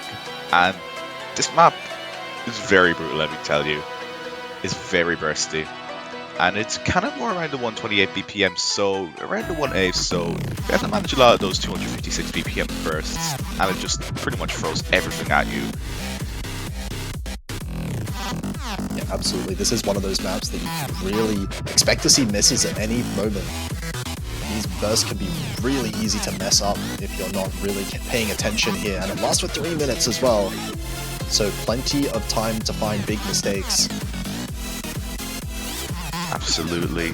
And there's just, again, focusing on everything. You do not want to tunnel vision this, but now they're just waiting for the lineups to get finished on. I don't think there's going to be any swaps from either side, so going to be interesting to see how all these 6 players do perform on a pick like this. Yeah, I mean, we don't necessarily expect any switches to happen from Thailand, maybe Achi switching in for the core Jack pick if we do see it later on. But South Korea did kind of field their main Rice lineup for that first hybrid pick, so makes sense that they're not switching anyone. Gex and Nard, the people to watch out for here for South Korea. They have some ridiculous ratio that they've been showing. Probably going to be able to match Konkawa and Pavin on the other side. Absolutely. Maybe we could even see some V1 double S's, although going to be quite tricky, just especially how the layout of this map is, especially when you get to the halfway point where the rolls start stacking in. But as we can start kicking off the map, this map, the rolls start coming in. It's going to be whoever finds that rough start into one of them, because once you start, you can't stop pretty much. Yeah, absolutely. It looks like a little bit of an act drop here from mania at the start, down below to 99.6%. Behind everyone else in the lobby right now, all 3 players on Thailand above 99.8. Very strong performances from everyone. Again, it just comes down to whoever misses. Sorsan's Yi going to be finding that miss right before that mini break. It's going to be giving Thailand that pretty comfy lead, and this is what they needed. They just really need that consistency check. And South Korea, unfortunately, Yi has slightly faltered, but this is still the first quarter of this 3-minute map, so anything can still happen. Again, if Thailand just need to climb up before Yi gets back to the max. Come on, Pavin! Big miss there from Pavin. The accuracies do cancel out a little bit, but IME still struggling a little bit more in the accuracy department. So I think Thailand's going to maintain a little bit of an ACK lead, but it's not going to be much whatsoever. No room for error here. Yeah, especially if you look at the Yi again. I was going to say, Yi hitting slightly late and actually getting that pretty nasty drop again, just barely at the 99 range. And here we are, heading into the halfway point. But we do get into the rolls, getting into the build-up right before it. And here we go, heading into the second half of the map. We can see already the difference in the accuracies here is making up a lot here. There's the roll, no one messing up on it.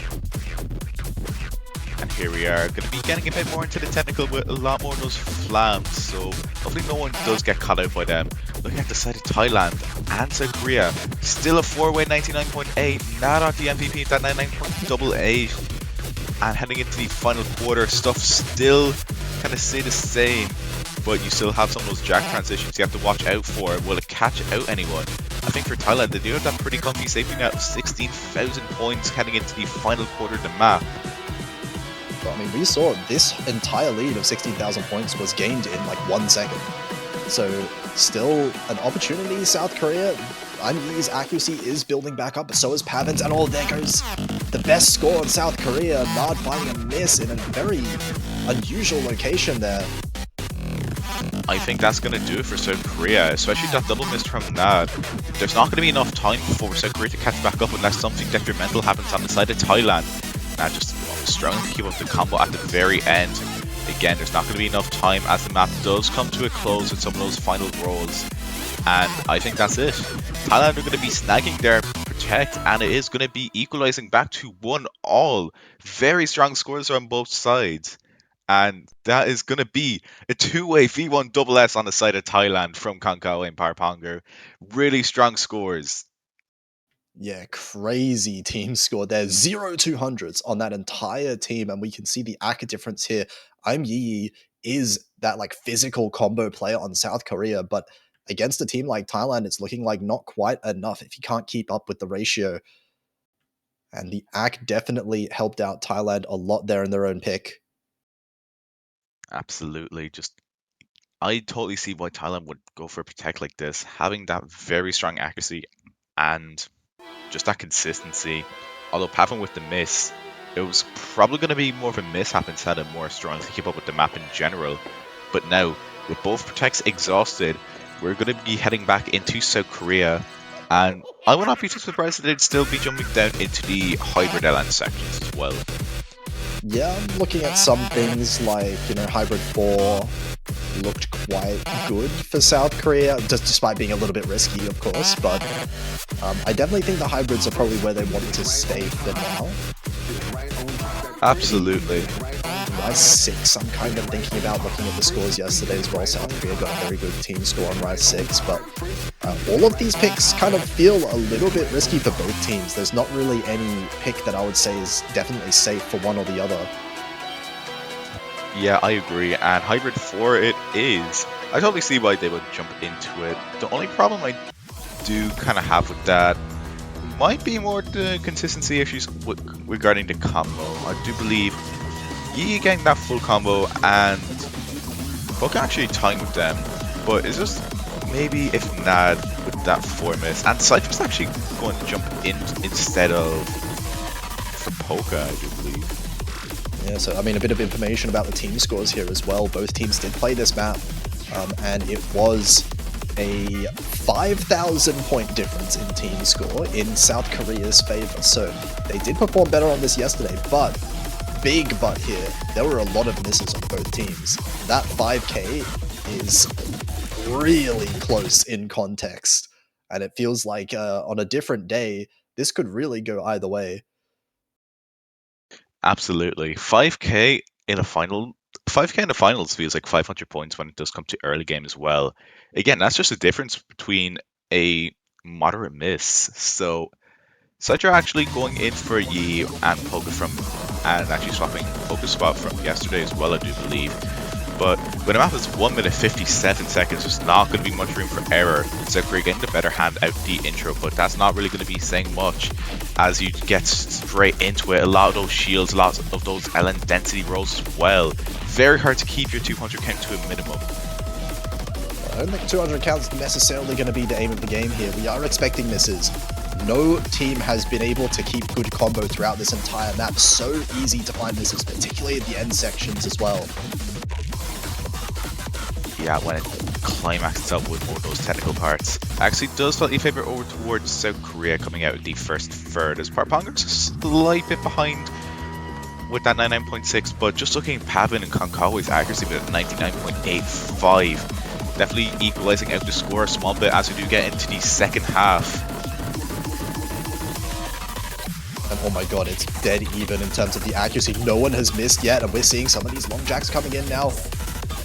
You have to think someone's going to miss soon, but who is going to be the first one to make the mistake? It's pretty cloudy on the predictions, but still you're managing a lot of those mini jacks. Sidra going to be making the first miss, but there's still the final quarter left. And Pavan going to be turning it back. That was a much messier miss on the side of Pavan. Pavan was holding higher accuracy than Citra was. Now tied even. South Korea have this accuracy advantage going into the end, but it's only 2,000 points. And this density is really high towards the end. Any miss could affect the score. There's Citra again at the very end. Getting that double miss, and we still have the outro. Those Jacks are still holding in. Parponga finding a miss, but I don't think it's going to be enough. Thailand are going to be taking their first raid point against South Korea. Really close towards the end, small margins, and Thailand are very lucky that those misses at the end didn't end up costing them. It was the act drop there from Citra that really cost South Korea their 2 FCs to 1. Absolute amazing performances by both players. 200 on the side of Konkawa and 2 on the side of Gex with 4 on the side of Nad as well. Very good 200 count control. Again, it's just more of this map that it's very hard to keep your combo on, as you were saying a bit earlier, as 200s weren't really the aim of the game. And that's probably going to be it for most of the hybrid island maps, just keeping your combo. Yeah, especially when you get like the more technical patterns like that. I mean, we're just straight up never going to be seeing 3-way FCs on a map like that. But yeah, definitely a strong showing. I think both teams actually significantly increasing their team score from yesterday on that one. Yeah, very good up scores from both sides. And it's going to be Thailand going into Rice 1. Now, about this pick, I'm not 100% sure. Kind of looking at the team scores from yesterday. Actually, no, I think this is a pick that Thailand can capitalize off. But again, as you were saying earlier, most of these picks are risky. Thailand, although getting the better scores as well, South Korea not really too far behind as well. So I'm expecting this to go either way, especially on a pick like Streams. Like, the whole table is open for any outcome. Yeah, absolutely. Thailand showed off like an incredible 3-way FC, or 2-way FC, I think, with really strong accuracy on this yesterday. But, I mean, we know South Korea as well, despite Thailand getting the better team score, but between both of the teams, South Korea has the ability to get this ratio.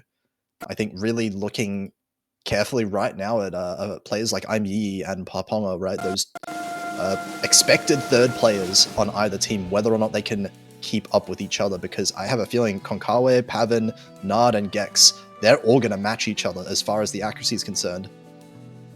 Absolutely. And we have to camp before the storm. Again, this is 3 minutes 40 seconds of 350 BPM stream. Also spiked up to 397 at times as well, so that's something you have to watch out for in a pick like this. And we're not going to waste any time already into these streams. Very sustained when we get into these patterns as well. Misses can cost a massive amount of score here. And here we are, coming out the intro, everyone holding on pretty well, still flickering over towards either side. You have this mini jump stream transition. Someone 6 as well inbound, but I think this is light tasks for everyone. So, looking at this still flickering around, Gex heading off the intro with a strong 99.93. But again, we're only in the first third, and we haven't even seen this map's full potential as well. This is a nuts accuracy from Gex. I mean, I wonder how long he can hold on to it for. Here we go, another one of these long sections here. Flickering back and forth, no one really gaining any advantages, no real slip-ups to be seen so far. It's pretty much your onslaught, has 3-note, 4-note rolls, just a lot in there. You have to keep your consistency on as well. So you just have to hold on more instead of kind of dealing with some of those difficulty spikes. Again, you have some of those mini jacks in the stream as well, but everyone's still holding on. Gek is taking a slight accuracy drop. God, that's 2 digits! We have a 2-digit point lead at the halfway mark. This is going to come down to the wire. Dead even. Gex and Nard actually as well, increasing that accuracy to 99.9. Those are the 2 highest acts in the entire lobby, but Yi is a little bit further behind compared to everyone else. That's balancing things out right now. If things keep going the way we have, we can get a triple 9. We can get a 6-way 990 as well on a pick like this. But we still have the final area of the map. We still have the final quarter. Those get a bit. Oh my god, 37 points. You've got to be kidding me. And this last stream is going to last so long once we get into it as well. So nerve-wracking between who is going to mess up. No one's going to mess up, it looks like, at this rate. Don't curse it. Anything can still happen. There's probably an all-time high. Gex hitting a slight bit late, but still with that consistency. The rolls are just onslaught between Aberfur. Pavan is going to be the first one taking a miss. That, in the final 8 of the map, is going to be hard to recover from, especially with that accuracy drop as well. But will any miss happen on the side of South Korea? There is still time on the side of them. But we still have the final stream at the outro. Will any miss happen on the side of South Korea? Time is slowly starting to run out, but everyone's still holding on very consistently, heading through the final area of the map. Will anything happen? Still only just those streams to close out the match, and it doesn't look like the final long roll. And that's it. South Korea have done it. They've taken the breakpoint against Thailand, giving them the advantage. That's an insane team score as well. 2-9-8-2, 3-way FC on South Korea, 5-way FC in the match. And I mean, looking at the top scores as well, Konkawa and Gex with the Score V1 double S's. If that miss didn't happen, who really knows what the scores would have been? This is like ridiculously close accuracy-wise. But it is South Korea tying it back up. Thailand will not maintain their advantage. And now for South Korea, the world is their oyster. Having that breakpoint will, against Thailand in a match like this, would give them a huge advantage. But they still have to hold on. Shadow Cats going in for the side of South Korea. Gonna be, I would say, the riskiest pick, just knowing the format of this map. Oh, this is a bit of like a fireworks map right here. We thought there was going to be a lot of misses on, you know, the Hybrid 3 that we saw earlier. I mean, the Hybrid 4, I should say. This one is going to be no different. Lots of these like long jack patterns, lots of these patterns that are so easy to just completely fumble. Now, I'm not too sure. I don't think South Korea actually have played this yesterday, but I do know Thailand they have some pretty strong scores. But again, 4 misses on the side of Konkawa and Parponger, so maybe South Korea trying to bank off holding onto those combos a lot more. And again, on a map like this, with 5 no anchors, it is going to be an absolute brutality to hold on to your combo. Yeah, South Korea definitely with these hybrid picks are definitely targeting players like Parponga here. Parponga definitely, relatively compared to the past, has definitely gotten a lot better at these LN patterns and hybrids as well. But especially when it comes to these like really tricky, like technical hybrid picks, still has a little bit of weakness compared to the players on South Korea. So we'll see if the Thailand players can keep up with South Korea on a map like this. Absolutely.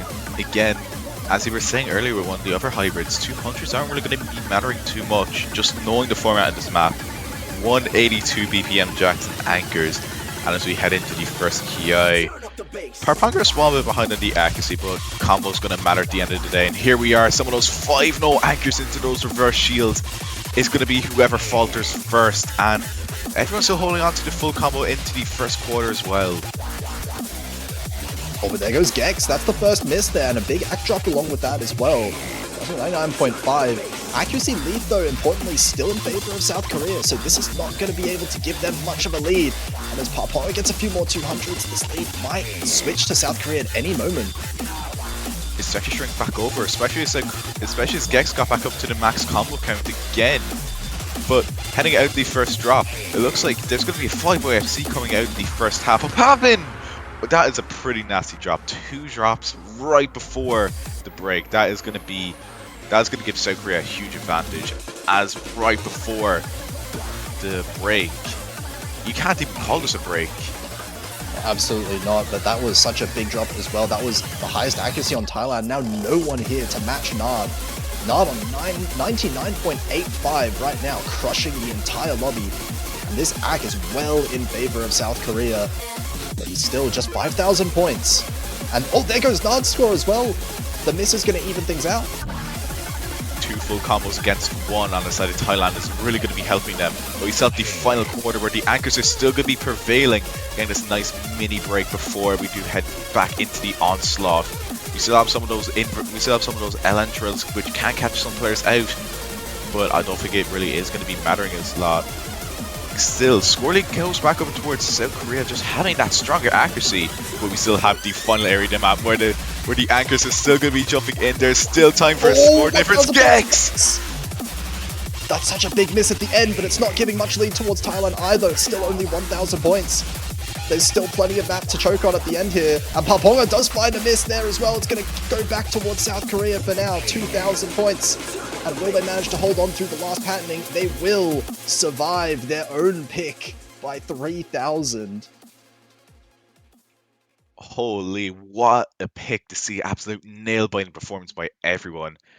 Konkawa and Yi, 4,200 on the side of Yi. Absolute amazing performance. Again, But it's just such a close one at that as well. I think these picks are also going to start getting closer and closer as the match goes on. No safety in any of these, and Thailand, they're going to have to respond now. South Korea in the lead. Thailand have to pick wisely. Again, being down at breakpoint is not a situation you want to be in, especially against South Korea. But what are they going to be going in for? I think after South Korea's ban on Rice Free, I think Rice 2 would be a good pick for Thailand. I've been looking at this map. I've been looking at this map a lot. I didn't think Thailand were necessarily going to go for it, but they have picked LN4 now. This one, given what Thailand's general strengths are, you would not necessarily expect it, but looking at the scores yesterday, this was by far the biggest score discrepancy between these two teams. Thailand winning that by 18,000 points because of 2 FCs on Konkawa and Pavan. If they manage to do that again, this is a very strong pick. Not only that, but accuracy still favors over towards the side of Thailand in this. My only small concern would be with Parpanger from yesterday. Kind of like a pretty high 200 count, but I think if they hold on to their combo, I think this pick goes towards Thailand's favor. Like, still, Parpanger is still matching some of the scores on the side of South Korea as well. Yeah, it is a bit of a risky pick as well. Because of, as you said, Parpanger not the most comfortable person on this map. Does struggle a little bit when it comes to the accuracy here, and I feel like South Korea is definitely going to be able to beat out Parpanger's accuracy. The question is, can they beat it by enough to be able to overtake Thailand's team score? And interestingly as well, we're not seeing Poker being switched in. Poker was one of the players for this map yesterday as well. Actually, Poker and Citra both not playing this one. It's going to be Nard, Yi, and Buschan. Completely different roster here for South Korea. I think after yesterday with Poker's 9 miss on this, but Buschan, as I mentioned now, getting that early draw. Again, thankfully it is near the early start, so there's still time to catch up. Definitely plenty of time in this map. It's a decently long one, more than 3 minutes. And we are definitely not quite at the most dense part of the map just yet, but there goes Pavan's accuracy as well, the combo I should say as well. They'll be matching Buschan in the act department as well, as South Korea now take a small lead. Absolutely, so again, accuracy and score goes towards side of South Korea, but barely by an amount, so we're down to the 3-digit difference of the scores as well into the first quarter. So anything can still happen, and we're not at the densest part yet, as you are saying as well. But as you do get into the transition right before the second quarter of the map, only a 3-digit score lead, and everyone's caught their accuracy back up as well.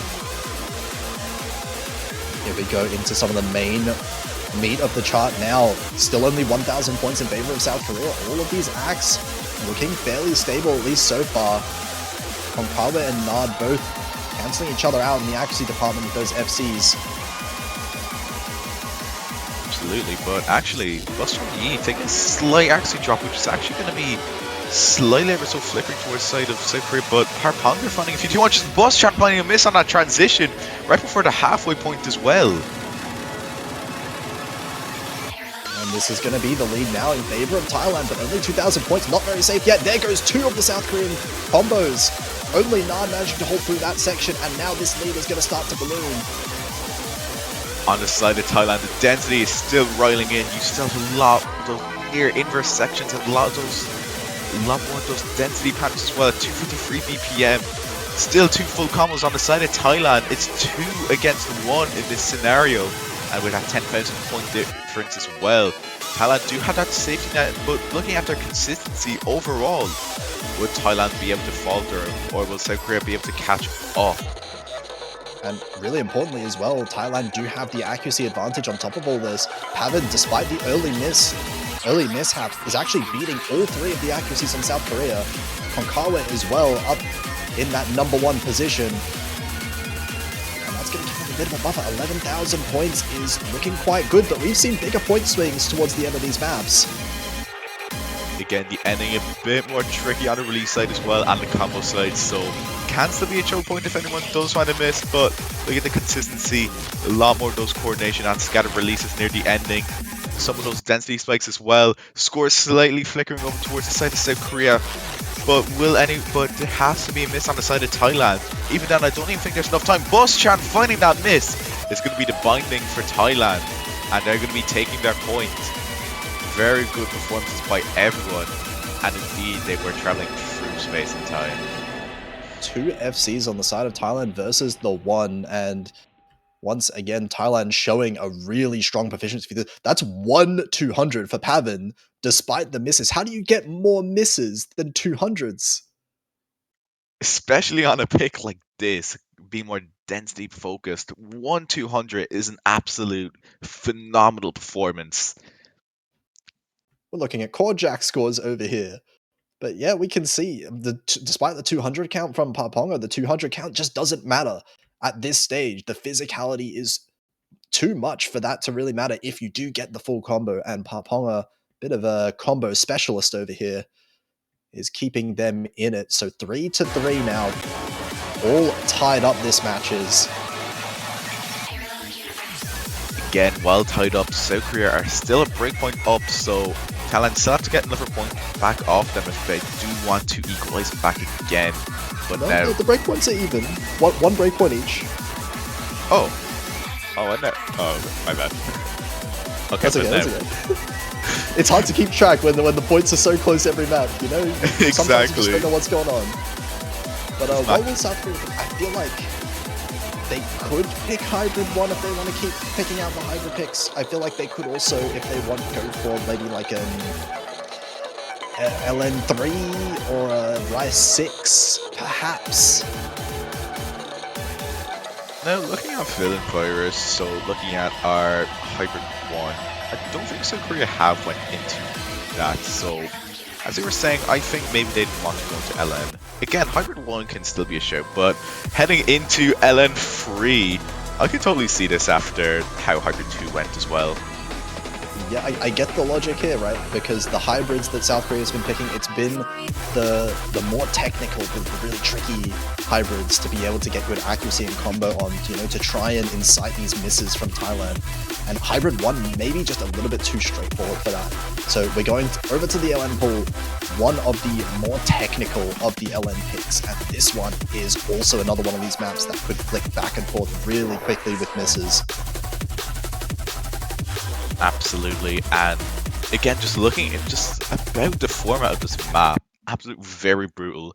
Only 1 minute and 41 seconds long, so again, South Korea have to keep on to their, sounding like a broken record, but South Korea have to keep on to that free whistle combo if they do want to capitalize off this pick. But And speaking of that, they're sending in Poker for this one as well. First time we're seeing Poker in the match. And interesting one to send it in on, because I agree with you. This is a very like map where you would want to focus on the combo a little bit more than your accuracy, and Poker is definitely one of those more accuracy focused players. So South Korea are looking for the AC lead. So far, actually looks like that's just about tied between the two teams.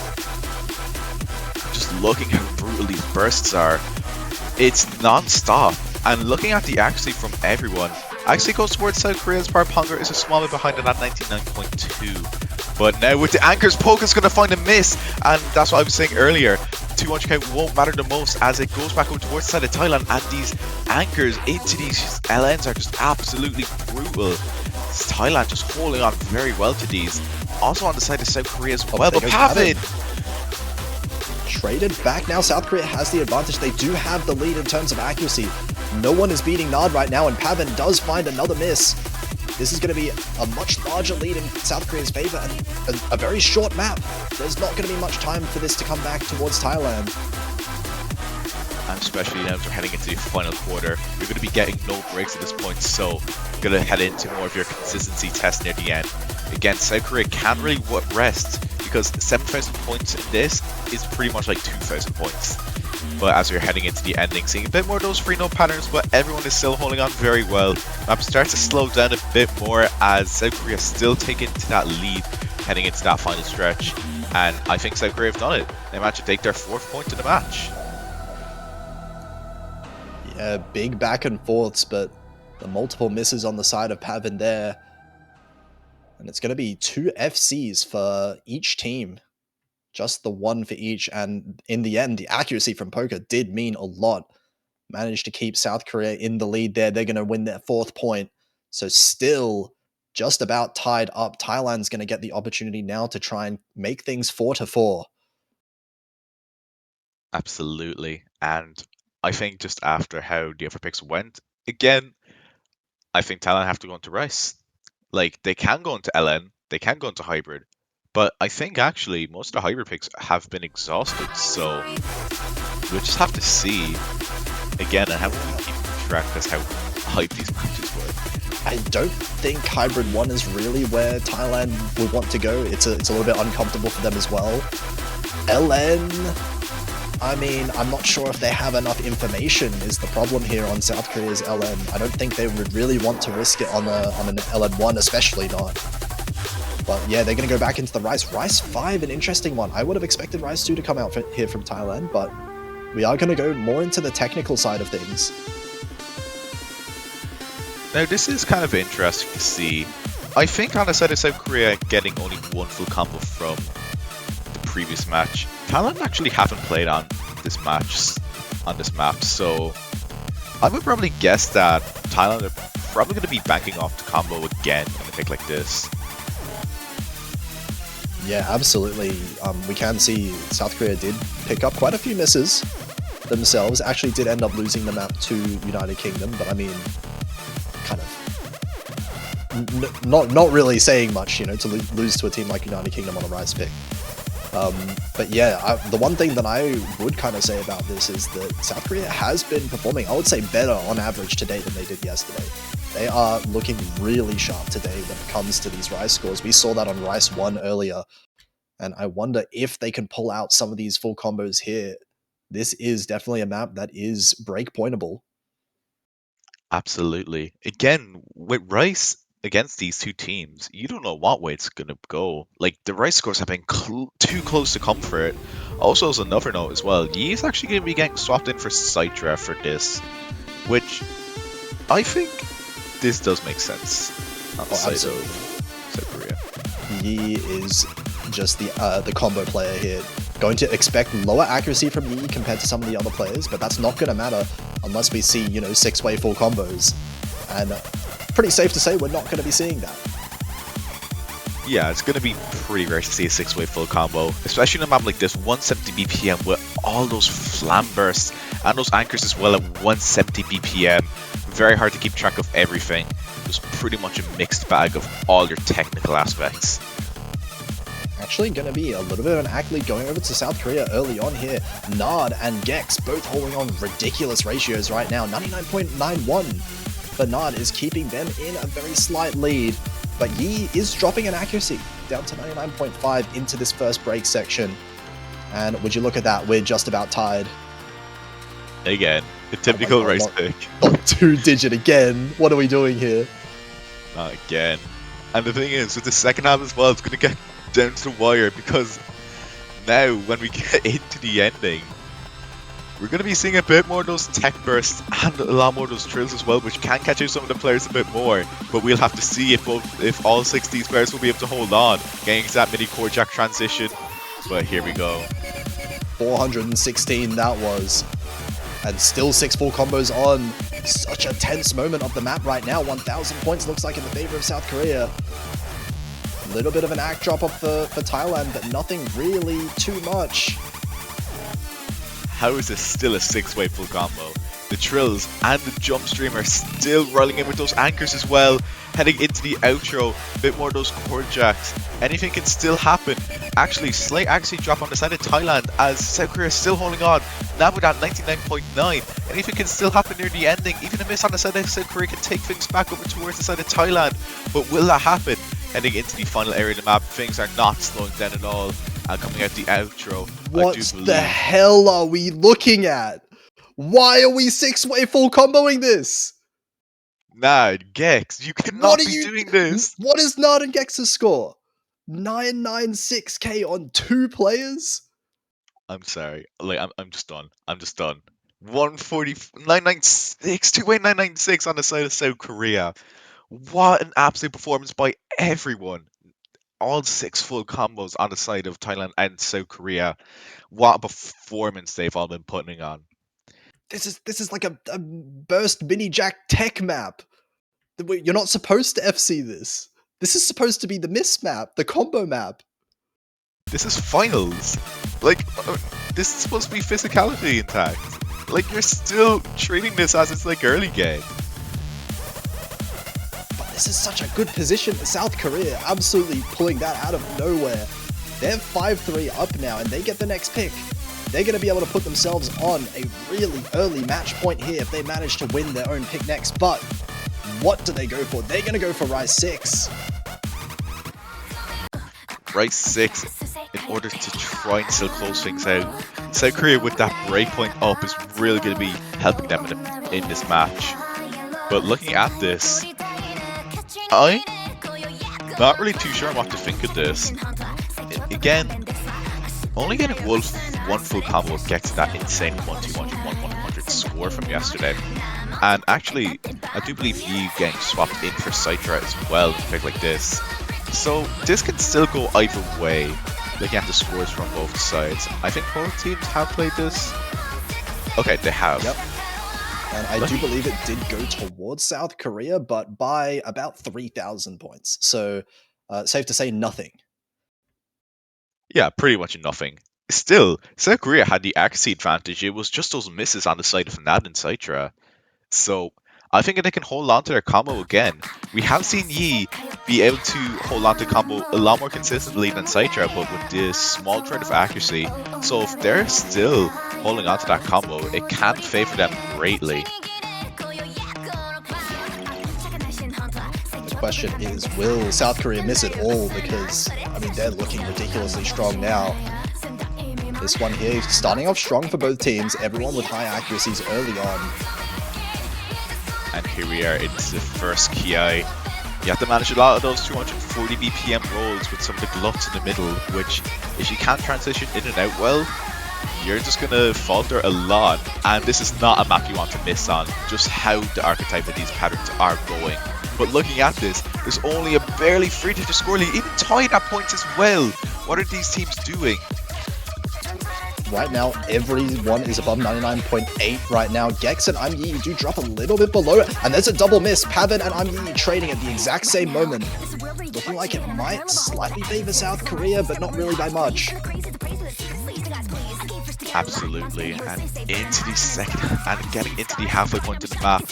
What are these teams doing? 99.92 on the side of Nad, still favoring towards the side of South Korea as well, but heading into the halfway point, you still cannot rest. These rolls and these mini jacks are still hammering down on you. Absolutely no rest here. Look at these patterns, they look quite flowy, but they're surprisingly brutal here. With this patterning here, no one messing up so far, just the trade of misses earlier. And it looks like we're settling into about a 1,000 point lead for South Korea so far. And looking at this at the halfway point, South Korea don't really have that safety net still. 2,000 points is still even a few 200s. But as we get into the final half of the map, we're going to be seeing a lot more of those rolling, dump, and jack-oriented patterns, which will both teams still be able to hold on? We will have to see. This is ridiculous to see Nard again. What is he doing with these ratios? All of these Rice maps have been ridiculous from him. 99.92 in the ending here. And we'll see, no mess-ups yet, but this score lead is looking like it's getting closer right now. Anything can still happen. Happen dropping a few 200s, but here we are. Conway finding that miss. We still have the ending. Still a lot more of those jacks and rolls still coming intact. But 8,000, 9,000 point difference. I don't think there's going to be enough time on the side of Thailand. South Korea are going to be taking this pick, heading into that match point. And what is that? What are those team scores? 99.9 on NAD. 996 on a pick like this. What are you doing? South Korea just beat their team score by 21,000 points. Thailand beating their team score as well, just not being enough. It is a clean double S from Paponga of all people, actually, but not quite enough to counteract this accuracy, this consistency that we're seeing from South Korea now, warming up into the match. And now Thailand, they're going to have to win 3 in a row to force this tiebreaker. Absolute insane scores from everyone. Really good PA control as well. Even without the misses from Konkawa and Pavid, would that have been enough? I think it would have been insanely close for sure. But that's all it's going to be though. What ifs for Thailand here, as so many of these points coming down to the wire being won out by South Korea. Now, it is time for Thailand to pick. They have to pick wisely, as this could potentially be their last. What does he mean? His keycap popped off at 2,000 combo. You just got 996k. What are you talking about? Could have got 997 with the keycap on, I probably would have guessed. But Thailand going into Hybrid 1, I'm not really too sure what I think about this pick. But after looking at South Korea's Rice performance as well, maybe they want to try Void Rice just after the performance on the previous picks, but Hybrid 1 is going to be very risky on both sides as well. Yeah, I think on another day, Thailand would absolutely love to go for more of these Rice picks, but I mean, we've seen, I think, 3 of these maps now, of these Rice picks in a row. South Korea's just been absolutely shredded. They are looking so confident on the Rice that it almost feels like Thailand are forced to be going towards these hybrid picks, these LN picks even. And I guess this one should be more comfortable for Thailand compared to the other hybrids, but still a little bit of a toss-up. Both teams, I can imagine, winning this one. Again, still has to come down to that combo. This map has absolutely everything. Density, anchors, jump stream. The whole mix. And even looking at that start, when you are seeing some of those anchors at around, I do believe 135 BPM. Still kind of hard to hold onto, but and again, Pavid does drop the accuracy quite a lot down though, but actually Thailand are not really too far behind still. Nard is really struggling with the accuracy here, down below Pavin's. I think that would be first drop. Again, you still have to manage between some of these core jack patterns as well, but I think this should be light work for both teams. It's just really when you throw the LN in the mix as well. The score is still flickering as Pavin has caught the breath a small bit back up. Especially finding a miss near the early start isn't really going to be mattering too much, especially as we still have the rest of the map left. And let me tell you, there's probably going to be another miss. If not, I would be absolutely surprised. But looking at this now, you're just jumping between these Tom Hell-esque patterns and some of those density transitions as well. The accuracy lead now starting to go more and more towards Thailand's favor. Yi and Nard both a little bit behind all the rest of the players in the lobby in terms of accuracy, down at the 99.6 range, but it's not going to affect the score that much. It's still less than 1,000 points here. This absolute PA dominance shown by everyone. I think on the side of Thailand there was only 1-200 dropped on the side of Parponger, but we still have the final half where it's going to be getting more dense, let me just say that, and there's going to be more of those trills and anchors. But looking at this now, MVP going to Konkawa and Gex on both teams respectively, that 99.8. But we still have the final quarter going back over towards the side of South Korea actually, but it's still flickering. It's too close to comfort to tell. Yeah, this accuracy lead is starting to dwindle here. Nada's overtaken Papara in terms of the accuracy, so South Korea not ahead in the accuracy, but not far behind either at this point. But the 200s are starting to sprinkle in a small bit. We have not much map left, but Oh my god, there's Pavan! that is a very nasty miss, and a 50 as well. If South Korea just hold on, they'll be able to take this breakpoint and take victory into getting the podium. And that last miss at the end, now Thailand are gonna have to hope that South Korea finds a mistake at the end of this. But these rice pans are not the ones that South Korea's been struggling on this map. Pavan with another miss at the end, and Paponga, that seals it. South Korea are going to claim the podium spot next week in Grand Finals. Insane performance by everyone, and well played to everyone as well. Looking at those scores, 1-200 on the side of Gex and Konkawa. Absolute amazing scores by both players. Double 995 on a pick like this. This is finals, by the way.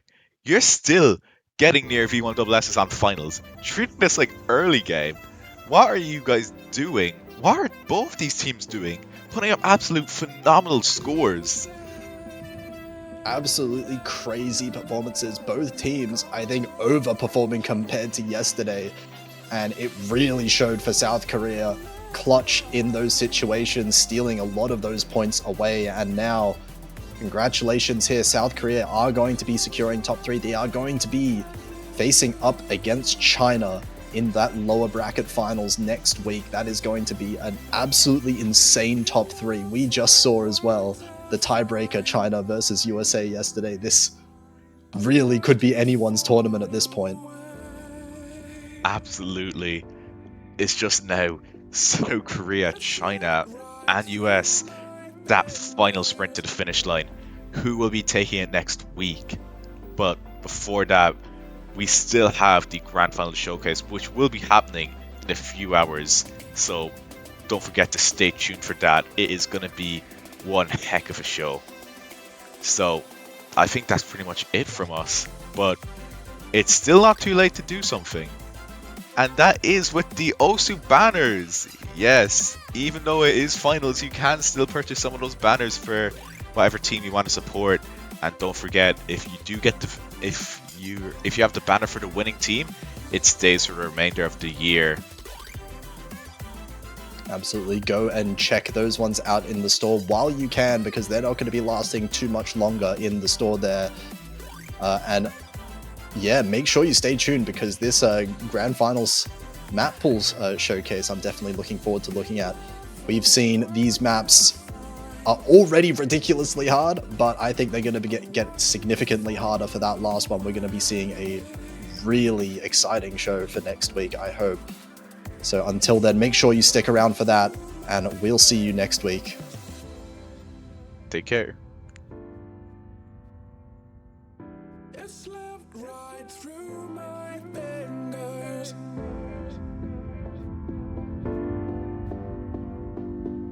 It's left right through my fingers.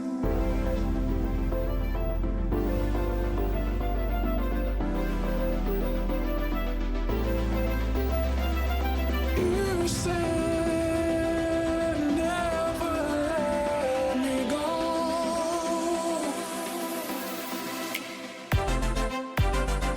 Drop it.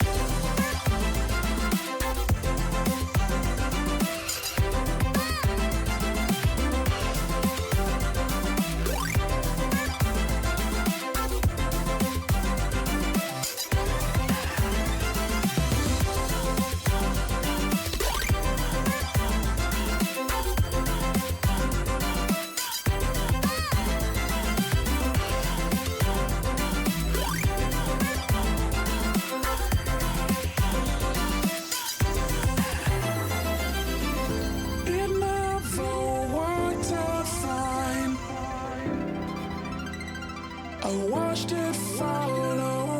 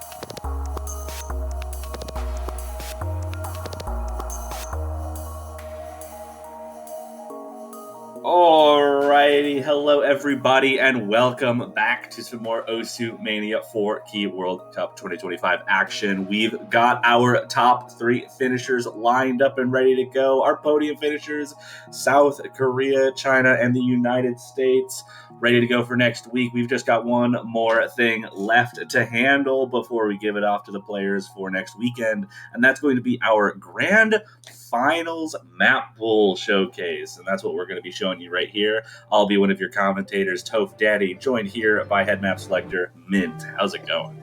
Hello. I'm really excited about this pool. This one's a really special one. Has a special place in my heart, particularly. I can't wait to show it off because we have some really unique and interesting things going on in this grand finals map pool. What do you think? Yeah, absolutely. I mean, the difficulty by itself, I think, is going to be a little bit of a surprise. Last year's was pretty difficult, but there's some big surprises as far as like just how hard we're going to try to make this pool here, and you'll see that pretty early on, I think. For sure, yeah. I think even the first few maps, it'll be pretty evident how difficult this is going to end up. I don't think there's too much to say other than that, though. If you want to get us started here. Yeah, we can get started. We can get started with a little flames up in here. So let's just roll it.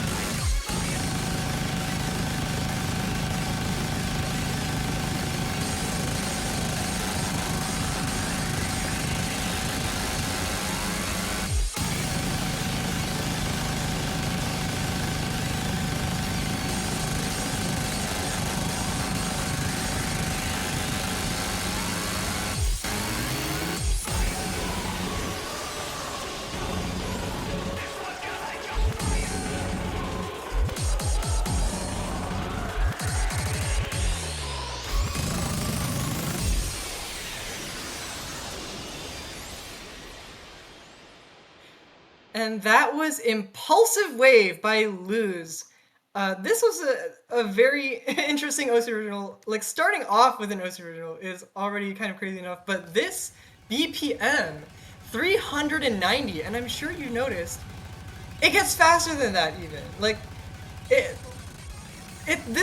difficulty of this is absolutely absurd, and those speed ups in the streams are absolutely non-trivial. Of course, it's the original. Let's run through some design credits. Huge shout outs to you guys on the design team. Pineapple for the illustration, Mocha and Ioka for graphic design, Red CXCA and Panthulu for design quality assurance, and Sakura 006 for video and design coordination. Thank you all so much for your work, and thank you, Luz, for the amazing original song. Yeah, absolutely. Really wonderful things to all of them. You were talking about how the difficulty of the streams in that map, and I kind of wanted to transition back into it just to give an idea. You said 390 BPM, but I think it was pretty clear that some of those bursts do get a lot faster than that, and if you were paying attention to some of the notes, it was not consistent rhythmically. There's a few changes in rhythms even through some of those longer streams, and I think just in general it's going to be really hard to hold on to a map like this for the whole period of time. Even if it's just 2 minutes and 43 seconds, that's still quite a long time to deal with that. Absolutely, and I'm sure those of you who've been around for a while watching MWC will notice that this is like a kind of, in a way, spiritual successor to Love Song, which was also charted by Valedict. This was featured in Grand Finals MWC in, I think, 2022, if I'm not mistaken. Something like that. It's one of those years. Yeah, one of those. all of these Grand Finals map pools get blurred together for me, so. For sure, yeah. But yeah, I mean, with that being said, that's Rice 1. We can move on to Rice 2. And a classic, we got our fast jump stream pick. It's going to be Himaringo Yatsuya-san ni Yoroshiku. Map by Miari Chezu on 1.35x, and that BPM is a little scary. Almost 300 BPM for the speedy jump stream pick. Don't let star ratings fool you on something like this when the speed is that high. Yeah, this is a pretty classic song for those of you who play OC Standard. Pretty popular song there. 297 BPM, 1.35 up rate. This is really dense and really brutal. A lot of anchors and trills, as you will immediately notice. Even in the break sections, we got these really long anchors, which makes this map kind of, I wouldn't say a stamina test because that's Rice 3, but it definitely contributes to, like, I guess I want more of a consistency thing for sure, like where you want to kind of maintain that composure throughout the map, but it's definitely very easy to slip up when you're not paying attention. Yeah, I mean, it's one of those things where when there's one-hand trills like this, I mean, the longest they last is 4 notes, right? But when you have one-hand trills like that, it changes the motion of how you're playing the map. I know that when you're, especially when I'm playing Jump Stream, I know that when the patterns are a little more comfortable, less focused on the one-hand trills, I know my hands are able to last longer because I can kind of work my way through them. They're more cheesable than one-hand trills are. And then the anchors just add an extra layer of, you know, stamina draining and difficulty of just coordination on the pattern by itself. Yeah, absolutely. I mean, the map is very short, luckily, so players do not have to suffer through 297 BPM jump stream for that long. But with that being said, it is still fairly difficult, and I would see people probably having a hard time, like, coming to the fact that they would have to probably, if they want to pick a jump stream map, they would probably have to go for this instead of Rice 3. Yeah, our stamina pick. Y'all are not ready for this, by the way. Yeah. Okay, we'll just get into it. Saitama Saistyo Heiki Fuga. This is a collab, I believe, between Hylatl and Lemon Guy. And we talked about those two mappers last round because they were the duo that did the Rice 2 and Rice 3 from last round. This time, joining hands and creating the Rice 3 this time. And if you know anything about both of these two the patterns that they make, it's gonna be a little brutal. Maybe the hardest map in the pool? Question mark? I think it's the hardest map in the pool, but the score definitely doesn't communicate that very well. And just real quick, I forgot to mention that the previous map was collab with Cuda. Anyways, it's funny how these two maps, both the jump stream and the stamina map, are collab. There's a lot of kind of like diversity in that sense with the jump stream, but I will say that honestly, like, this map right here, like, it doesn't really feel like a collab. It just feels like non-stop, this sort of like 1/4 anchory and then like 1/5 like jump stream every so often. A lot of 1/3 mini jacks as well. It's just the kind of style that you're probably used to by now with the past few Lemon Guy maps. But yeah, now high levels here too. Yeah, you know, we're so used to having stamina picks that are primarily focused on jump stream, and that's not necessarily untrue for this pick, but there is certainly a large variety of types of patterns. You're going to get technical patterns, you can get jack-type patterns, and like you said, we've got some jump streams in the middle of it as well, despite most of the chart like centering around that jump stream and one-hand drill focus that we see from High Lotto and Lemon Guy a lot. Absolutely, and I mean, with that being, there isn't really much else to say about the chart itself, because I think it just really goes to show like this sort of intense sort of level of patterning. It's not just jump stream. You're handling like jump stream, and on top of that, you have to transition in and out of like mini jack glut patterns. Like they're light for sure, but they definitely contribute to that stamina factor, where you're like, oh, this is so tiring. I need to be done with it. That's really how this map feels basically the entire time. But it's really fun. Honestly. Yeah, and this like, solo comes around and you see some of those solo patterns and the jump streams start to hit with like staircasey type patterns in the middle of all of this. And unlike most other stamina maps that we've had, we're 3/4 of the way through this and we haven't had any kind of break. Like there's no time to catch your breath anywhere. And you know, it's 3.5 minutes, so it's not as long. And hand stream. But it's 3.5 minutes, so it's not as long as what we would normally expect from a stamina pick. But like I said, the lack of a break. Long enough for Grand Final players to probably get a little tired after maybe like the first 2 minutes, 3 minutes. The structure, the lack of breaks, the variety of patterns are all going to contribute to the stamina just draining from players, I think. Absolutely. And I mean, it's absolutely relentless. I know I say that word a lot in these showcases, but this, I feel like it really applies here.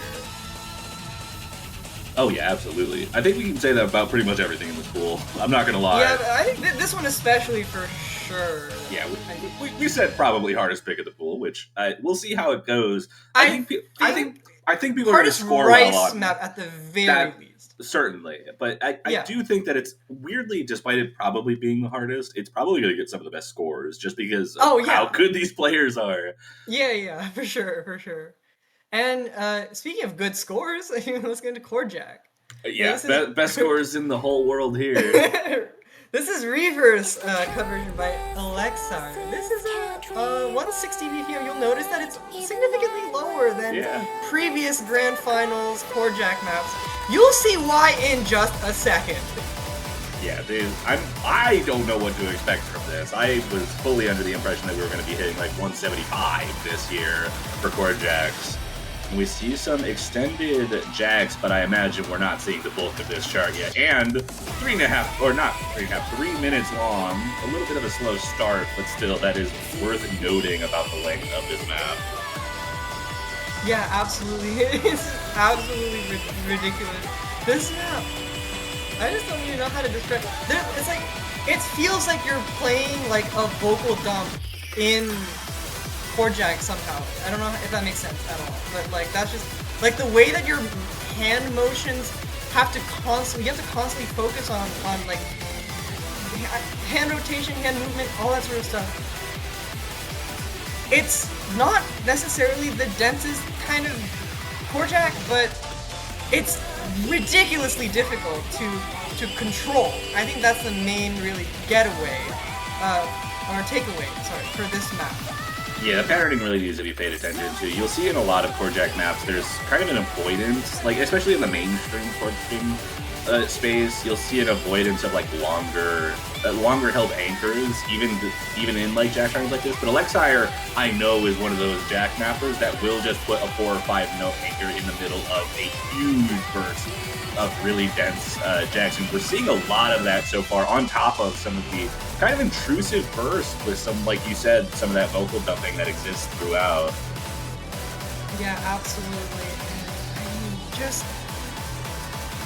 just watching the mesmerizing like chords, it's just absolutely absurd to imagine that we're gonna probably see some insanely good scores on this during the matches. And honestly, I can see this being protected by some Protected, I'd be interested to see if a Protect comes out for this. As far as these 3 teams that made it, I don't think any of them are particularly interested in looking towards the core jack. I mean, the core jack pick this round, I think, was almost fully ignored. I think it might have been played in 1 match. And we need to fact check that. Would need to, but I don't think it was picked very much this weekend. But yeah, I mean, like, this map is just completely relentless throughout the entire thing. I mean, again, 160 BPM is more than you would expect for base lineup, but hasn't the entire core jack like slot for this entire year felt a little on the slow, at least on the tail end, right? Like, it felt a little a little bit slower of a curve than I think most people were expecting.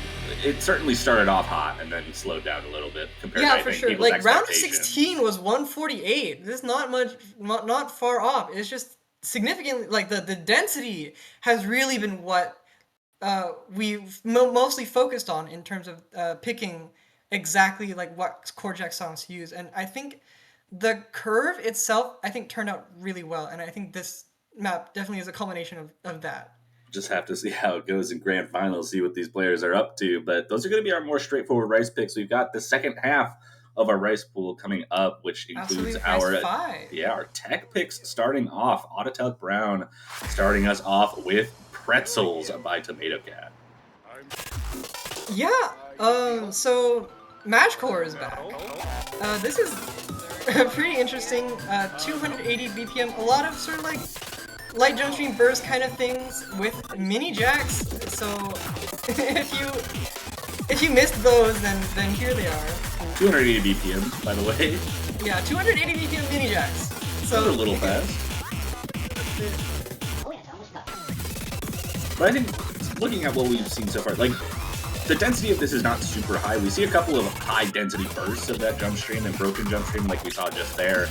But I think a lot of the difficulty of this is going to come down to, 1, the broken nature of it, but 2, I think more importantly, is going between those like brutally fast mini jacks back into that 280 BPM jump stream. It's going to be very difficult to transition your hand from trying to do the fast jump stream motions versus just the mini jacks, which almost feel like you kind of have to twitch your fingers a little bit. It's a little bit of an awkward motion. Sure, yeah. Like 280 is in that range where it definitely feels like that for sure. And like, I would honestly say like the mini jacks are pretty hard, sure, but they're fairly isolated. Like they're not like embedded in like super tricky patterns.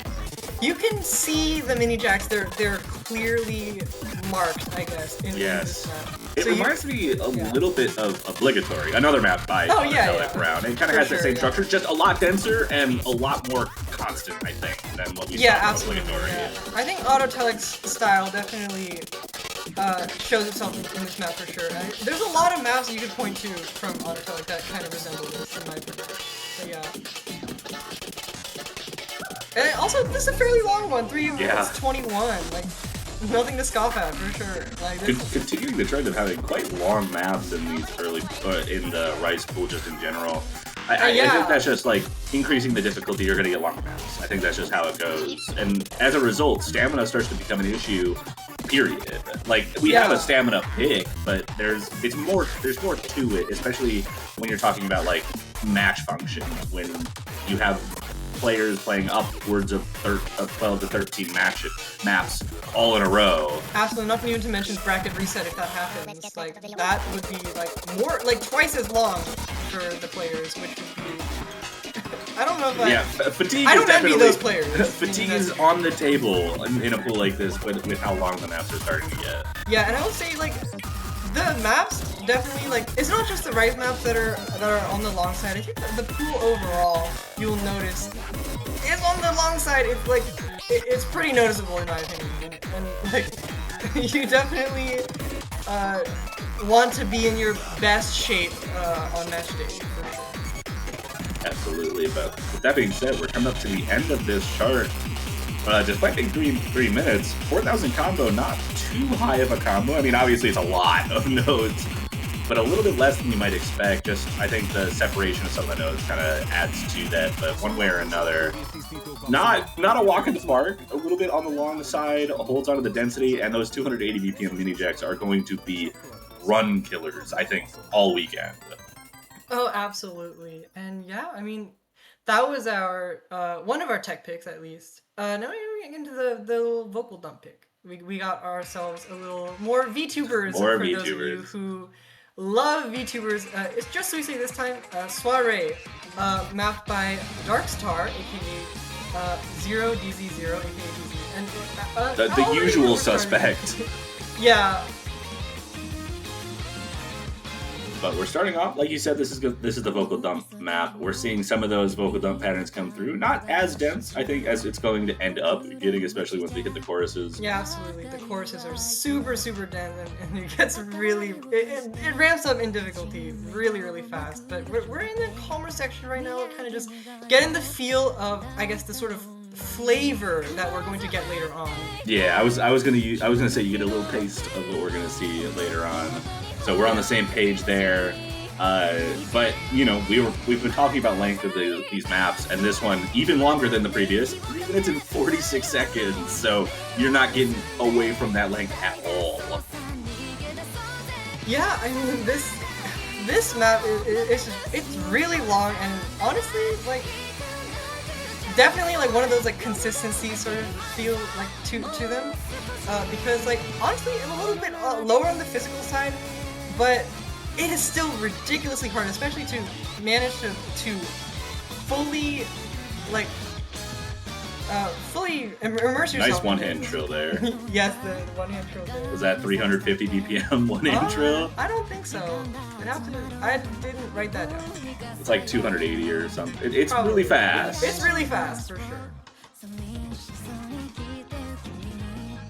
One way or another, we're back into a little bit of a break section. Still got some awkward patterns in the burst to deal with, but if you can make it through those choruses, these should be no problem and might actually act as a little bit of a stamina builder.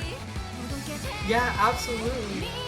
And I mean, we're back into another chorus section, and it just gets. It feels denser probably because we've been playing for a long time at this point. But Yeah, and you're it's only probably halfway around the through. same. Yeah. There's a third chorus coming up later as well. Oh, I wouldn't have guessed. with a third of the map remaining, but we're gonna see pretty much the same kind of stuff. These patterns here are actually a little bit more on the comfortable side as we get out of this second chorus. Just a little more constant burst, longer bursts, but easier patterns. I think makes sense when it comes to these kinds of vocal dumps. Yeah, absolutely. I mean, like, it's just we're in the real break section now. Like the previous breaks were like just verses, like sprinkles of stuff. But this now we really get into the. This is where you can really like wash your hands. Well, not figuratively, of kind of the stamina that you sort of built up to get into the third chorus as fresh as you can. Yeah, something we haven't necessarily been talking about so much is that, you know, we have the difficult burst patterns and dumpy patterns in general, but every now and again you do get some of those, like, very either implied mini jacks or actual mini jacks at a very high BPM, and those can definitely cause some issues with trying to keep the flow of this map within grasp for the players, especially with how long it is. Absolutely. I mean, the map, it's coming to a close, but I mean, it really took us a while to get to this point, for sure. And with that being said, that was our Rice 6. That was our dump pick. And now we're gonna get into our Rice 7. It's sort of a tech wildcard. I'd say it's more on the Jackie side for sure. This is Backbeat Revenge by Disguise and Alexei. It's a collab 1.1. This is a new song, so for those of you who are Camellia fans, big Camellia fans out there, this is in the new album, I believe, the Chimera Dragon. I don't want to get that wrong, actually. Return to Camellia. Yes, we're back to Camellia. Alexei, big fan of Camellia this round, I guess. Yeah. Mapping two of them in the Rise pool, and this one, wow. Okay, those are this are is really awkward patterns. What you'll expect for this map. This is kind of our silly Jack pick, like Jack Tech pick, rather. Silly Jack pick. I mean, these are pretty silly. I don't think the players will pick that next weekend or while they're practicing. Those patterns, triple jacks, kind of repeating over and over seems to be the motif that comes around for a map like this. And honestly, this kind of, in a way, reflects a little bit of that chord jack structure, a little bit less dense as far as chord jacks go, plus a lot more of a focus on like the technical bursts and everything in between it, but still has that like chord jack motion to it almost. Yeah, for sure. I mean, like the sort of like rotation of the chord jacks we saw earlier. We're getting these short mini jacks here, which are pretty tricky. I think they're like 1/8 or 1/6. I'm not really sure, but they're really fast, so you don't have to watch out for those. Yeah, and length of maps continues to be quite high. This one's the shortest of our tech picks so far, but still 2 minutes and 44 seconds, so you still have a little bit of a long map to deal with, especially with the chord jacky structure of it, though I think a lot of players are going to be comfortable with that, though. These 4-note jacks might just beg to differ because those look really awkward to get right. And repetitive patterns coming around here, very focused on that right hand, now moving to the left hand, and this is going to be mind block central, I think. If a mind block happens, it's going to be in this section. Yeah, absolutely. I completely agree. Like the 4-note long jacks going into the chord, it's just absolutely ridiculous. Oh, we got some longer long jacks here. What's up? What's up? Oh, I don't like that transition. That looks really tough. Going from the 2-4 to the 2-3 on that long jack is going to be extremely difficult. Not to mention, it's 2-hand jacks. It's not like you're just chord jacking one hand when you have some of those long jacks. You have to do it on both hands, and that is so difficult to coordinate properly, especially in the middle of everything going on in this map. Yeah, absolutely. It's absolutely ridiculous. With that, we got Rice 7 done, and now we are going into Rice 8. This is going to be our heavy tech pick, as if these maps weren't heavy enough already. This is the ever-increasing death toll of birds in my life, 1.15 by Pizza69. For those of you who recognize this map, not sorry. The classic FFR core. Absolutely, and this has been kind of circulating around, I guess, like for the past maybe 3 years. We've been talking about using this, and here it is. There you go. We're using it. You're welcome. Sorry. Yeah, you'll notice right off the bat, kind of like very bursty. A lot of sort of not truly mini jack heavy, like. It's heavy tech. It's heavy tech. There's jump truly burst. There's all sorts of absolutely. I think heavy tech is the right way to kind of describe this. For sure, yeah. You got some longer jacks there. Like you said, the jump truly burst as well, which is a staple of that FFR core. I think if you've seen an FFR core map, or anything by Pizza, you'll recognize the style that this is done. Yeah, absolutely. I mean, this is just absolutely... These patterns are absurd, but it gets even more difficult in the second half of the chart. You'll know right away. This chart gets completely, like, I don't know what expression to use, but like it just completely goes off the table. Off the rails? Off the rails, yeah. Yeah, something else, again, I've been mentioning this a lot, but 2 minutes 53 seconds on the length counter. You get a little break here, but that needs to be noted. Shortest tech pick in this pool, 2 minutes 45 seconds. Shortest Rice pick is Rice 2 at 2 minutes, and everything else is quite long. in this rice pool. So stamina, beware. Yeah, it's just a relentless second half for sure. It just gets even denser here. Even more mini jacks, even more bursts, even more whatever. You name it, it's here. It's completely off the rails, as you said. The split trill there with some interesting mini jack transitions, of course. It's just, what else is there to say, really? I mean, it just keeps going. Yeah, it absolutely does. And this, like you said, the second half gets extremely brutal. No kind of stops in the motion on top of some really fast bursts. I mean, 216 BPM, those are, I imagine those get to the equivalent of about 430 BPM bursts. And that's no joke when you're having to deal with the mini jacky structure of a heavy tech pick like this in the middle of it all. Yeah, absolutely. And the map is closing out, but you know, that pretty much sums up the chart here. Yeah, absolutely. Exactly 3,000 notes. Just brutal. Yeah, for sure. And yeah, with that out of the way, that's Rice 8. We're done with Rice. So those of you who are looking forward to the second half of the map pool, here you go. We got our hybrid one, and we got something a little special for you. Here you go.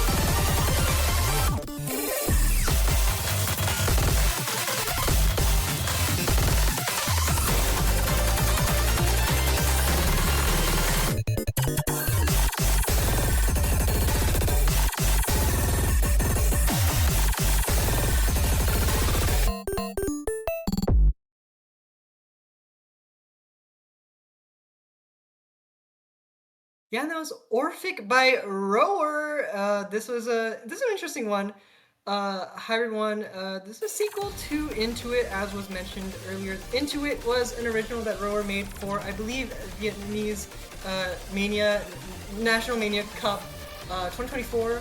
And I mean, we were like, that song is amazing. We gotta get something like that. And so we asked Rower. We're like, yo, what's up? And we got this. So thank you. Shout out to Rower.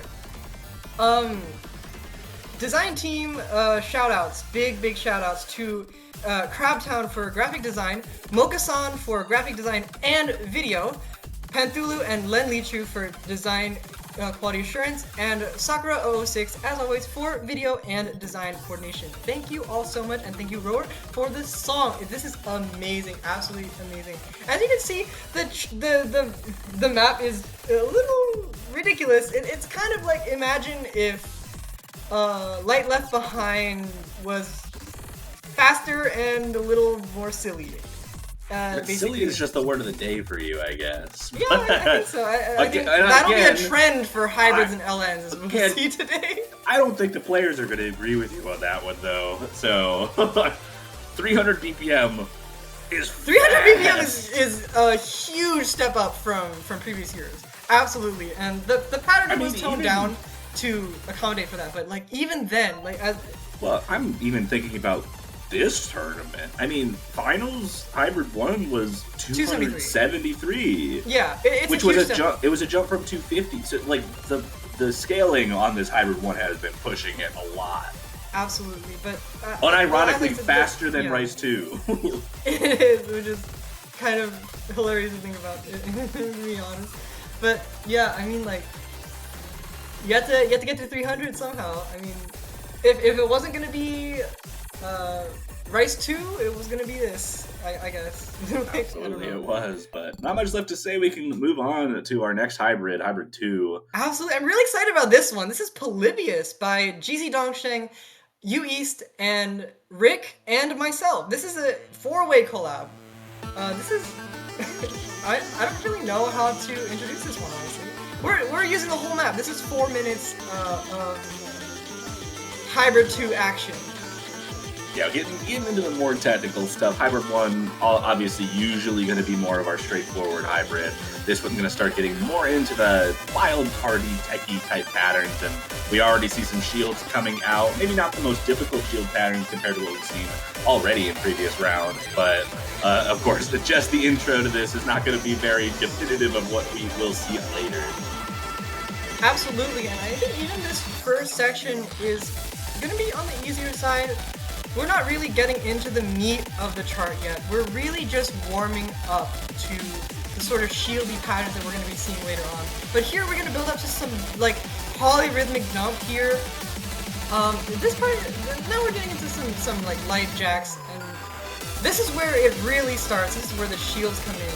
And these shields are fairly tricky, but honestly, kind of comfortable as long as you're not sharpshooting for accuracy, which I know the players in this tournament are going to be doing. Yeah, on the bright side, none of these shields so far are with another LN held down on the same hand.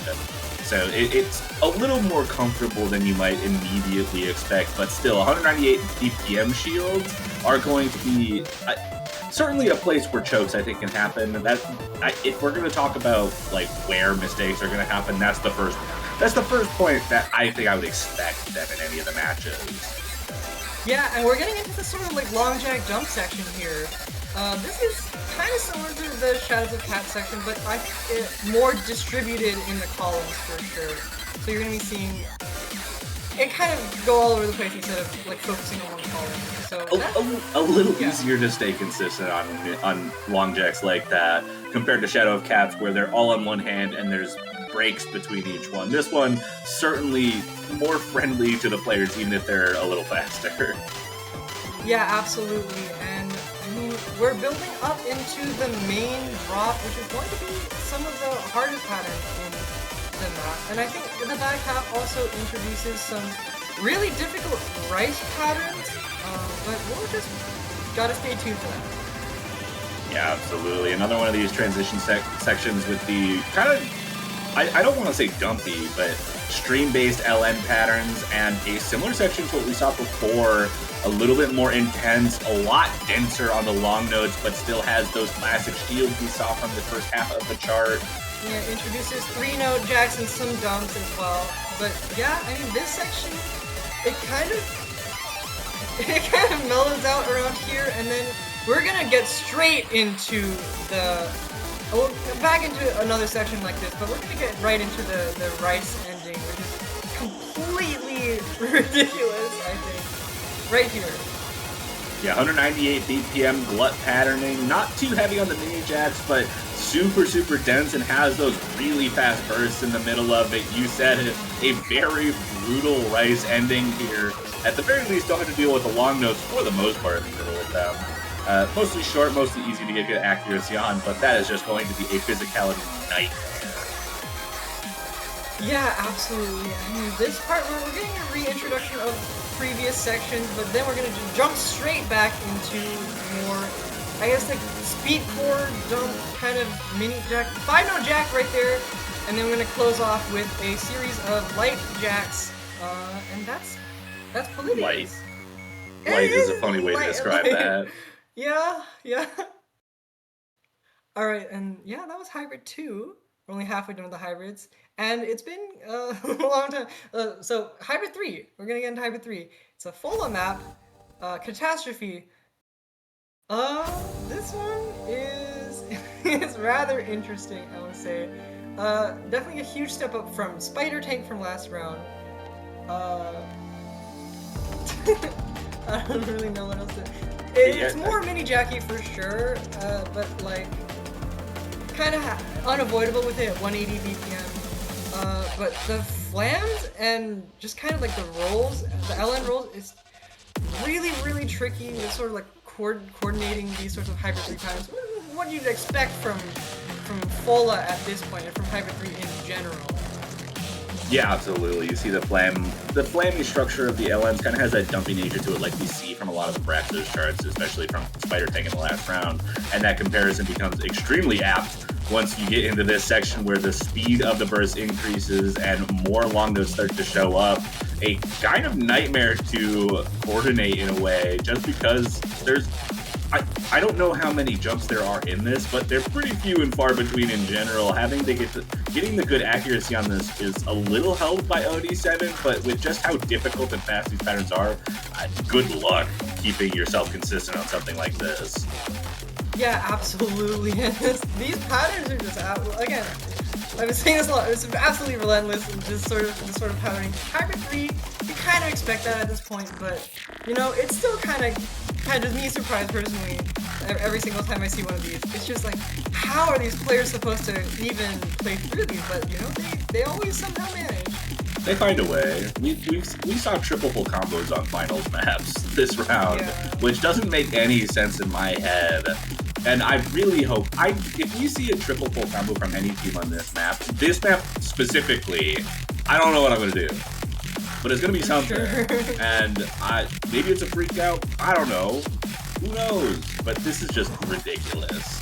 And you don't get the middle section in this one like you did on Spider Tank. You know, Spider Tank had those awkward patterns in the break, but it was still lower physicality. You just don't get that here. Yeah, at least for the first 3 quarters. Once you start it, it keeps going until you hit this sort of break section. But that's it. A lot of the meat of the chart is through at this point. So the difficulty that kind of comes with those patterns, and unless you're Nyasun fanboy who found a miss in the break anyways for that replay. Yeah. But one way or another, most of the difficulty of the chart is over at this point. You can see most of the points kind of gone. A couple of things that you have to pay attention to, some light shields, but nothing crazy. Yeah, absolutely. And as this map is closing out, I mean, it's Hybrid 3. You already kind of know what to expect there. But yeah, there you go. That was Catastrophe, map by FOLA. And now we're going to get into Hybrid 4. This is not a custom, but you'll recognize it. Terabyte. This is 1.1. This was mapped for Speed of Light 3 quarterfinals as a tiebreaker. We're using the short version of 1.1 here. This is going to be our Hybrid 4. 231 BPM. We're going to see some mini jacks, 3-note jacks at that tempo. But it's not going to be the main focus of the chart, in my opinion. It's going to be a lot of sort of dumpy sort of things. Some shields, like mini jack shields, like in the LNs in the second half as well. So that's kind of just a big summary. It is, I would say, just probably like a little lighter than Illegal Legacy and then higher BPM by substantially. Yeah, you're already seeing some of that higher BPM come into play. Even in the slower section here at the start, you're seeing those trills at 231 BPM, and that brings you 231 BPM mini jacks, and that's not very comfortable even in the low density section. Something else that I think people are going to be looking at and cheering for once, a 2.5-minute chart. So a little bit shorter, a little bit more friendly on the stamina, and like you said, with the lower density, it might even help a little bit more with that, though. These patterns, no joke, like you said, triple jacks and a lot of shields that are just no fun to get right and be consistent on. Yeah, absolutely. And I mean, each of these sections are fairly different. We have this sort of like dumpy section here with embedded mini jacks. We're gonna have the Lacrimetro right here at 231 BPM, something around the same as Lacrimetro. That's about the same. It's a pure Lacrimetro.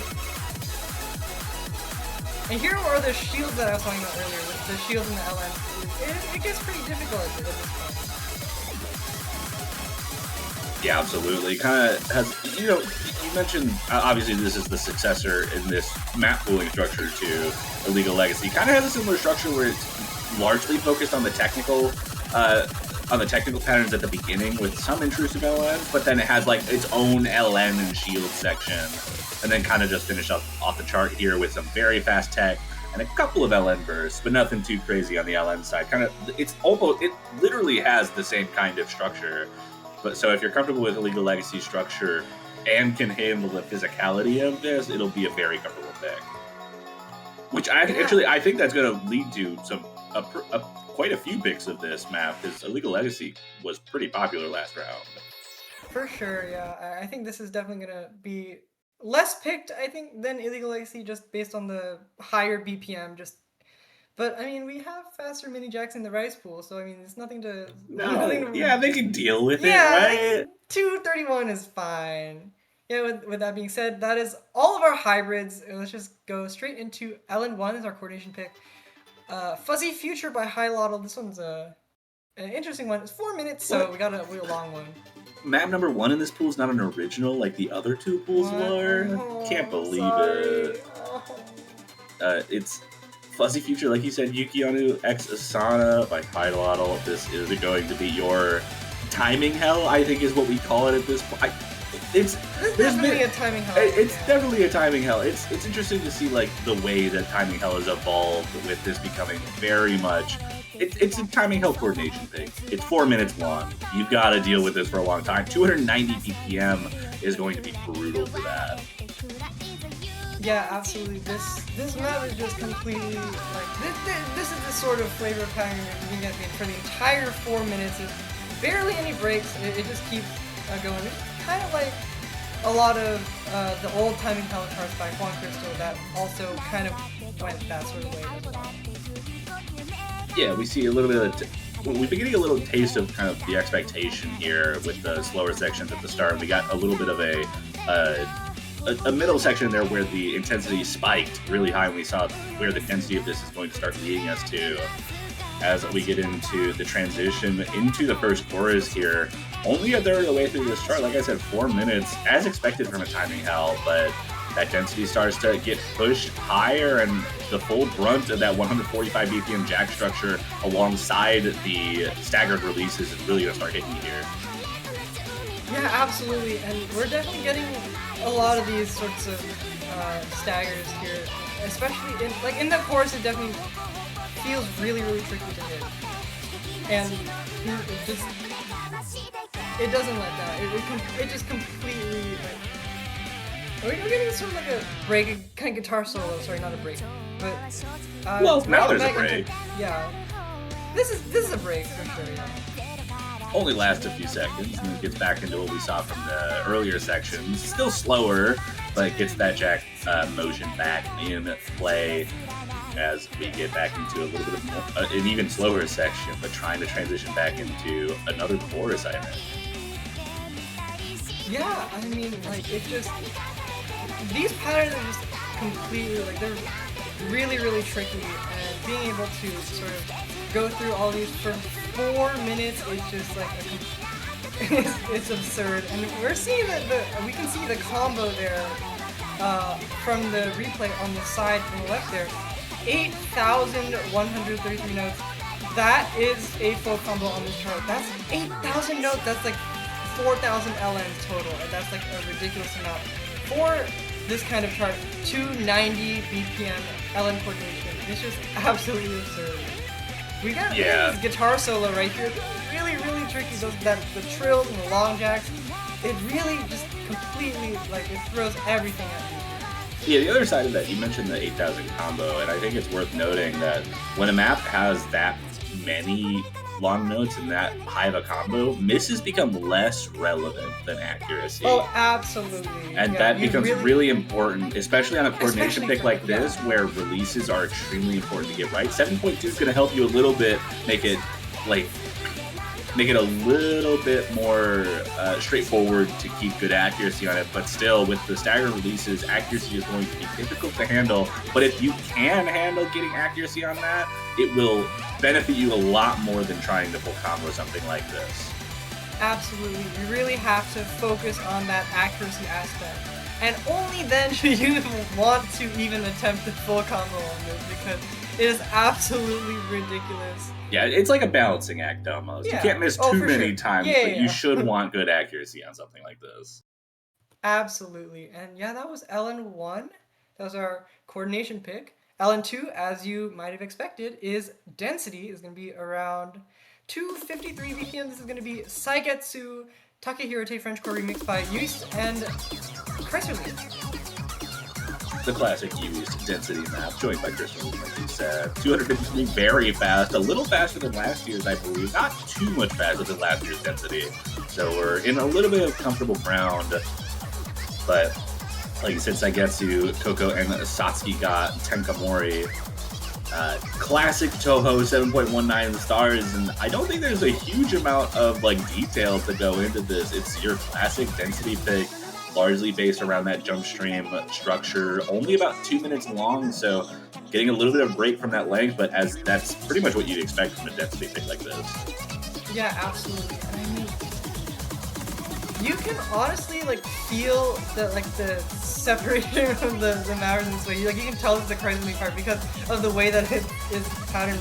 The way that the tricky aspect of the density maps that you expect from Campanella and previous Chryslerly maps of the past, as well as Yui's sort of vocal, the way that Yui's does shaping in vocals with their density patterns. It really all comes together in this game, I think. Yeah, each mapper's mark is clearly there, I think, is the point. And you get a little bit of that difficulty. You feel it while you get the really difficult density patterns that Yui's likes to cook up, and Chris Arlene, despite it being the density pick with Chris Arlene, still having that kind of that difficulty with some of the more coordination-based density patterns that they like to put into their maps.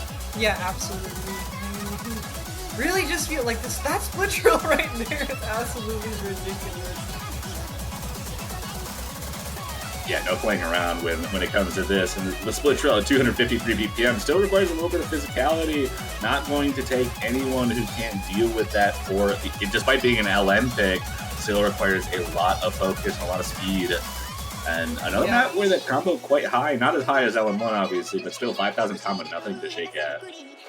Yeah, and this is, I mean, this is really physical LN pick. Probably our most physical LN pick. Actually, I'm not sure about that. No, I don't. That's wrong. Now that I just said that, you just reminded me of LN3, which is even more physical than LN2 somehow, with 260 BPM, and the patterns are not super straightforward density. They're just you go ahead and introduce it. Yeah, I mean, it's kind of density. The patterns are just a little bit awkward. It's a little lighter than your normal density pick, but it's faster. Like you said, 260 BPM. This is going to be a lot more focused on the speed aspect of it, and also includes more than just kind of jump stream speed. It has a section specifically in the center, in the middle of this map, where the bursts and LN burst coordination is going to be extremely important. Yeah, that is definitely the part that I have in my mind right now. Seeing these patterns in front of me, I'm like, but that section though, later on, It starts right here. Yeah, bursts start coming up. You got a couple of jacks as well, 130 BPM jacks, all fully inverse, a little bit off center as well, so a little bit flammy. And in the middle of those bursts, you also have a couple of implied mini jacks, and that makes the coordination a little bit more difficult. You get the joining of some of that jump stream back with those bursts through this section. and just mixing everything together really make sure that your physicality is where it needs to be for this long no pick. Yeah, I mean, I don't really have anything to add here. Like, this map is just really, really difficult, honestly. Like especially with the physicality. For a LN wildcard pick, like you don't normally like. I guess you kind of a high BPM LN is definitely something that you do see in like at least recently, like with Fatal Entanglement, Kisaragi, etc. But like I mean this is like ridiculous. I mean like that burst right there, like it's just like completely like the angers and everything. This is just so much that split trills. Like wow, like this map is absolutely absurd. Honestly. Yeah, something worth noting too is that ending jump screen section is non-stop. It's not broken at all, unlike the first half. So it kind of adds another layer of density and difficulty and speed that's needed there. Absolutely, yeah. I mean that was just it's really ridiculous this chart, and I mean yeah. LN3. We can move on to LN4. This is going to be September by me and Alexire. This is 1.15 BPM 184. The chart doesn't really start until like maybe like a quarter of the way through, so just sit back and relax and listen to the song. It was yesterday for some of you, but it is today for me and for the people in the US. September 21st. Happy September 21st. It's still September 21st for me. It's 9 p.m. Yeah, It's just about 3 hours before it ends, so gotta celebrate there. A remix of the song, of course, but get a little bit of an opening section. We saw some early LN burst like we saw right there, but nothing too difficult yet, so it gets a little bit of build-up before we start getting into the really difficult patterns here. Yeah, and here we're building up into the shield patterns that we're going to be seeing for pretty much the rest of the map, save sort of long break sections later on. But, I mean, yeah, this is pretty much what you get. Yeah, absolutely. Kind of just shows you what it's made of once it starts and doesn't stop. It just keeps this kind of structure going a lot.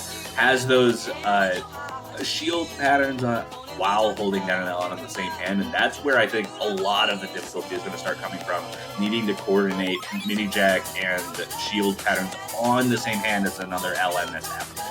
Yeah, absolutely. I think that pretty much encapsulates the main difficulty of this, honestly.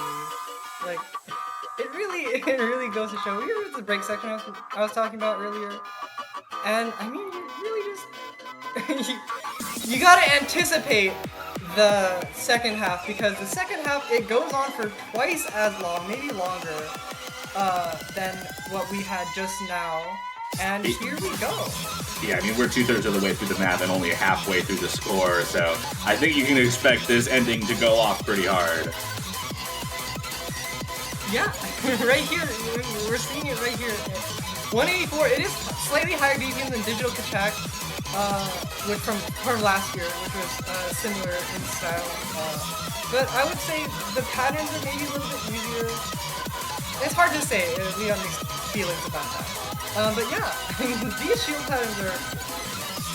It's not just shields, of course. We got some bursts and like trills embedded in there as well. Some 3-note jazz as well.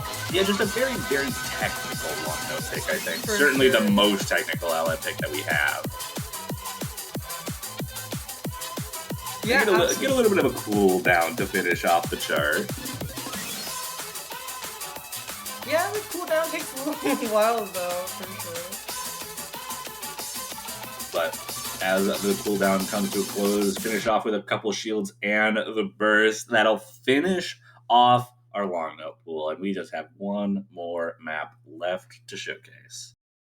Yeah, and that would be the tiebreaker, but I mean, it's rather unfortunate to say we don't have the tiebreaker. I'm sorry. I can't believe this. I'm so sorry. I must turn my head in shame. Yeah. For shame.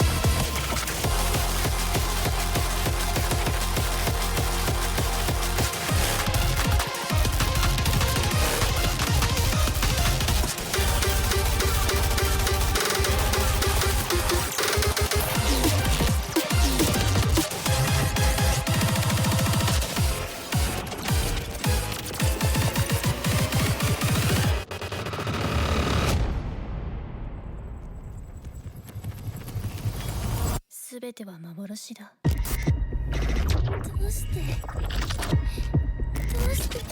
届かないの？少し私の何が足りなかったの？あなたはその光にたどり着くことを最初から許されてもよかった。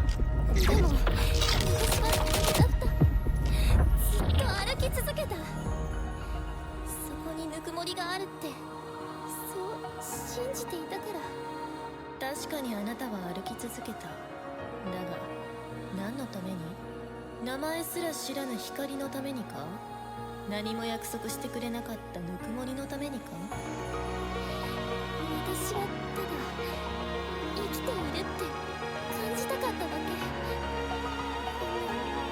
一瞬だけでも。それこそが最も残酷な嘘なのだ。あなたは生きてなどいなかった。何も残されていないこの世界で忘れられたものには何も残らない。この世界に属する者も覚えている者もいない。これこそが最も明確な真実。その星はあなたのためのものではなかったのだ。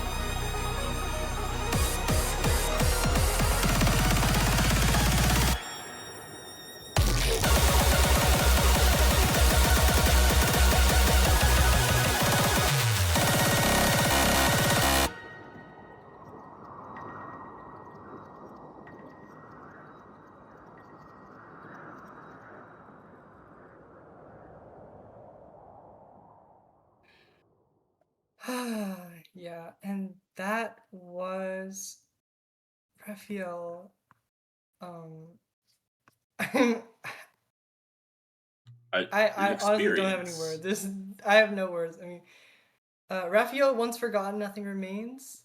We did see the credits earlier, but I'll just read them off again, just so everyone gets the credit they deserve. Creameries, Minerva Rin, Envyu, and Hero for illustrations. Zeth and Panthulu for graphic design. Kuroi's, Binary, Copperteen, and Himada for storyboard. Sugosugi and Dai for video.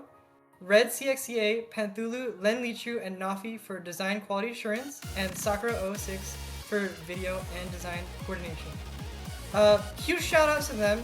Huge shout outs to Raphael for the song. And of course, huge shout outs to the mappers. The mappers were me, Guden, Alexire, Darkstar, Toph, Rick, aka Recon, Mysterion, and Fola.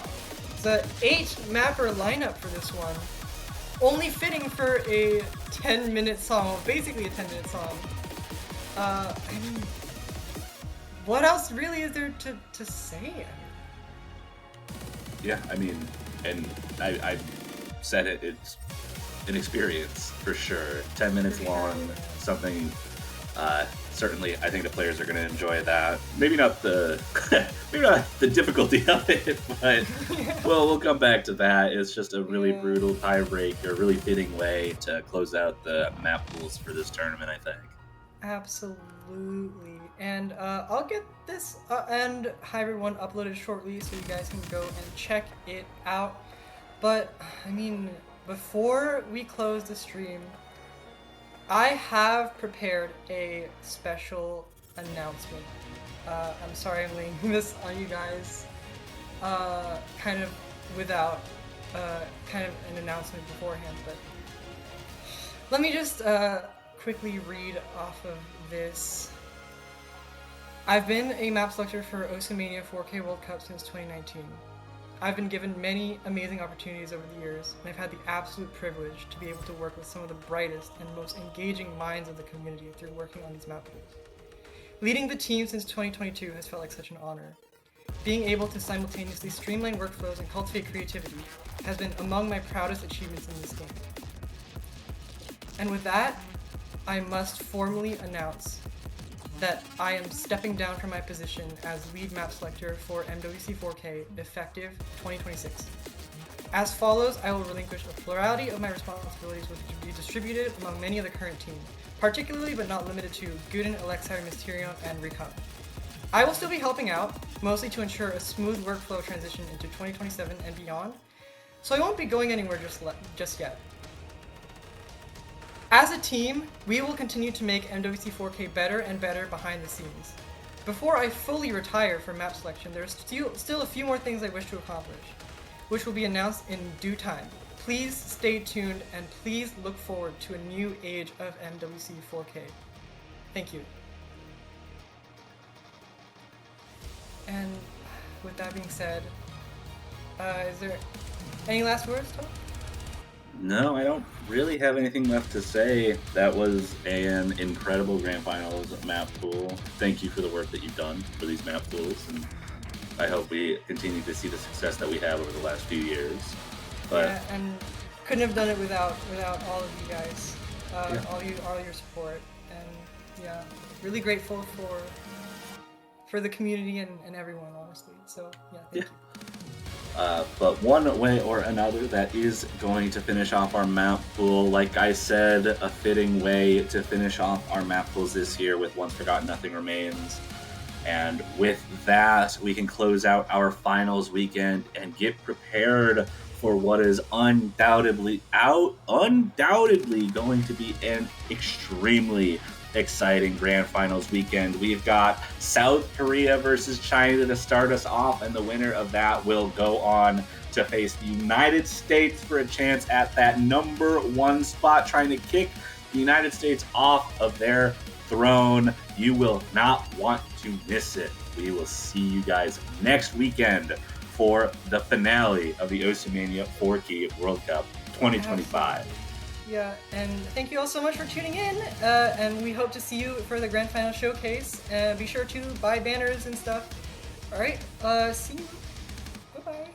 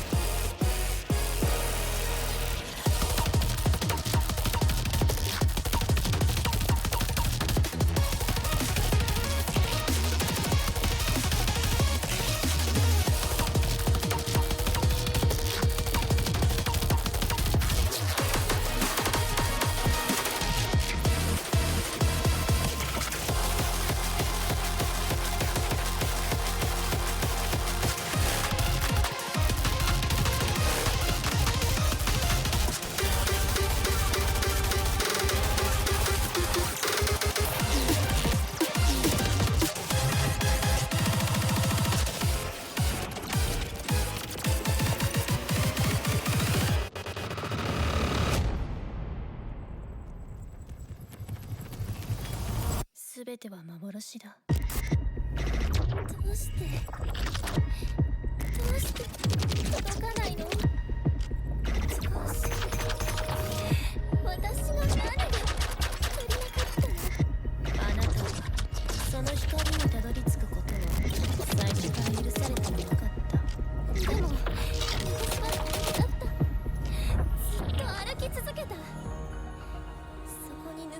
あるってそう信じていたから。確かにあなたは歩き続けた。だが何のために？名前すら知らぬ光のためにか？何も約束してくれなかったぬくもりのためにか？私はただ生きているって感じたかっただけ。一瞬だけでも。それこそが最も残酷な嘘なのだ。あなたは生きてなどいなかった。何も残されていないこの世界で忘れられたものには何も残らない。この世界に属する者も覚えている者もいない。これこそが最も明確な真実。その星はあなたのためのものではなかったのだ。